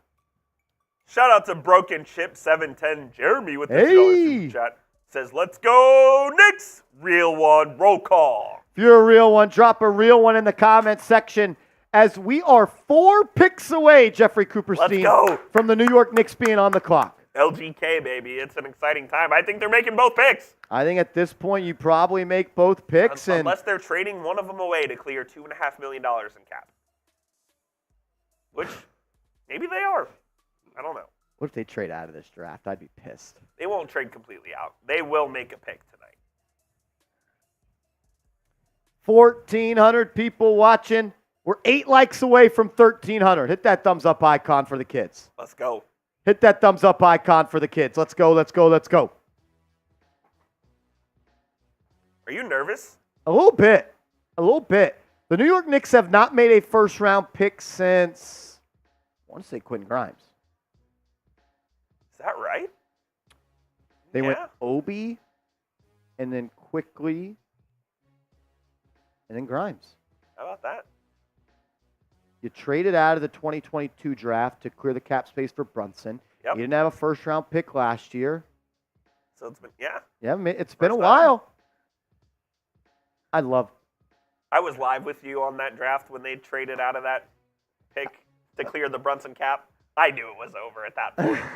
who is Usman Jang? Usman Jang was the pick. Has he done anything? 0. Nick Davidov, what's up, man? We see ya. Everyone drop an eyeball emoji in the chat for Nick Davidov. What's up, brother? How we doing? Are you at the draft? Are you at the draft, Davidov? Thibodeau, are you there?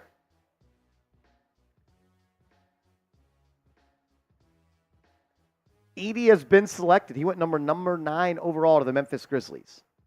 Number 9 TCK overall. Says, Coop, are you glad Mikal Bridges is coming to the Knicks? I think it's awesome that he's coming to the Knicks. It's electric. William Burton in the building. What's up, William Burton?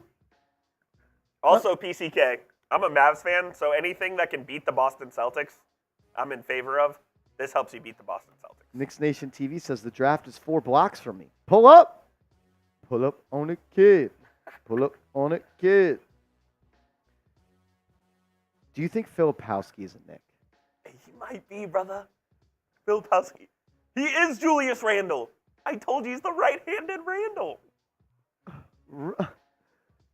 Maybe I'm just not familiar enough with his game. He's an offensive 4. He's 7 foot. 7 foot. He shoots Offensive it. He's a 4. New York guy. He's from Westtown, New York. Oh, my God. He is a Knick if I've ever seen it. Averaged 1.5 blocks per game last year. You're talking yourself into it. 34% from 3.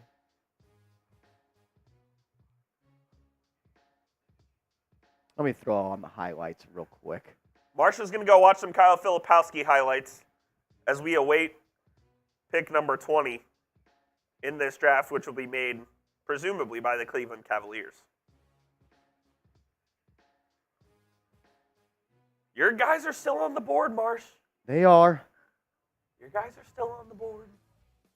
Kyle Filipowski shot 59% at the rim last year, where 56% of his shots were attempted.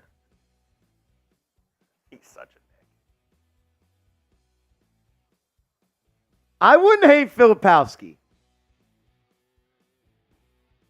He's a Duke guy. He's a winner. You're talking yourself into it. I can see it. He can score, man. He can. He can score. He can score.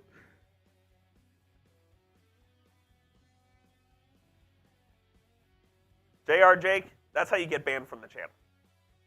Oh, come on. Are we being weird in the chat? Cleveland is selecting Jalen Tyson, Wow. the wing out of Cal /Texas. I liked him in the second round. Me too. I don't know if I like him. Rolly at had 20. him as his number 23 overall player. What's the scoop on Tyson? Former Longhorn. Former Longhorn for about 2 months. He's a freak athlete. Fuck. Oh, no way. Fuck. With the 21st pick, the New Orleans Pelicans are selecting Yves Missi. Fuck. Yves Missi off the board. That's BS. Tyler Kolek, Is he a Knick? Kyle Filipowski, you both are New York Knicks. That's kind of where I think they're headed. Even easy to the freaking Pelicans. Fuck. Yeah, that's a tough one. Missi was the perfect Robinson replacement. Wow, so Jalen Tyson goes 20, Yves Missi goes 21. Are we doing that little short reaction piece? Yeah, once we get to like 23, I'll just stop looking. Okay. Once you throw it up, I'll just react. Okay. Sounds good. 2 picks away from the New York Knicks back-to-back selections at 24 and 25. William Watson says, Coop, don't do that. Don't do what? I didn't do anything. I didn't do anything. Is Filipowski scoring like this in the pros? He's a gifted offensive player, man. Who's he guarding? Doesn't have to. He's Maxi Kleber. Kleba guards. And also, that's insulting to Filipowski. Is it? Yeah, he's better offensively than Kleba. All Kleba can do is shoot. He can't even do that because he has a bum shoulder.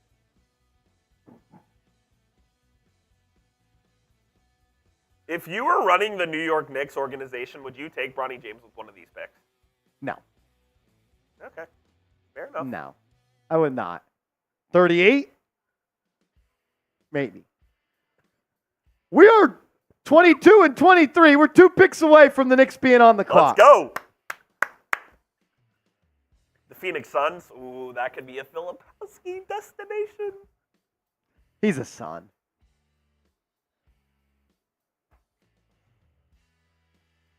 Curry says Filipowski can't defend a cold. He's not defending. Dude, I heard you were getting bucks last night, or the other night, at the JCC. I had a nasty pull-up 3. Nasty. I was diming up. I dimed up Seeps for the game winner, and I dimed him up when we were down 49-46 for the 3. That's what I expect. We were just making winning plays.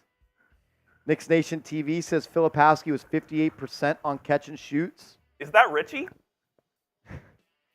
No. Fucking dead. Oh, he was 74th percentile on spot ups. I'm telling you, this is the guy you want if you're a New York Knicks fan. Are you actually being serious? Yeah, I think Filipowski's the guy you want. Filipowski and Kolek.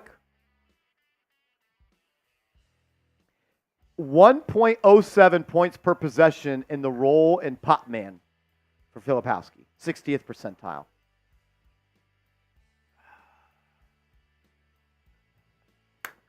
That's another guy, Quentin Post. I don't know much He's about a him. second-round guy, though. I don't know him. He's a sharpshooter at 7 feet. Sharpshooter Stop it. from Boston College.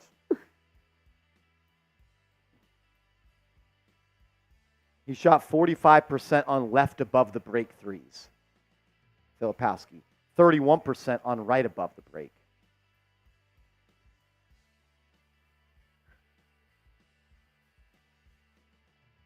%58 on catch and shoot threes. That's pretty damn good.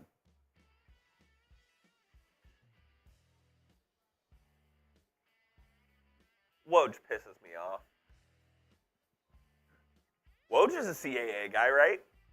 Yep. Woj is CAA and Windhorse is CAA. Well, we already know what Jalen Tyson's doing, Adam Silver.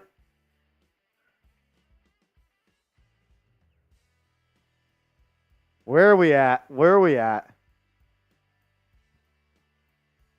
Who are the Knicks going to select?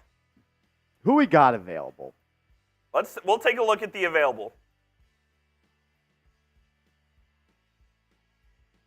Here's our big board as it stands, with Yves Missi off the board at 21 to the New Orleans Pelicans. Number 1, Isaiah Collier. Number 2, Kyle Filipowski. Number 3, Johnny Furphy, excuse me. Number 4, Tyler Smith. I think if you're the double dip here, Marsh, is Filipowski and Kolek. Filipowski and Kolek on the double dip would be something I approve of. I guess I'm coming around on Filipowski. All the other big men are gone. And I think that's what you need, right? You need a big. Are you Filipowski or Holmes? I'm Filipowski. Filipowski. Holmes is more of a power forward. Yep. I love Filipowski's offensive game. I watched a lot of Duke basketball last year, and I love his offensive game. Who's his NBA comp? His NBA comp. I'm trying to think. Like, I don't know if there's like a direct comp. Is he Kelly Olynyk? Ooh, that's not bad. That's not bad. Is he? I was gonna say Sam Hauser, but that's not right. Is he? Alperen Sengun? Could be a Şengün. He's got footwork. He does. Filipowski feels like he moves a little bit better than advertised. Let us know. Who do you want the Knicks to take, as we are just 2 picks away from Leon Rose and Tom Thibodeau making this selection? This is a Leon Rose call, isn't it? This is a Leon Rose and Gerson Rosas call. Gerson Rosas, former Mavs GM for 90 days. Was he really? Yeah. What happened to him? What happened there? It was a trial period, and then he was sent back to the Rockets after 90 days. What year was this? Had to have been like 2015, 2016. Okay. Kyle Filipowski at the combine was 6 without shoes, 6'10" and 3/4 inch. Wingspan only 6'10" and a half. So he's got shorter arms than height. So he's a dinosaur. T-Rex? Kyle Filipowski is the only player at the NBA combine with negative length. You need length. The 20-year-old Filipowski was the ACC Rookie of the Year, ACC Tournament MVP in 2023, and he followed it up with another strong year in 2024, earning all ACC first team and consensus second team All-American honors. As Jay Billis says, Filipowski is more of a power forward. Billis doesn't. I mean, he's a Duke blowhard. He doesn't know anything. Is he? Kelly Olynyk's a good comp. You play the 76ers in the playoffs. Can you put Kyle Filipowski on Embiid for 10 minutes? No. Then you can't pick him. Right? Like, that's an unfair ask. Yeah, I mean, guarding Joel Embiid's impossible, right?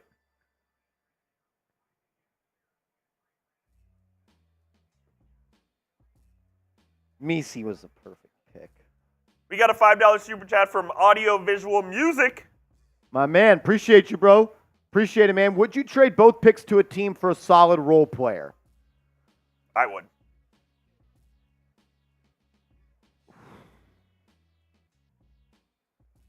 You'd only be able to trade for a role player making, what, $5 million, though? $5.5 million, right? Because that's how much those two salaries combined are? Right? Isn't that what you said? Yep, that is true. What solid role player are you getting for $5.5 million? Doesn't really exist, man. What if you package both these picks and Mitchell Robinson for a player, though? Then you can get someone for $20 million. Now you're talking. Now you're talking. I will say, when the picks are announced, it doesn't mean they are Knicks. Something could happen after. Something could happen after. A trade. Anything. So keep that distant thought in the back of your mind as we have 1,600 people watching. Lord Buddy Bear said, does anyone want Bronny or is everyone trolling? I think everyone's trolling. Everyone's trolling. Can't say Bronny, man. Make sure you are subscribed to the channel. We got 49,212 people have already hit that big red sub button. We've gained over 200 subs today.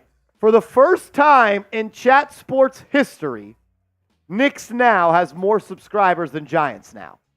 Is that true? Giants Now is at 49,060. We're at 49,213. Who's going to win the race to 50K? Who is winning the race to 50K? I think it's going to be Knicks Now. Lucas Chin wants to know, Coop, how is Flip at rebounding and defense? Not a great defender. Not a great defender. He's an okay rebounder. But are you sticking him on Joel Embiid in the playoffs like you said? You're not doing that. You're not asking him to do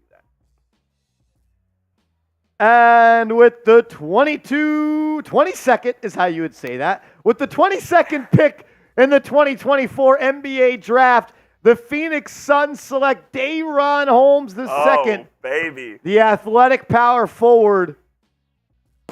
Wait. Whoa! Wait. We got a trade!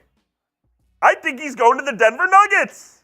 That is correct. The Denver Nuggets are trading pick number 22.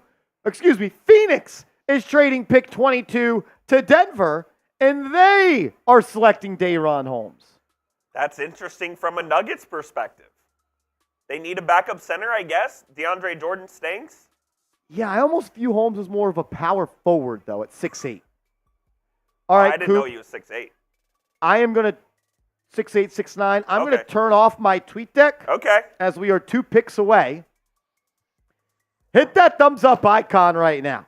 If you want the Knicks to draft Kyle Filipowski or Bronny James or whoever, I am Jules. What's up, man? What's up, I am Jules?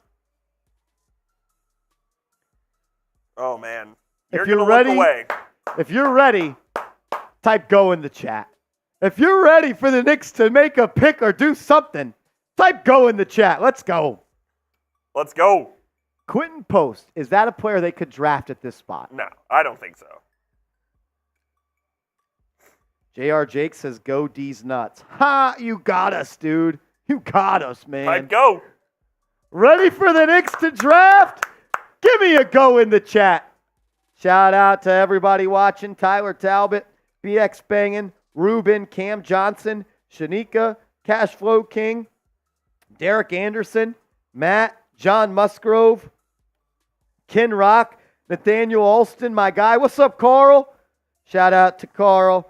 Fred in the chat. Ben Forbes, Freed, the Hibby, Brian Fitzgerald, Aiden A, Pete, William, Will, Nick. Shout out to our Brian Fitzgerald, Aiden A. We appreciate y'all. The Ginger Turtle in the chat. The Nuggets sending both of their picks in this year's draft and 2 future seconds to take Day'Ron Holmes.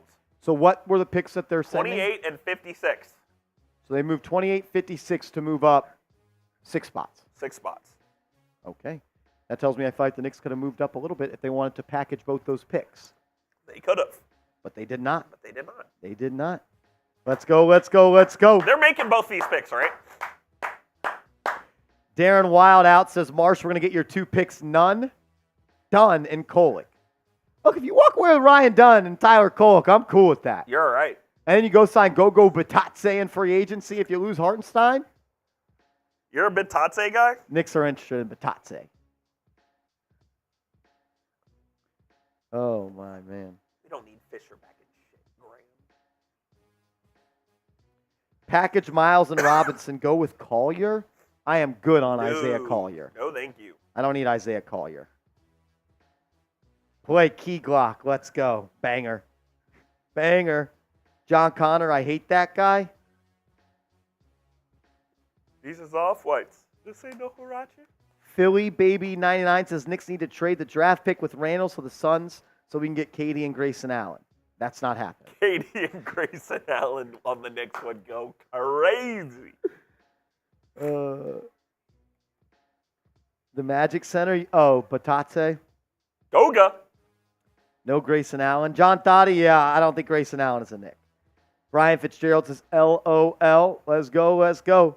Hit that thumbs up icon for me if you could. We're 8 likes away from 1,400. We got 1,700 in the building. Like the video. Be a real one. Let's go. I have not seen a pick for number 23 overall yet. Could the Knicks be trading up 1 spot? My guys at this point, in order, Tyler Kolick, Ryan Dunn, I think it's then Filipowski. That's my top 3 right now. That's my top 3 right now.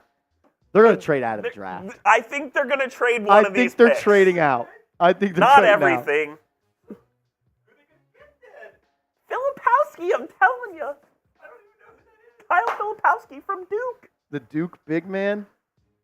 I am Jules. It's been a while. The New York Knicks have not drafted a first rounder Since Quentin Grimes. since 2021. You could. 2021. Yeah. 22 is when they shadow ban the Mavs. Yep, that's when they traded out of the draft. And then last year, they did not make a pick either. Still no word on who the 23rd selection is. Long clock here for Milwaukee. Now, why would that? Yeah, once he just throws it. I've closed TweetDeck. Just once he throws it up in preview, I'll do it. Dayron Holmes is going to put on a Phoenix Suns hat despite him never going to play a second for the Phoenix Suns. Nothing like ESPN showing a graphic today with Rob Dillingham and Stephon Castle being the backcourt of the future for the San Antonio Spurs, even though one was never drafted by the Spurs. Oh, my gosh. Election whiz. No need to spam the chat. Love the excitement, though. Pete wins in the chat. What up, what up? John White spot. We got 1,800 people watching. Hit that thumbs up icon. Baby. Come on. We are just moments away from finding out what the New York Knicks and Leon Rose are going to do in this draft.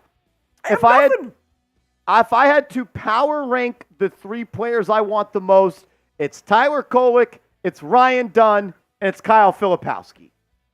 You're going to get 2 of those 3, it sounds like. It sounds like you could if they draft the right players. Call your shot. Are they taking both picks right now? I say they make 1 pick. 1 pick. I think we will think they make both picks, and then 5 minutes later we will find out one of those players will have been traded. But I don't know. I don't know. I told you, Jake Fisher, absolute bum. No one believed me. That's not true. What a day for him. What a day. Enthusiasm, yes, that's it. Jason B in the building. What up, what up, what up? 1,800 people watching. Let's go. Let's go, Woj. Let's go. If you're ready for the Knicks to make some picks, give me a go in the chat. Why have the Milwaukee Bucks been on the clock for 15 minutes? I'm telling you, Marsh, I've been looking everywhere. No one's leaked it. And if Fisher's leaked it, I ain't putting it on the screen. Do not tell me if Jake Fisher announces the New York Knicks pick, do not say it. I won't. That that brother stinks. He's a joke. 5 minutes per pick. This should have been over by now. Absolutely it should have. Tyler Kolek, Ryan Dunn, Filipowski. Those are my top 3. Is Leon Rose on the phone right now? Leon Rose, what are you doing? What are you doing? Are there any Villanova players available? That's a great question. That's a great question. I don't think so. No. I don't think so. Maybe we can draft someone that's on the team right now.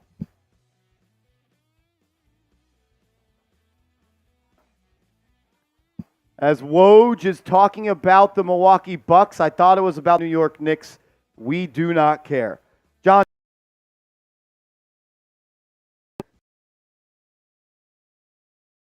On the clock. It looks like my chat is still going. Yeah, we're okay. Still nothing yet on the Milwaukee Bucks pick. Huge spike in audience, up to 2,400 people watching. Let's go. If you haven't yet, like the video, subscribe to the channel. We put out free, informative, entertaining updates every day. We're on our way to 40 or 50,000 subs. Incredible accomplishment here. Would love to get there today. We'll have a live reaction to the 24th pick that the New York Knicks make, the 25th pick. We'll have a grades video going out later, and we'll also be live on the channel tomorrow. If you're subscribed to the channel, type me in the chat. I want to know who the real ones are. This is a joke.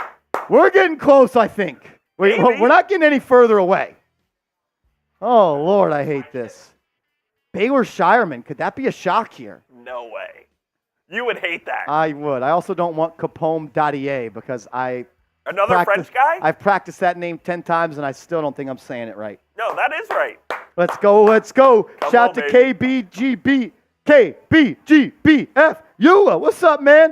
Carl, the Big Moo, Ruben, the Hibby, John from Atlanta, Paul McWhite. Hit that sub button and like the video. The Milwaukee Bucks have been allowed to be on the clock for longer than any team I've ever heard. There's got to be a trade going down here. That's the only Are the Knicks moving up 1 spot? You do not trade 2 picks to move up 1 spot. No. What about a pick and 38? Yeah. No. You don't do that either. Yeah, no, you do not. Come on.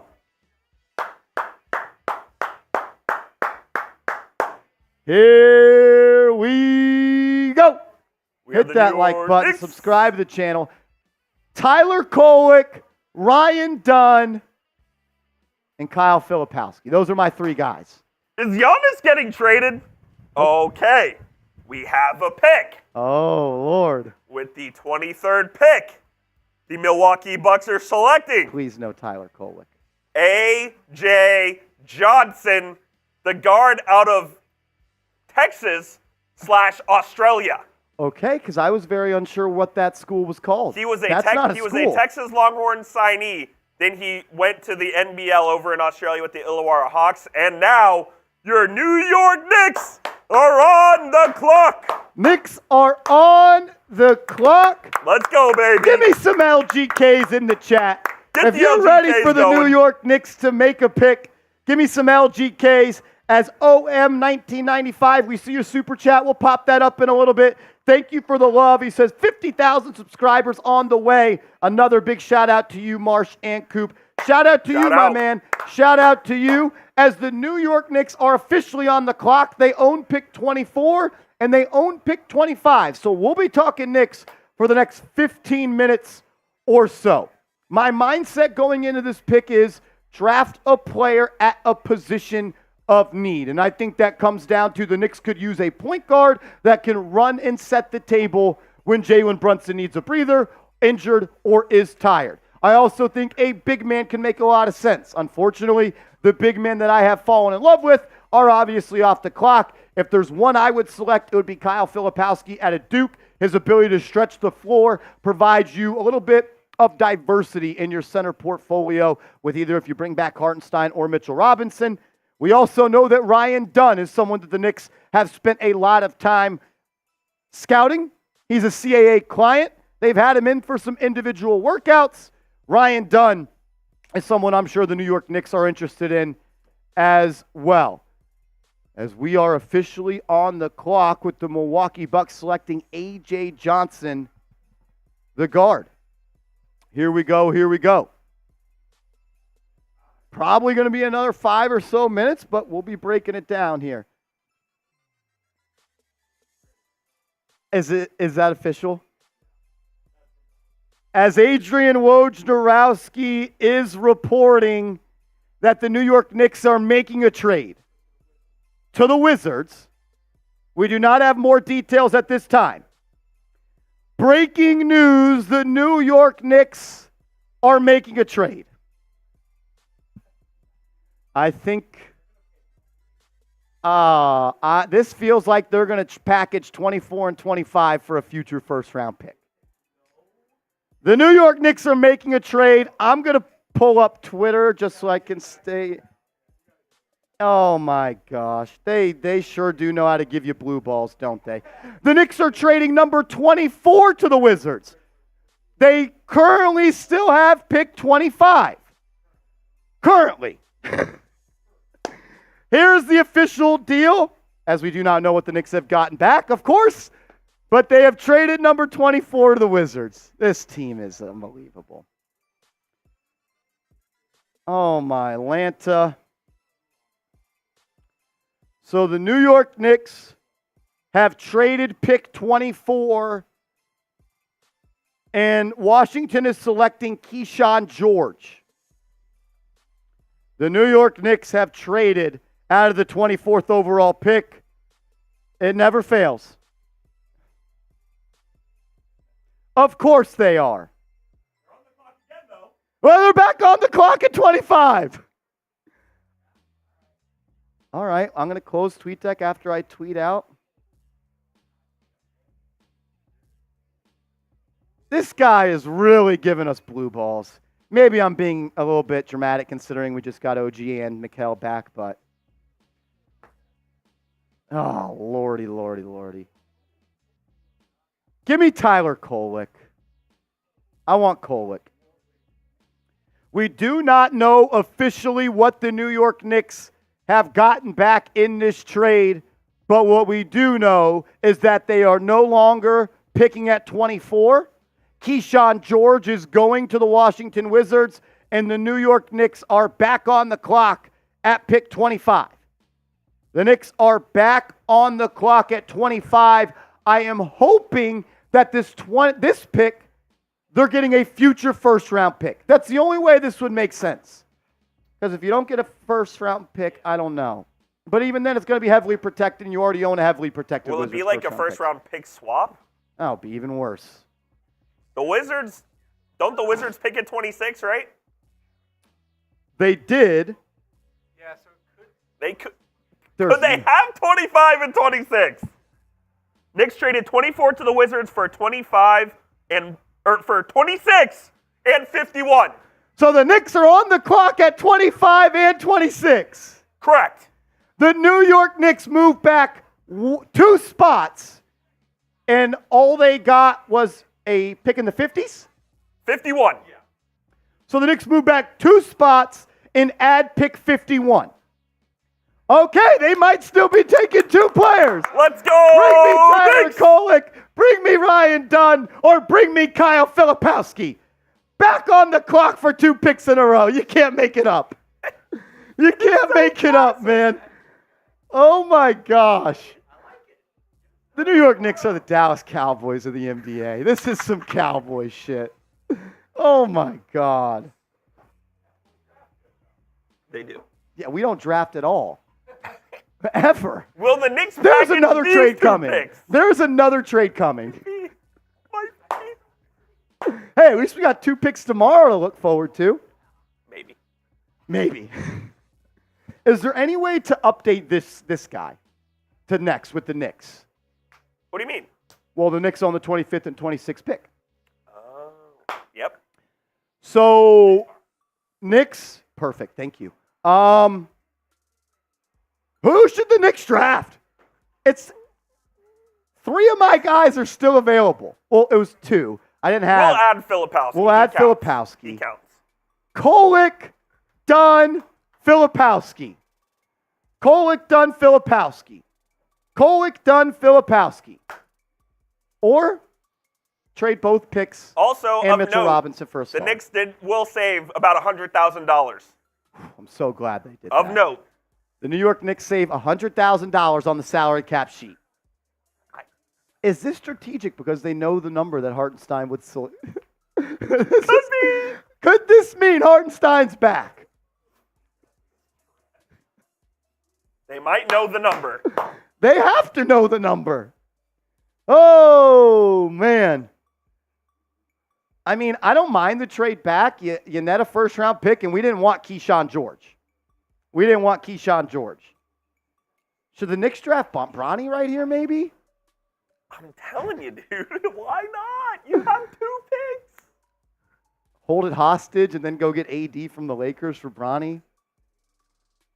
Not happening. Not happening. Russell says sound is messed up. Is the sound messed up? Are we good? You trolling me? I think you're being a troll. Grade the sound, A, B, C, D, or F. A lot of people in the chat typing Bronny. I don't think anyone actually wants Bronny. They just want to comment that. As Woj is speaking, we will listen.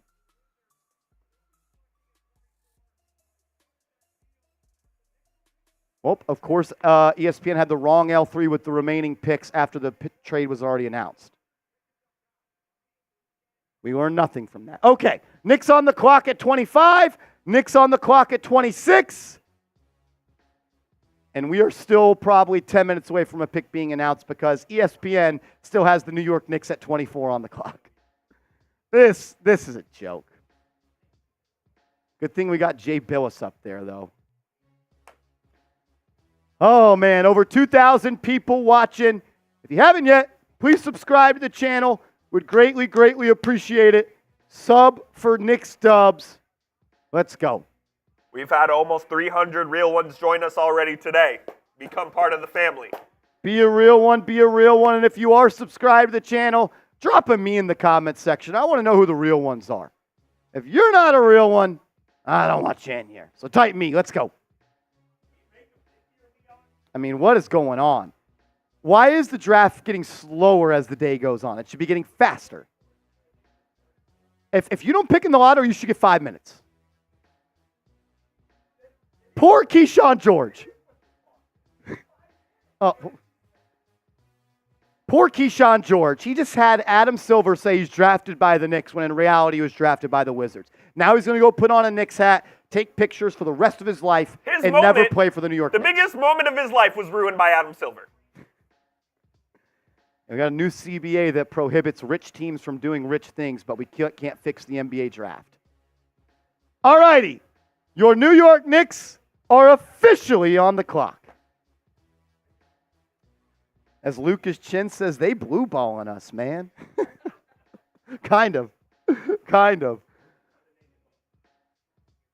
No. There's no way the Knicks make both picks here. There's no way. I think I put the original poll at 1.5 picks, over under, 60% says over. So we're right down the middle. The New York Knicks are supposedly picking at 25. Stop it. The New York Knicks are in talks on moving to... This team's a joke. This team's a joke. Oh, my God. So the Knicks sound like they're going to make the pick at 25 and then going to trade pick 26. But good thing they netted pick 51. Get that priority UDFA out there. All right. So the Knicks sound like they're going to pick what? Or this is 25, right? All right. Bring me Tyler Kolek, Big East dog. Love me a Marquette point guard. Or Kyle Filipowski. It's so Ryan Dunn is the pick. He's a CAA client. That pretty much means you're a Knick. If the three players I want them to select, Tyler Kolek, point guard Marquette, Ryan Dunn, defensive specialist wing out of Virginia, or Kyle Filipowski, the offensively gifted big man. Oh, Lord, oh, Lord, oh, Lord. Once that populates, just push that piece. Cool. Here we go. I'm watching the chat. 2,100 people watching. New York Knicks on the clock, expected once again to trade pick 26. My thing is, why would you not just trade 25 so 26 could be cheaper? You scared someone's going to take your guy at 25? We now have another update. The Knicks are making both picks. You know what that means? Nobody knows what the hell is going on. Nobody knows what's going on. Is he going back and forth?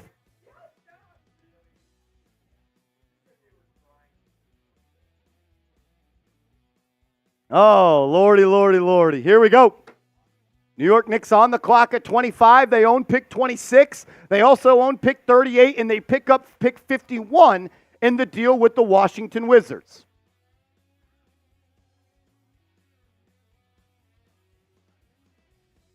Bobby Marks mentions Ryan Dunn.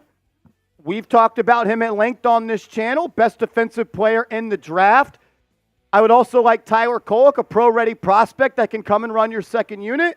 And I also like Kyle Filipowski, a stretch big that gives you a player that you don't really have at that position. And with the uncertain future of Isaiah Hartenstein, you probably want to add another big man. There's been rumors that the Knicks are interested in Gogo Batadze and NBA free agency. There's a multitude of ways the New York Knicks could go right now. They could make more trades. They could also make a pick. They haven't done it in the first round since 2021. People were, it's just ridiculous. It's ridiculous. How long has it been since that pick before the Bucks was announced and now this?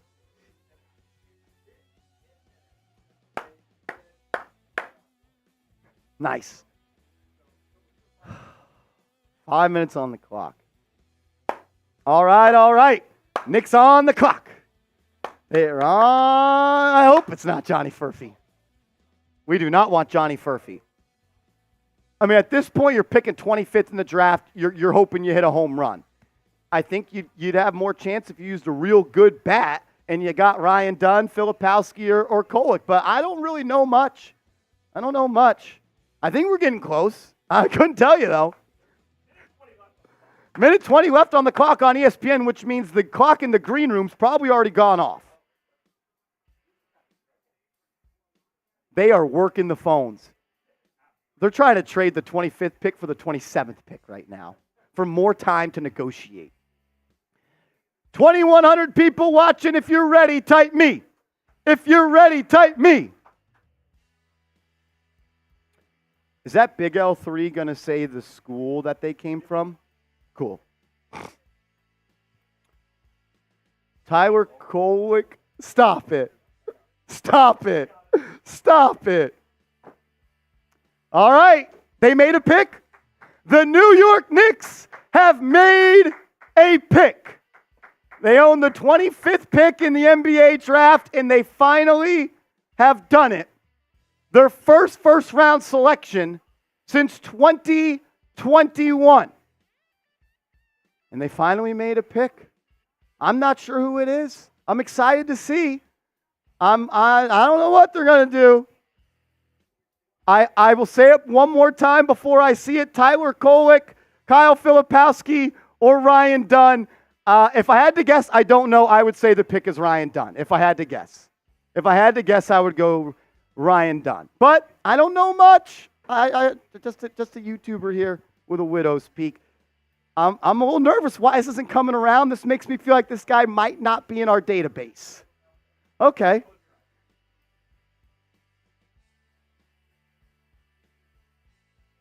The New York Knicks on the clock at pick 25.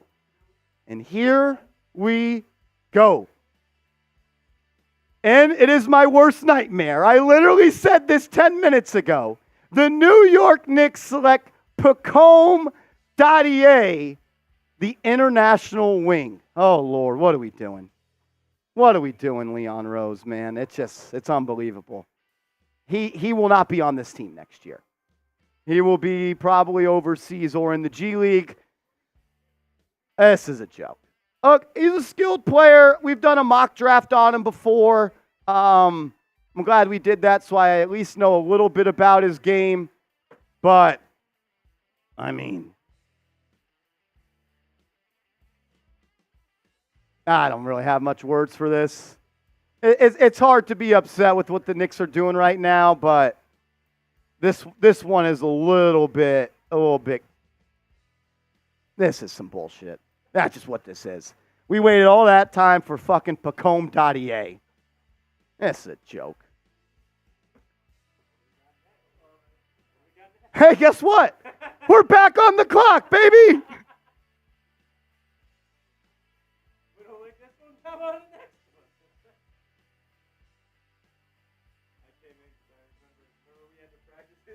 Yep, Pacome Dadier, the Frenchman, has some skill.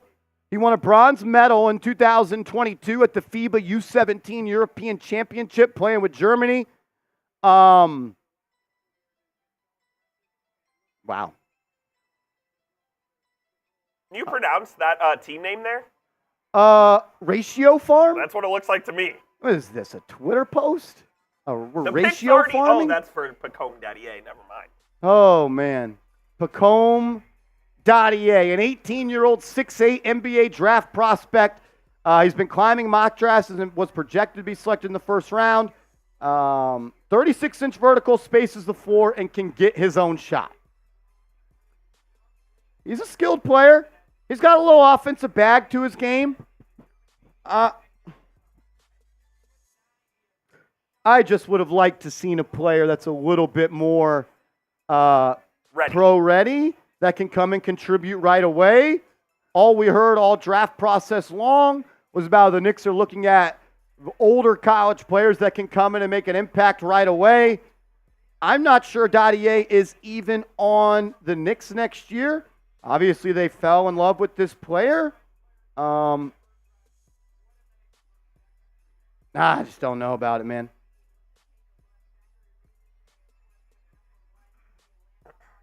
Yeah, I don't know. Draft and stash is what if I had to guess. I'd agree. A draft and stash where you don't have to use any money on the team this year, which tells me the New York Knicks never wanted to draft a player this year. Because if you did, you would have selected somebody that would come to the team right now. Maybe you do it right now as you're on the clock again at 26. They're trying to save money. Maybe Pacome Dadier is a player that they look to package in a trade in 2 weeks. A lot could happen, but for that long of a wait, well, that was disappointing. Oh, lordy, lordy, lordy. Oh, back on the clock. For now. I just don't understand how there's players out there that could help this team right now, and you just don't do it. But I guess it is what it is at this point. Is Pacome a CAA guy? I don't know. Look, I'm not going to act like I know the ins and outs of Pacome Dadier's game. He's a skilled offensive player. He's 18 years old. He might be a year or two away from being a year or two away. I don't get it.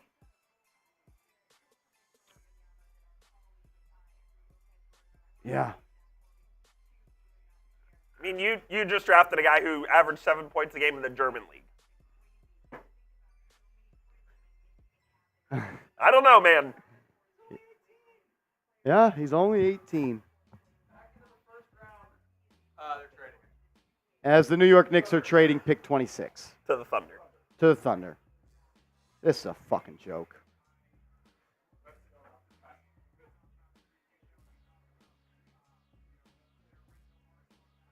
Wow.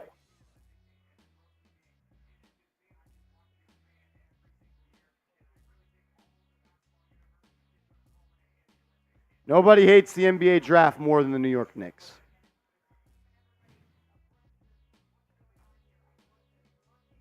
As the Knicks have traded out of the first round, their picks for the night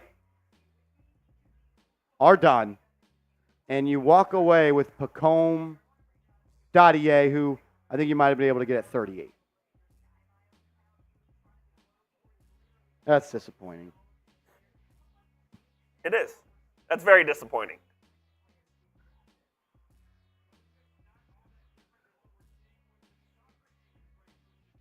The Thunder are taking Dylan Jones with the 26th pick. This is a joke.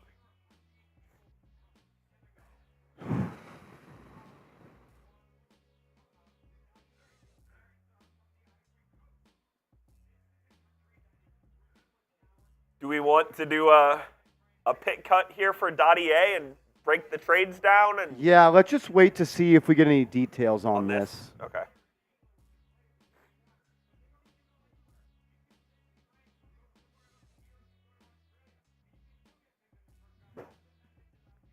I just don't get it, man.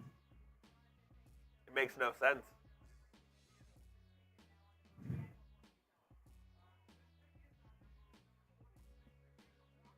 I just don't get it. Like,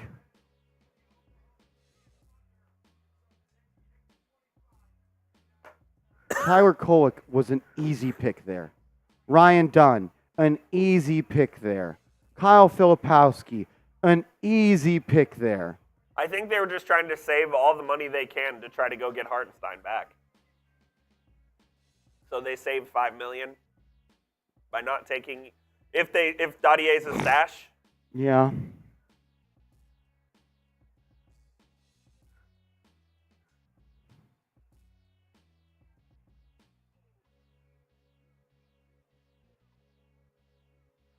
They're saying Dadier is reportedly going to be a draft and stash. So the Knicks are saving $5.5 million. So he joins Jakobitis as a draft and stash for the Knicks. So Knicks just traded out of the draft. That is what they did.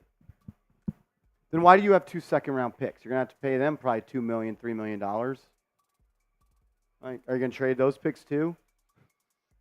It's just Not guaranteed, ridiculous. but yes.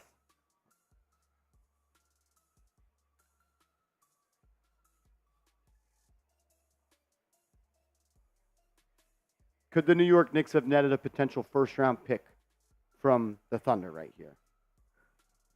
Because if you just traded a first-round pick for second-round picks again,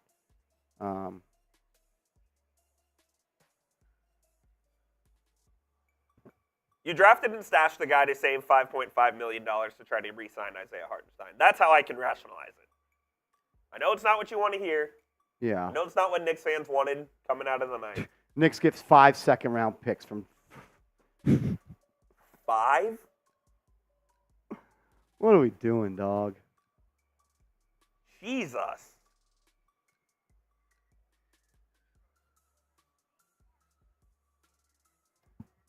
The Knicks turn the Dallas Mavericks pick into 5 second-round picks. I just don't get it. Bad.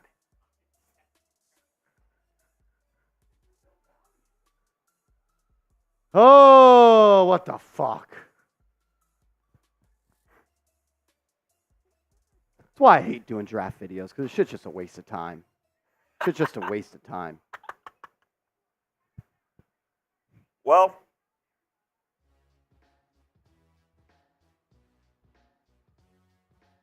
I think it's time we do a cut, Marsh. What kind of graphs we got on this guy?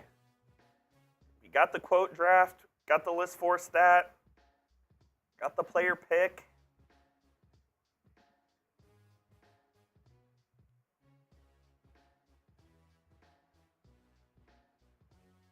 Everything you need, we got. Go to that notes one pretty early. Gotcha.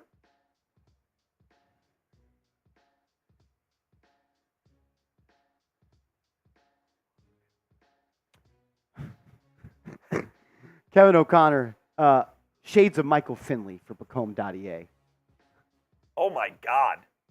The Knicks get Michael Finley in this draft? Well, this was a tease.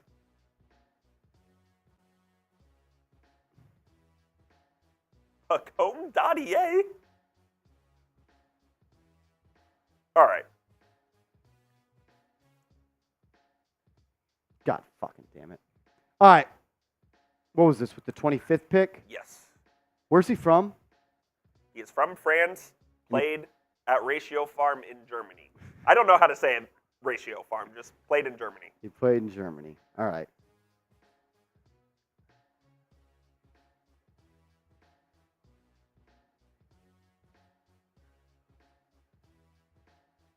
So the Knicks get 6 second-round picks in Bacome.ea. I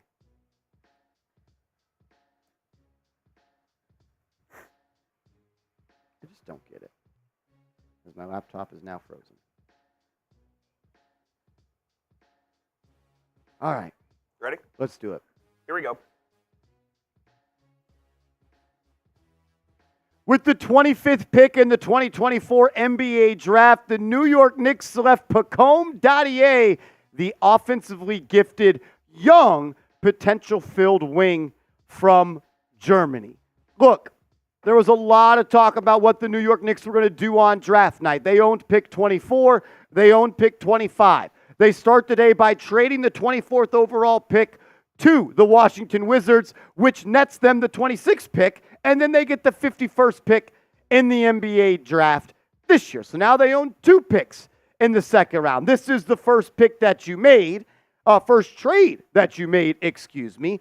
And then the New York Knicks were back on the clock with the 25th pick, and they select Bacome.ea. Then back on the clock with pick 26, they send pick 26 to the Oklahoma City Thunder, and they add 5 second-round picks. So the Knicks, who entered the draft with 2 first-round picks with plenty of talented prospects that could help this team immediately right now, leave the draft with Bacome.ea, an 18-year-old that's supposed to be a draft and stash player to save salary cap space, and not 1, not 2, not 3, not 4, not 5, but 6 second-round picks. Nobody hates the NBA draft more than Leon Rose. Man, let's talk about Bacome.ea, the player. A good movement shooter in a limited role. Look, I watched the tape on him. We did a mock draft on him a couple of weeks ago. He has the chance to improve defensively over time as he learns to play more physically. He's got good size and athleticism for the 2 spot, but plays a lot smaller than he should. Is an 18-year-old with 3-level scoring potential. He hasn't shown the playmaking or defensive flashes you'd like to see. He's smart at moving off ball and has physical tools. He can shoot. Some people think he's a bit overrated athletically, and some people also think he needs to get better on the defensive end. He's 18.9 years old, just shy of 6'8", 217 pounds. He was ranked as the 35th best prospect in this draft.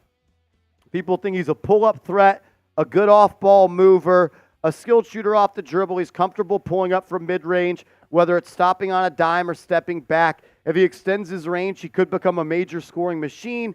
Good shooting potential off the catch. He isn't a knockdown guy, but has smooth form and soft touch on free throws and layups.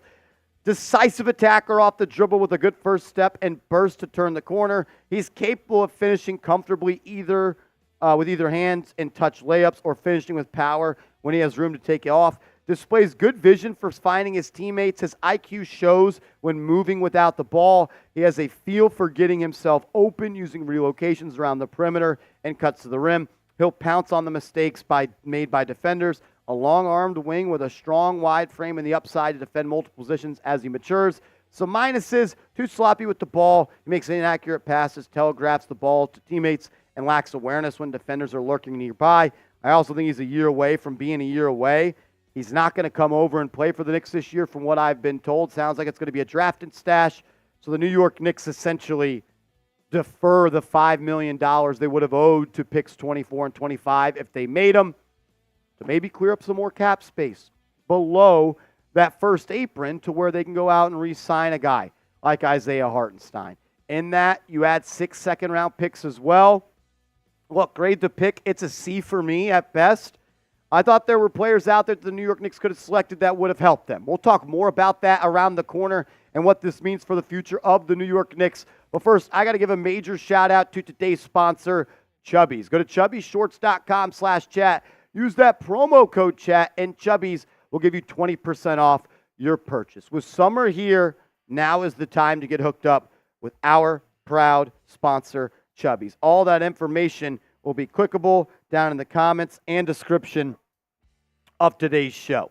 Look, Chubbies is a lifestyle apparel brand that makes every moment feel like a vacation. They say fashion is an expression of one's character, so why not let the world know you're down for a good time? For a limited time, Chubbies is giving Knicks Now listeners 20% off your order with our exclusive code CHAT. Use code CHAT at chubbyshorts.com/chat. Chubbies offers a variety of high-quality men's apparel, from super stretchy shorts and swim trunks in 3 short inseam lengths to pants, polos, and button-down shirts for when you need to hit up your favorite weekend brunch spot. Embrace the spirit of endless summers with Chubbies, the ultimate destination for bold, vibrant, and outrageously comfortable clothing. Whether you're getting dressed for your workday, a workout, a weekend getaway, Chubbies has you covered. For a limited time, Knicks Now listeners get 20% off when you use the code CHAT at chubbyshorts.com/chat. That's code CHAT at chubbyshorts.com/chat. I'm someone that's always had a tough time finding good bathing suits, shorts, pants that fit. That was until I got hooked up with Chubbies. You can do the same. chubbyshorts.com/chat, promo code chat.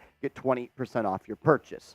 Last year in 16 minutes per game, the 18-year-old from overseas averaged 7.1 points per game, 2.7 rebounds, shot 43% from the field, and 33% from three. I already read that, so we could just kind of skip that one on that.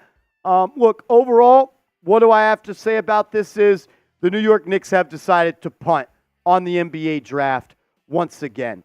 There were players on the clock or on the board when the Knicks were on the clock that could have helped them right now. Tyler Kolek fills the need of a backup point guard that can carry this offense from time to time when Jalen Brunson sits down. Kyle Filipowski is a center that could have given you some diversity at that position that could stretch the floor and knock it down from outside. Ryan Dunn, a CAA client, one of the best defenders in this class, could have added another guy at 6'8" that gave you versatility on the defensive end and a true wing off the bench, which you don't have. You don't have a wing off the bench. I know you got Anunoby and I know you got Bridges, but Josh Hart's 6'4", 6'5" on a good day.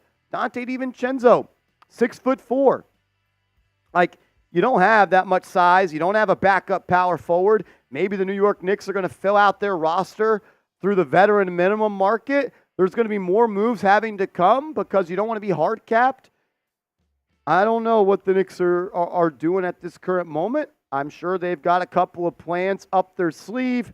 But at this current time, it's a little unclear what the vision is. Ian Begley says by trading out of number 26 and stashing pick.Will, as it sounds like it's going to be official, not even going to be on the Knicks next year, and replacing those picks by rostering 2 second-round picks on rookie minimum, Knicks could save a total of roughly $3 million in team salary, and it could be more if the 2 picks you make tomorrow are also draft and stash players. And maybe they trade out of the second round and add future second-round picks, and they could save up to $5.5 million. The New York Knicks are in a salary cap crunch.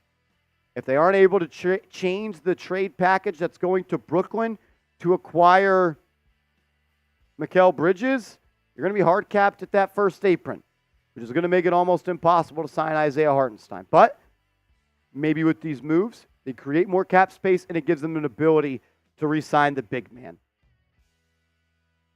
Knicks really weren't in a spot to lead this draft with 2 players that were going to be on the team, but man, it's just same song, same dance.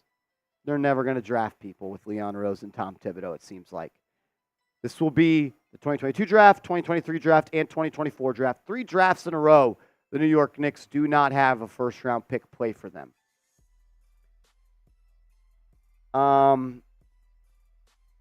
I get why they're doing it. Creating money, creating roster flexibility, finding a way to try to increase the likelihood of re-signing Isaiah Hartenstein. So I get that, absolutely.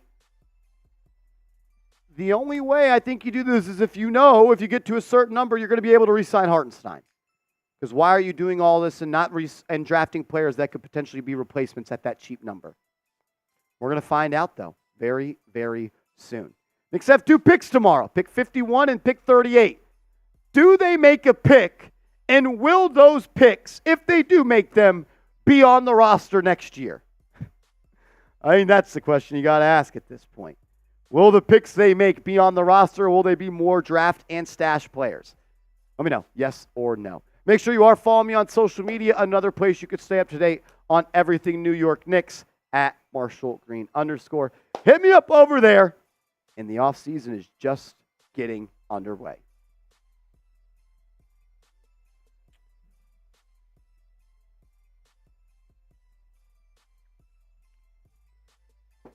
So you enter the draft with 2 first-round picks, and you leave with 6 second-round picks and pick.Will.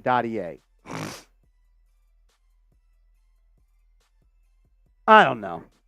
What do you think, Coop? Look, I think it's clear that they're making a concerted effort, to try to clear off the cap they need to re-sign Isaiah Hartenstein. That's kind of how I see it.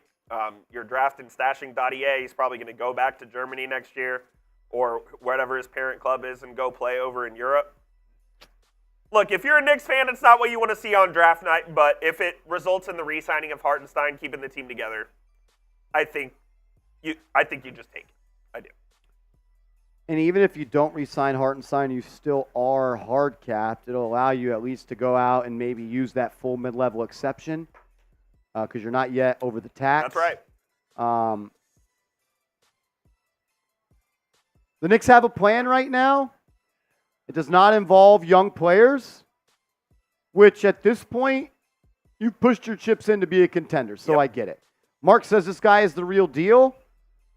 We won't find out for 4 years. It'll be hard to tell. It'll be hard to tell as we just don't know. Just don't know. Bill, thank you for the super chat. Says maybe they don't draft because they're bad at it. They're not, though. They drafted Emmanuel quickly. You drafted Quentin Grimes in the 20s. Barrett, well, he was the previous regime. Previous regime. Obi Toppin was the first pick under Leon Rose, so you missed there. I don't know. Just a little frustrating. But if it, like Coop said, if all of this results in Hartenstein putting pen to paper, I'm cool with it. I'm cool with it. Frags with the $2 super chat says picks like these make the Mikal price hurt less. I think what they're trying to say is all first-round picks are not what everyone thinks they are. Oh, and I agree with that. Yeah, I think he's saying, like, look, if the Knicks are great again next year, that first-round pick going to the Nets is pick.Will. Like, pick 25 through. If you're picking from 20 to 30 in the first round of the NBA draft, that is the equivalent of a third-round pick in the NFL. Correct.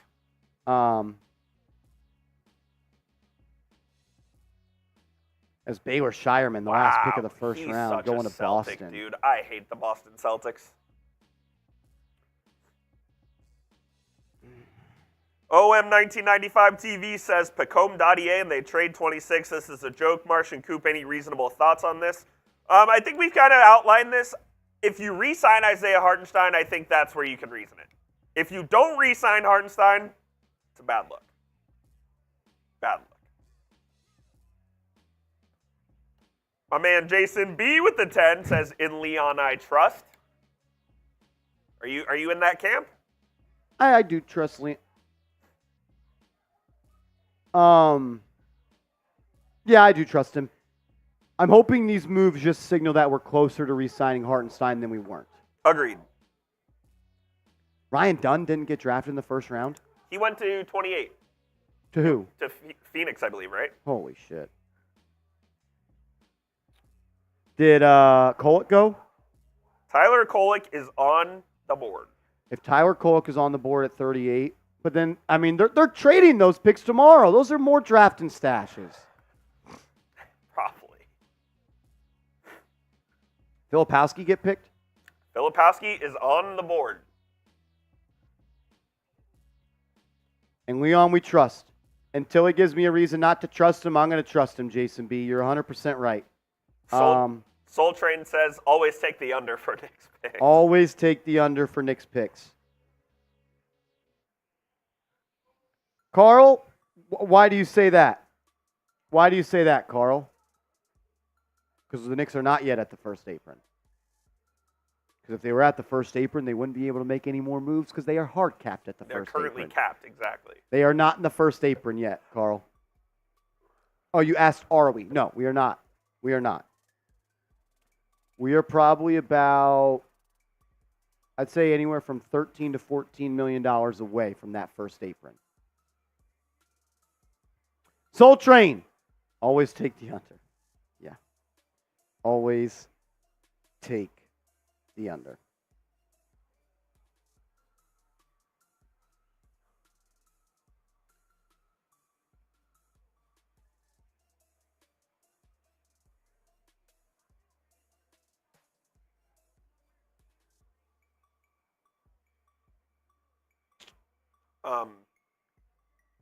Do grades here? First round's over. Yeah. Man, it's almost like what's the point of doing two bids? I agree. You want to get thoughts on that? Hop off live, collect thoughts. Like, is that cut even out yet? No way, we just finished it. Yeah.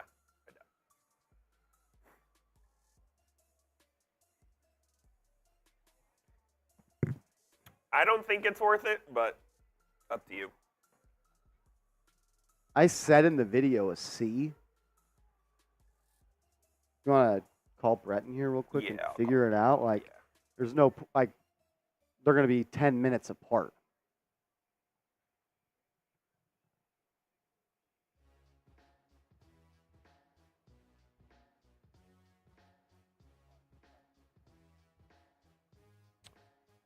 We will be live for the NBA draft tomorrow where the Knicks have two picks that they could use or not use.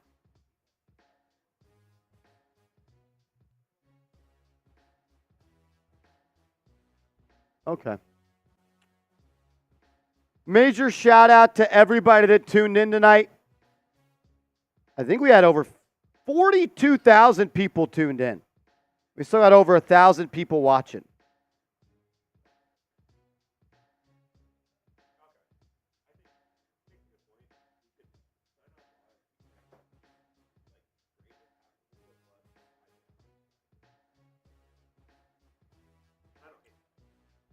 Yeah, just like,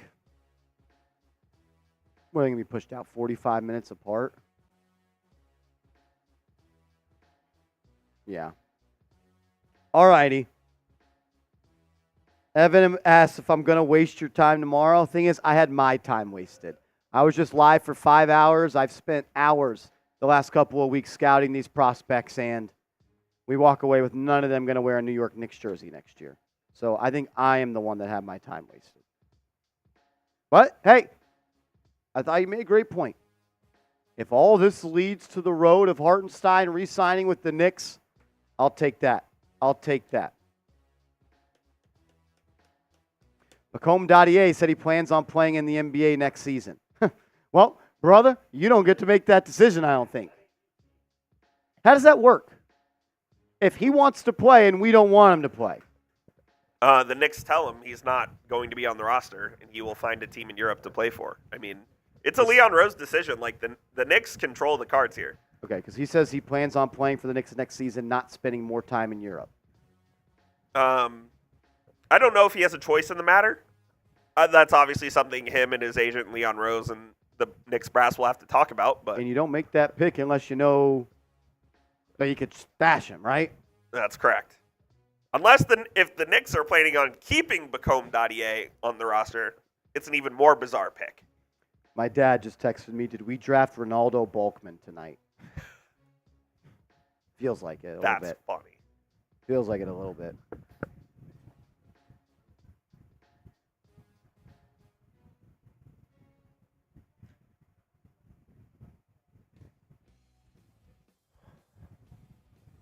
It's a weird pick. Of that, there's no doubt.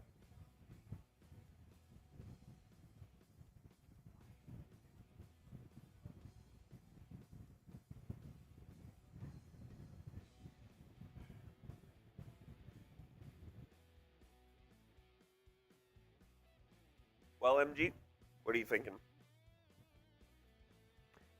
All righty, we're going to sign off here on the show.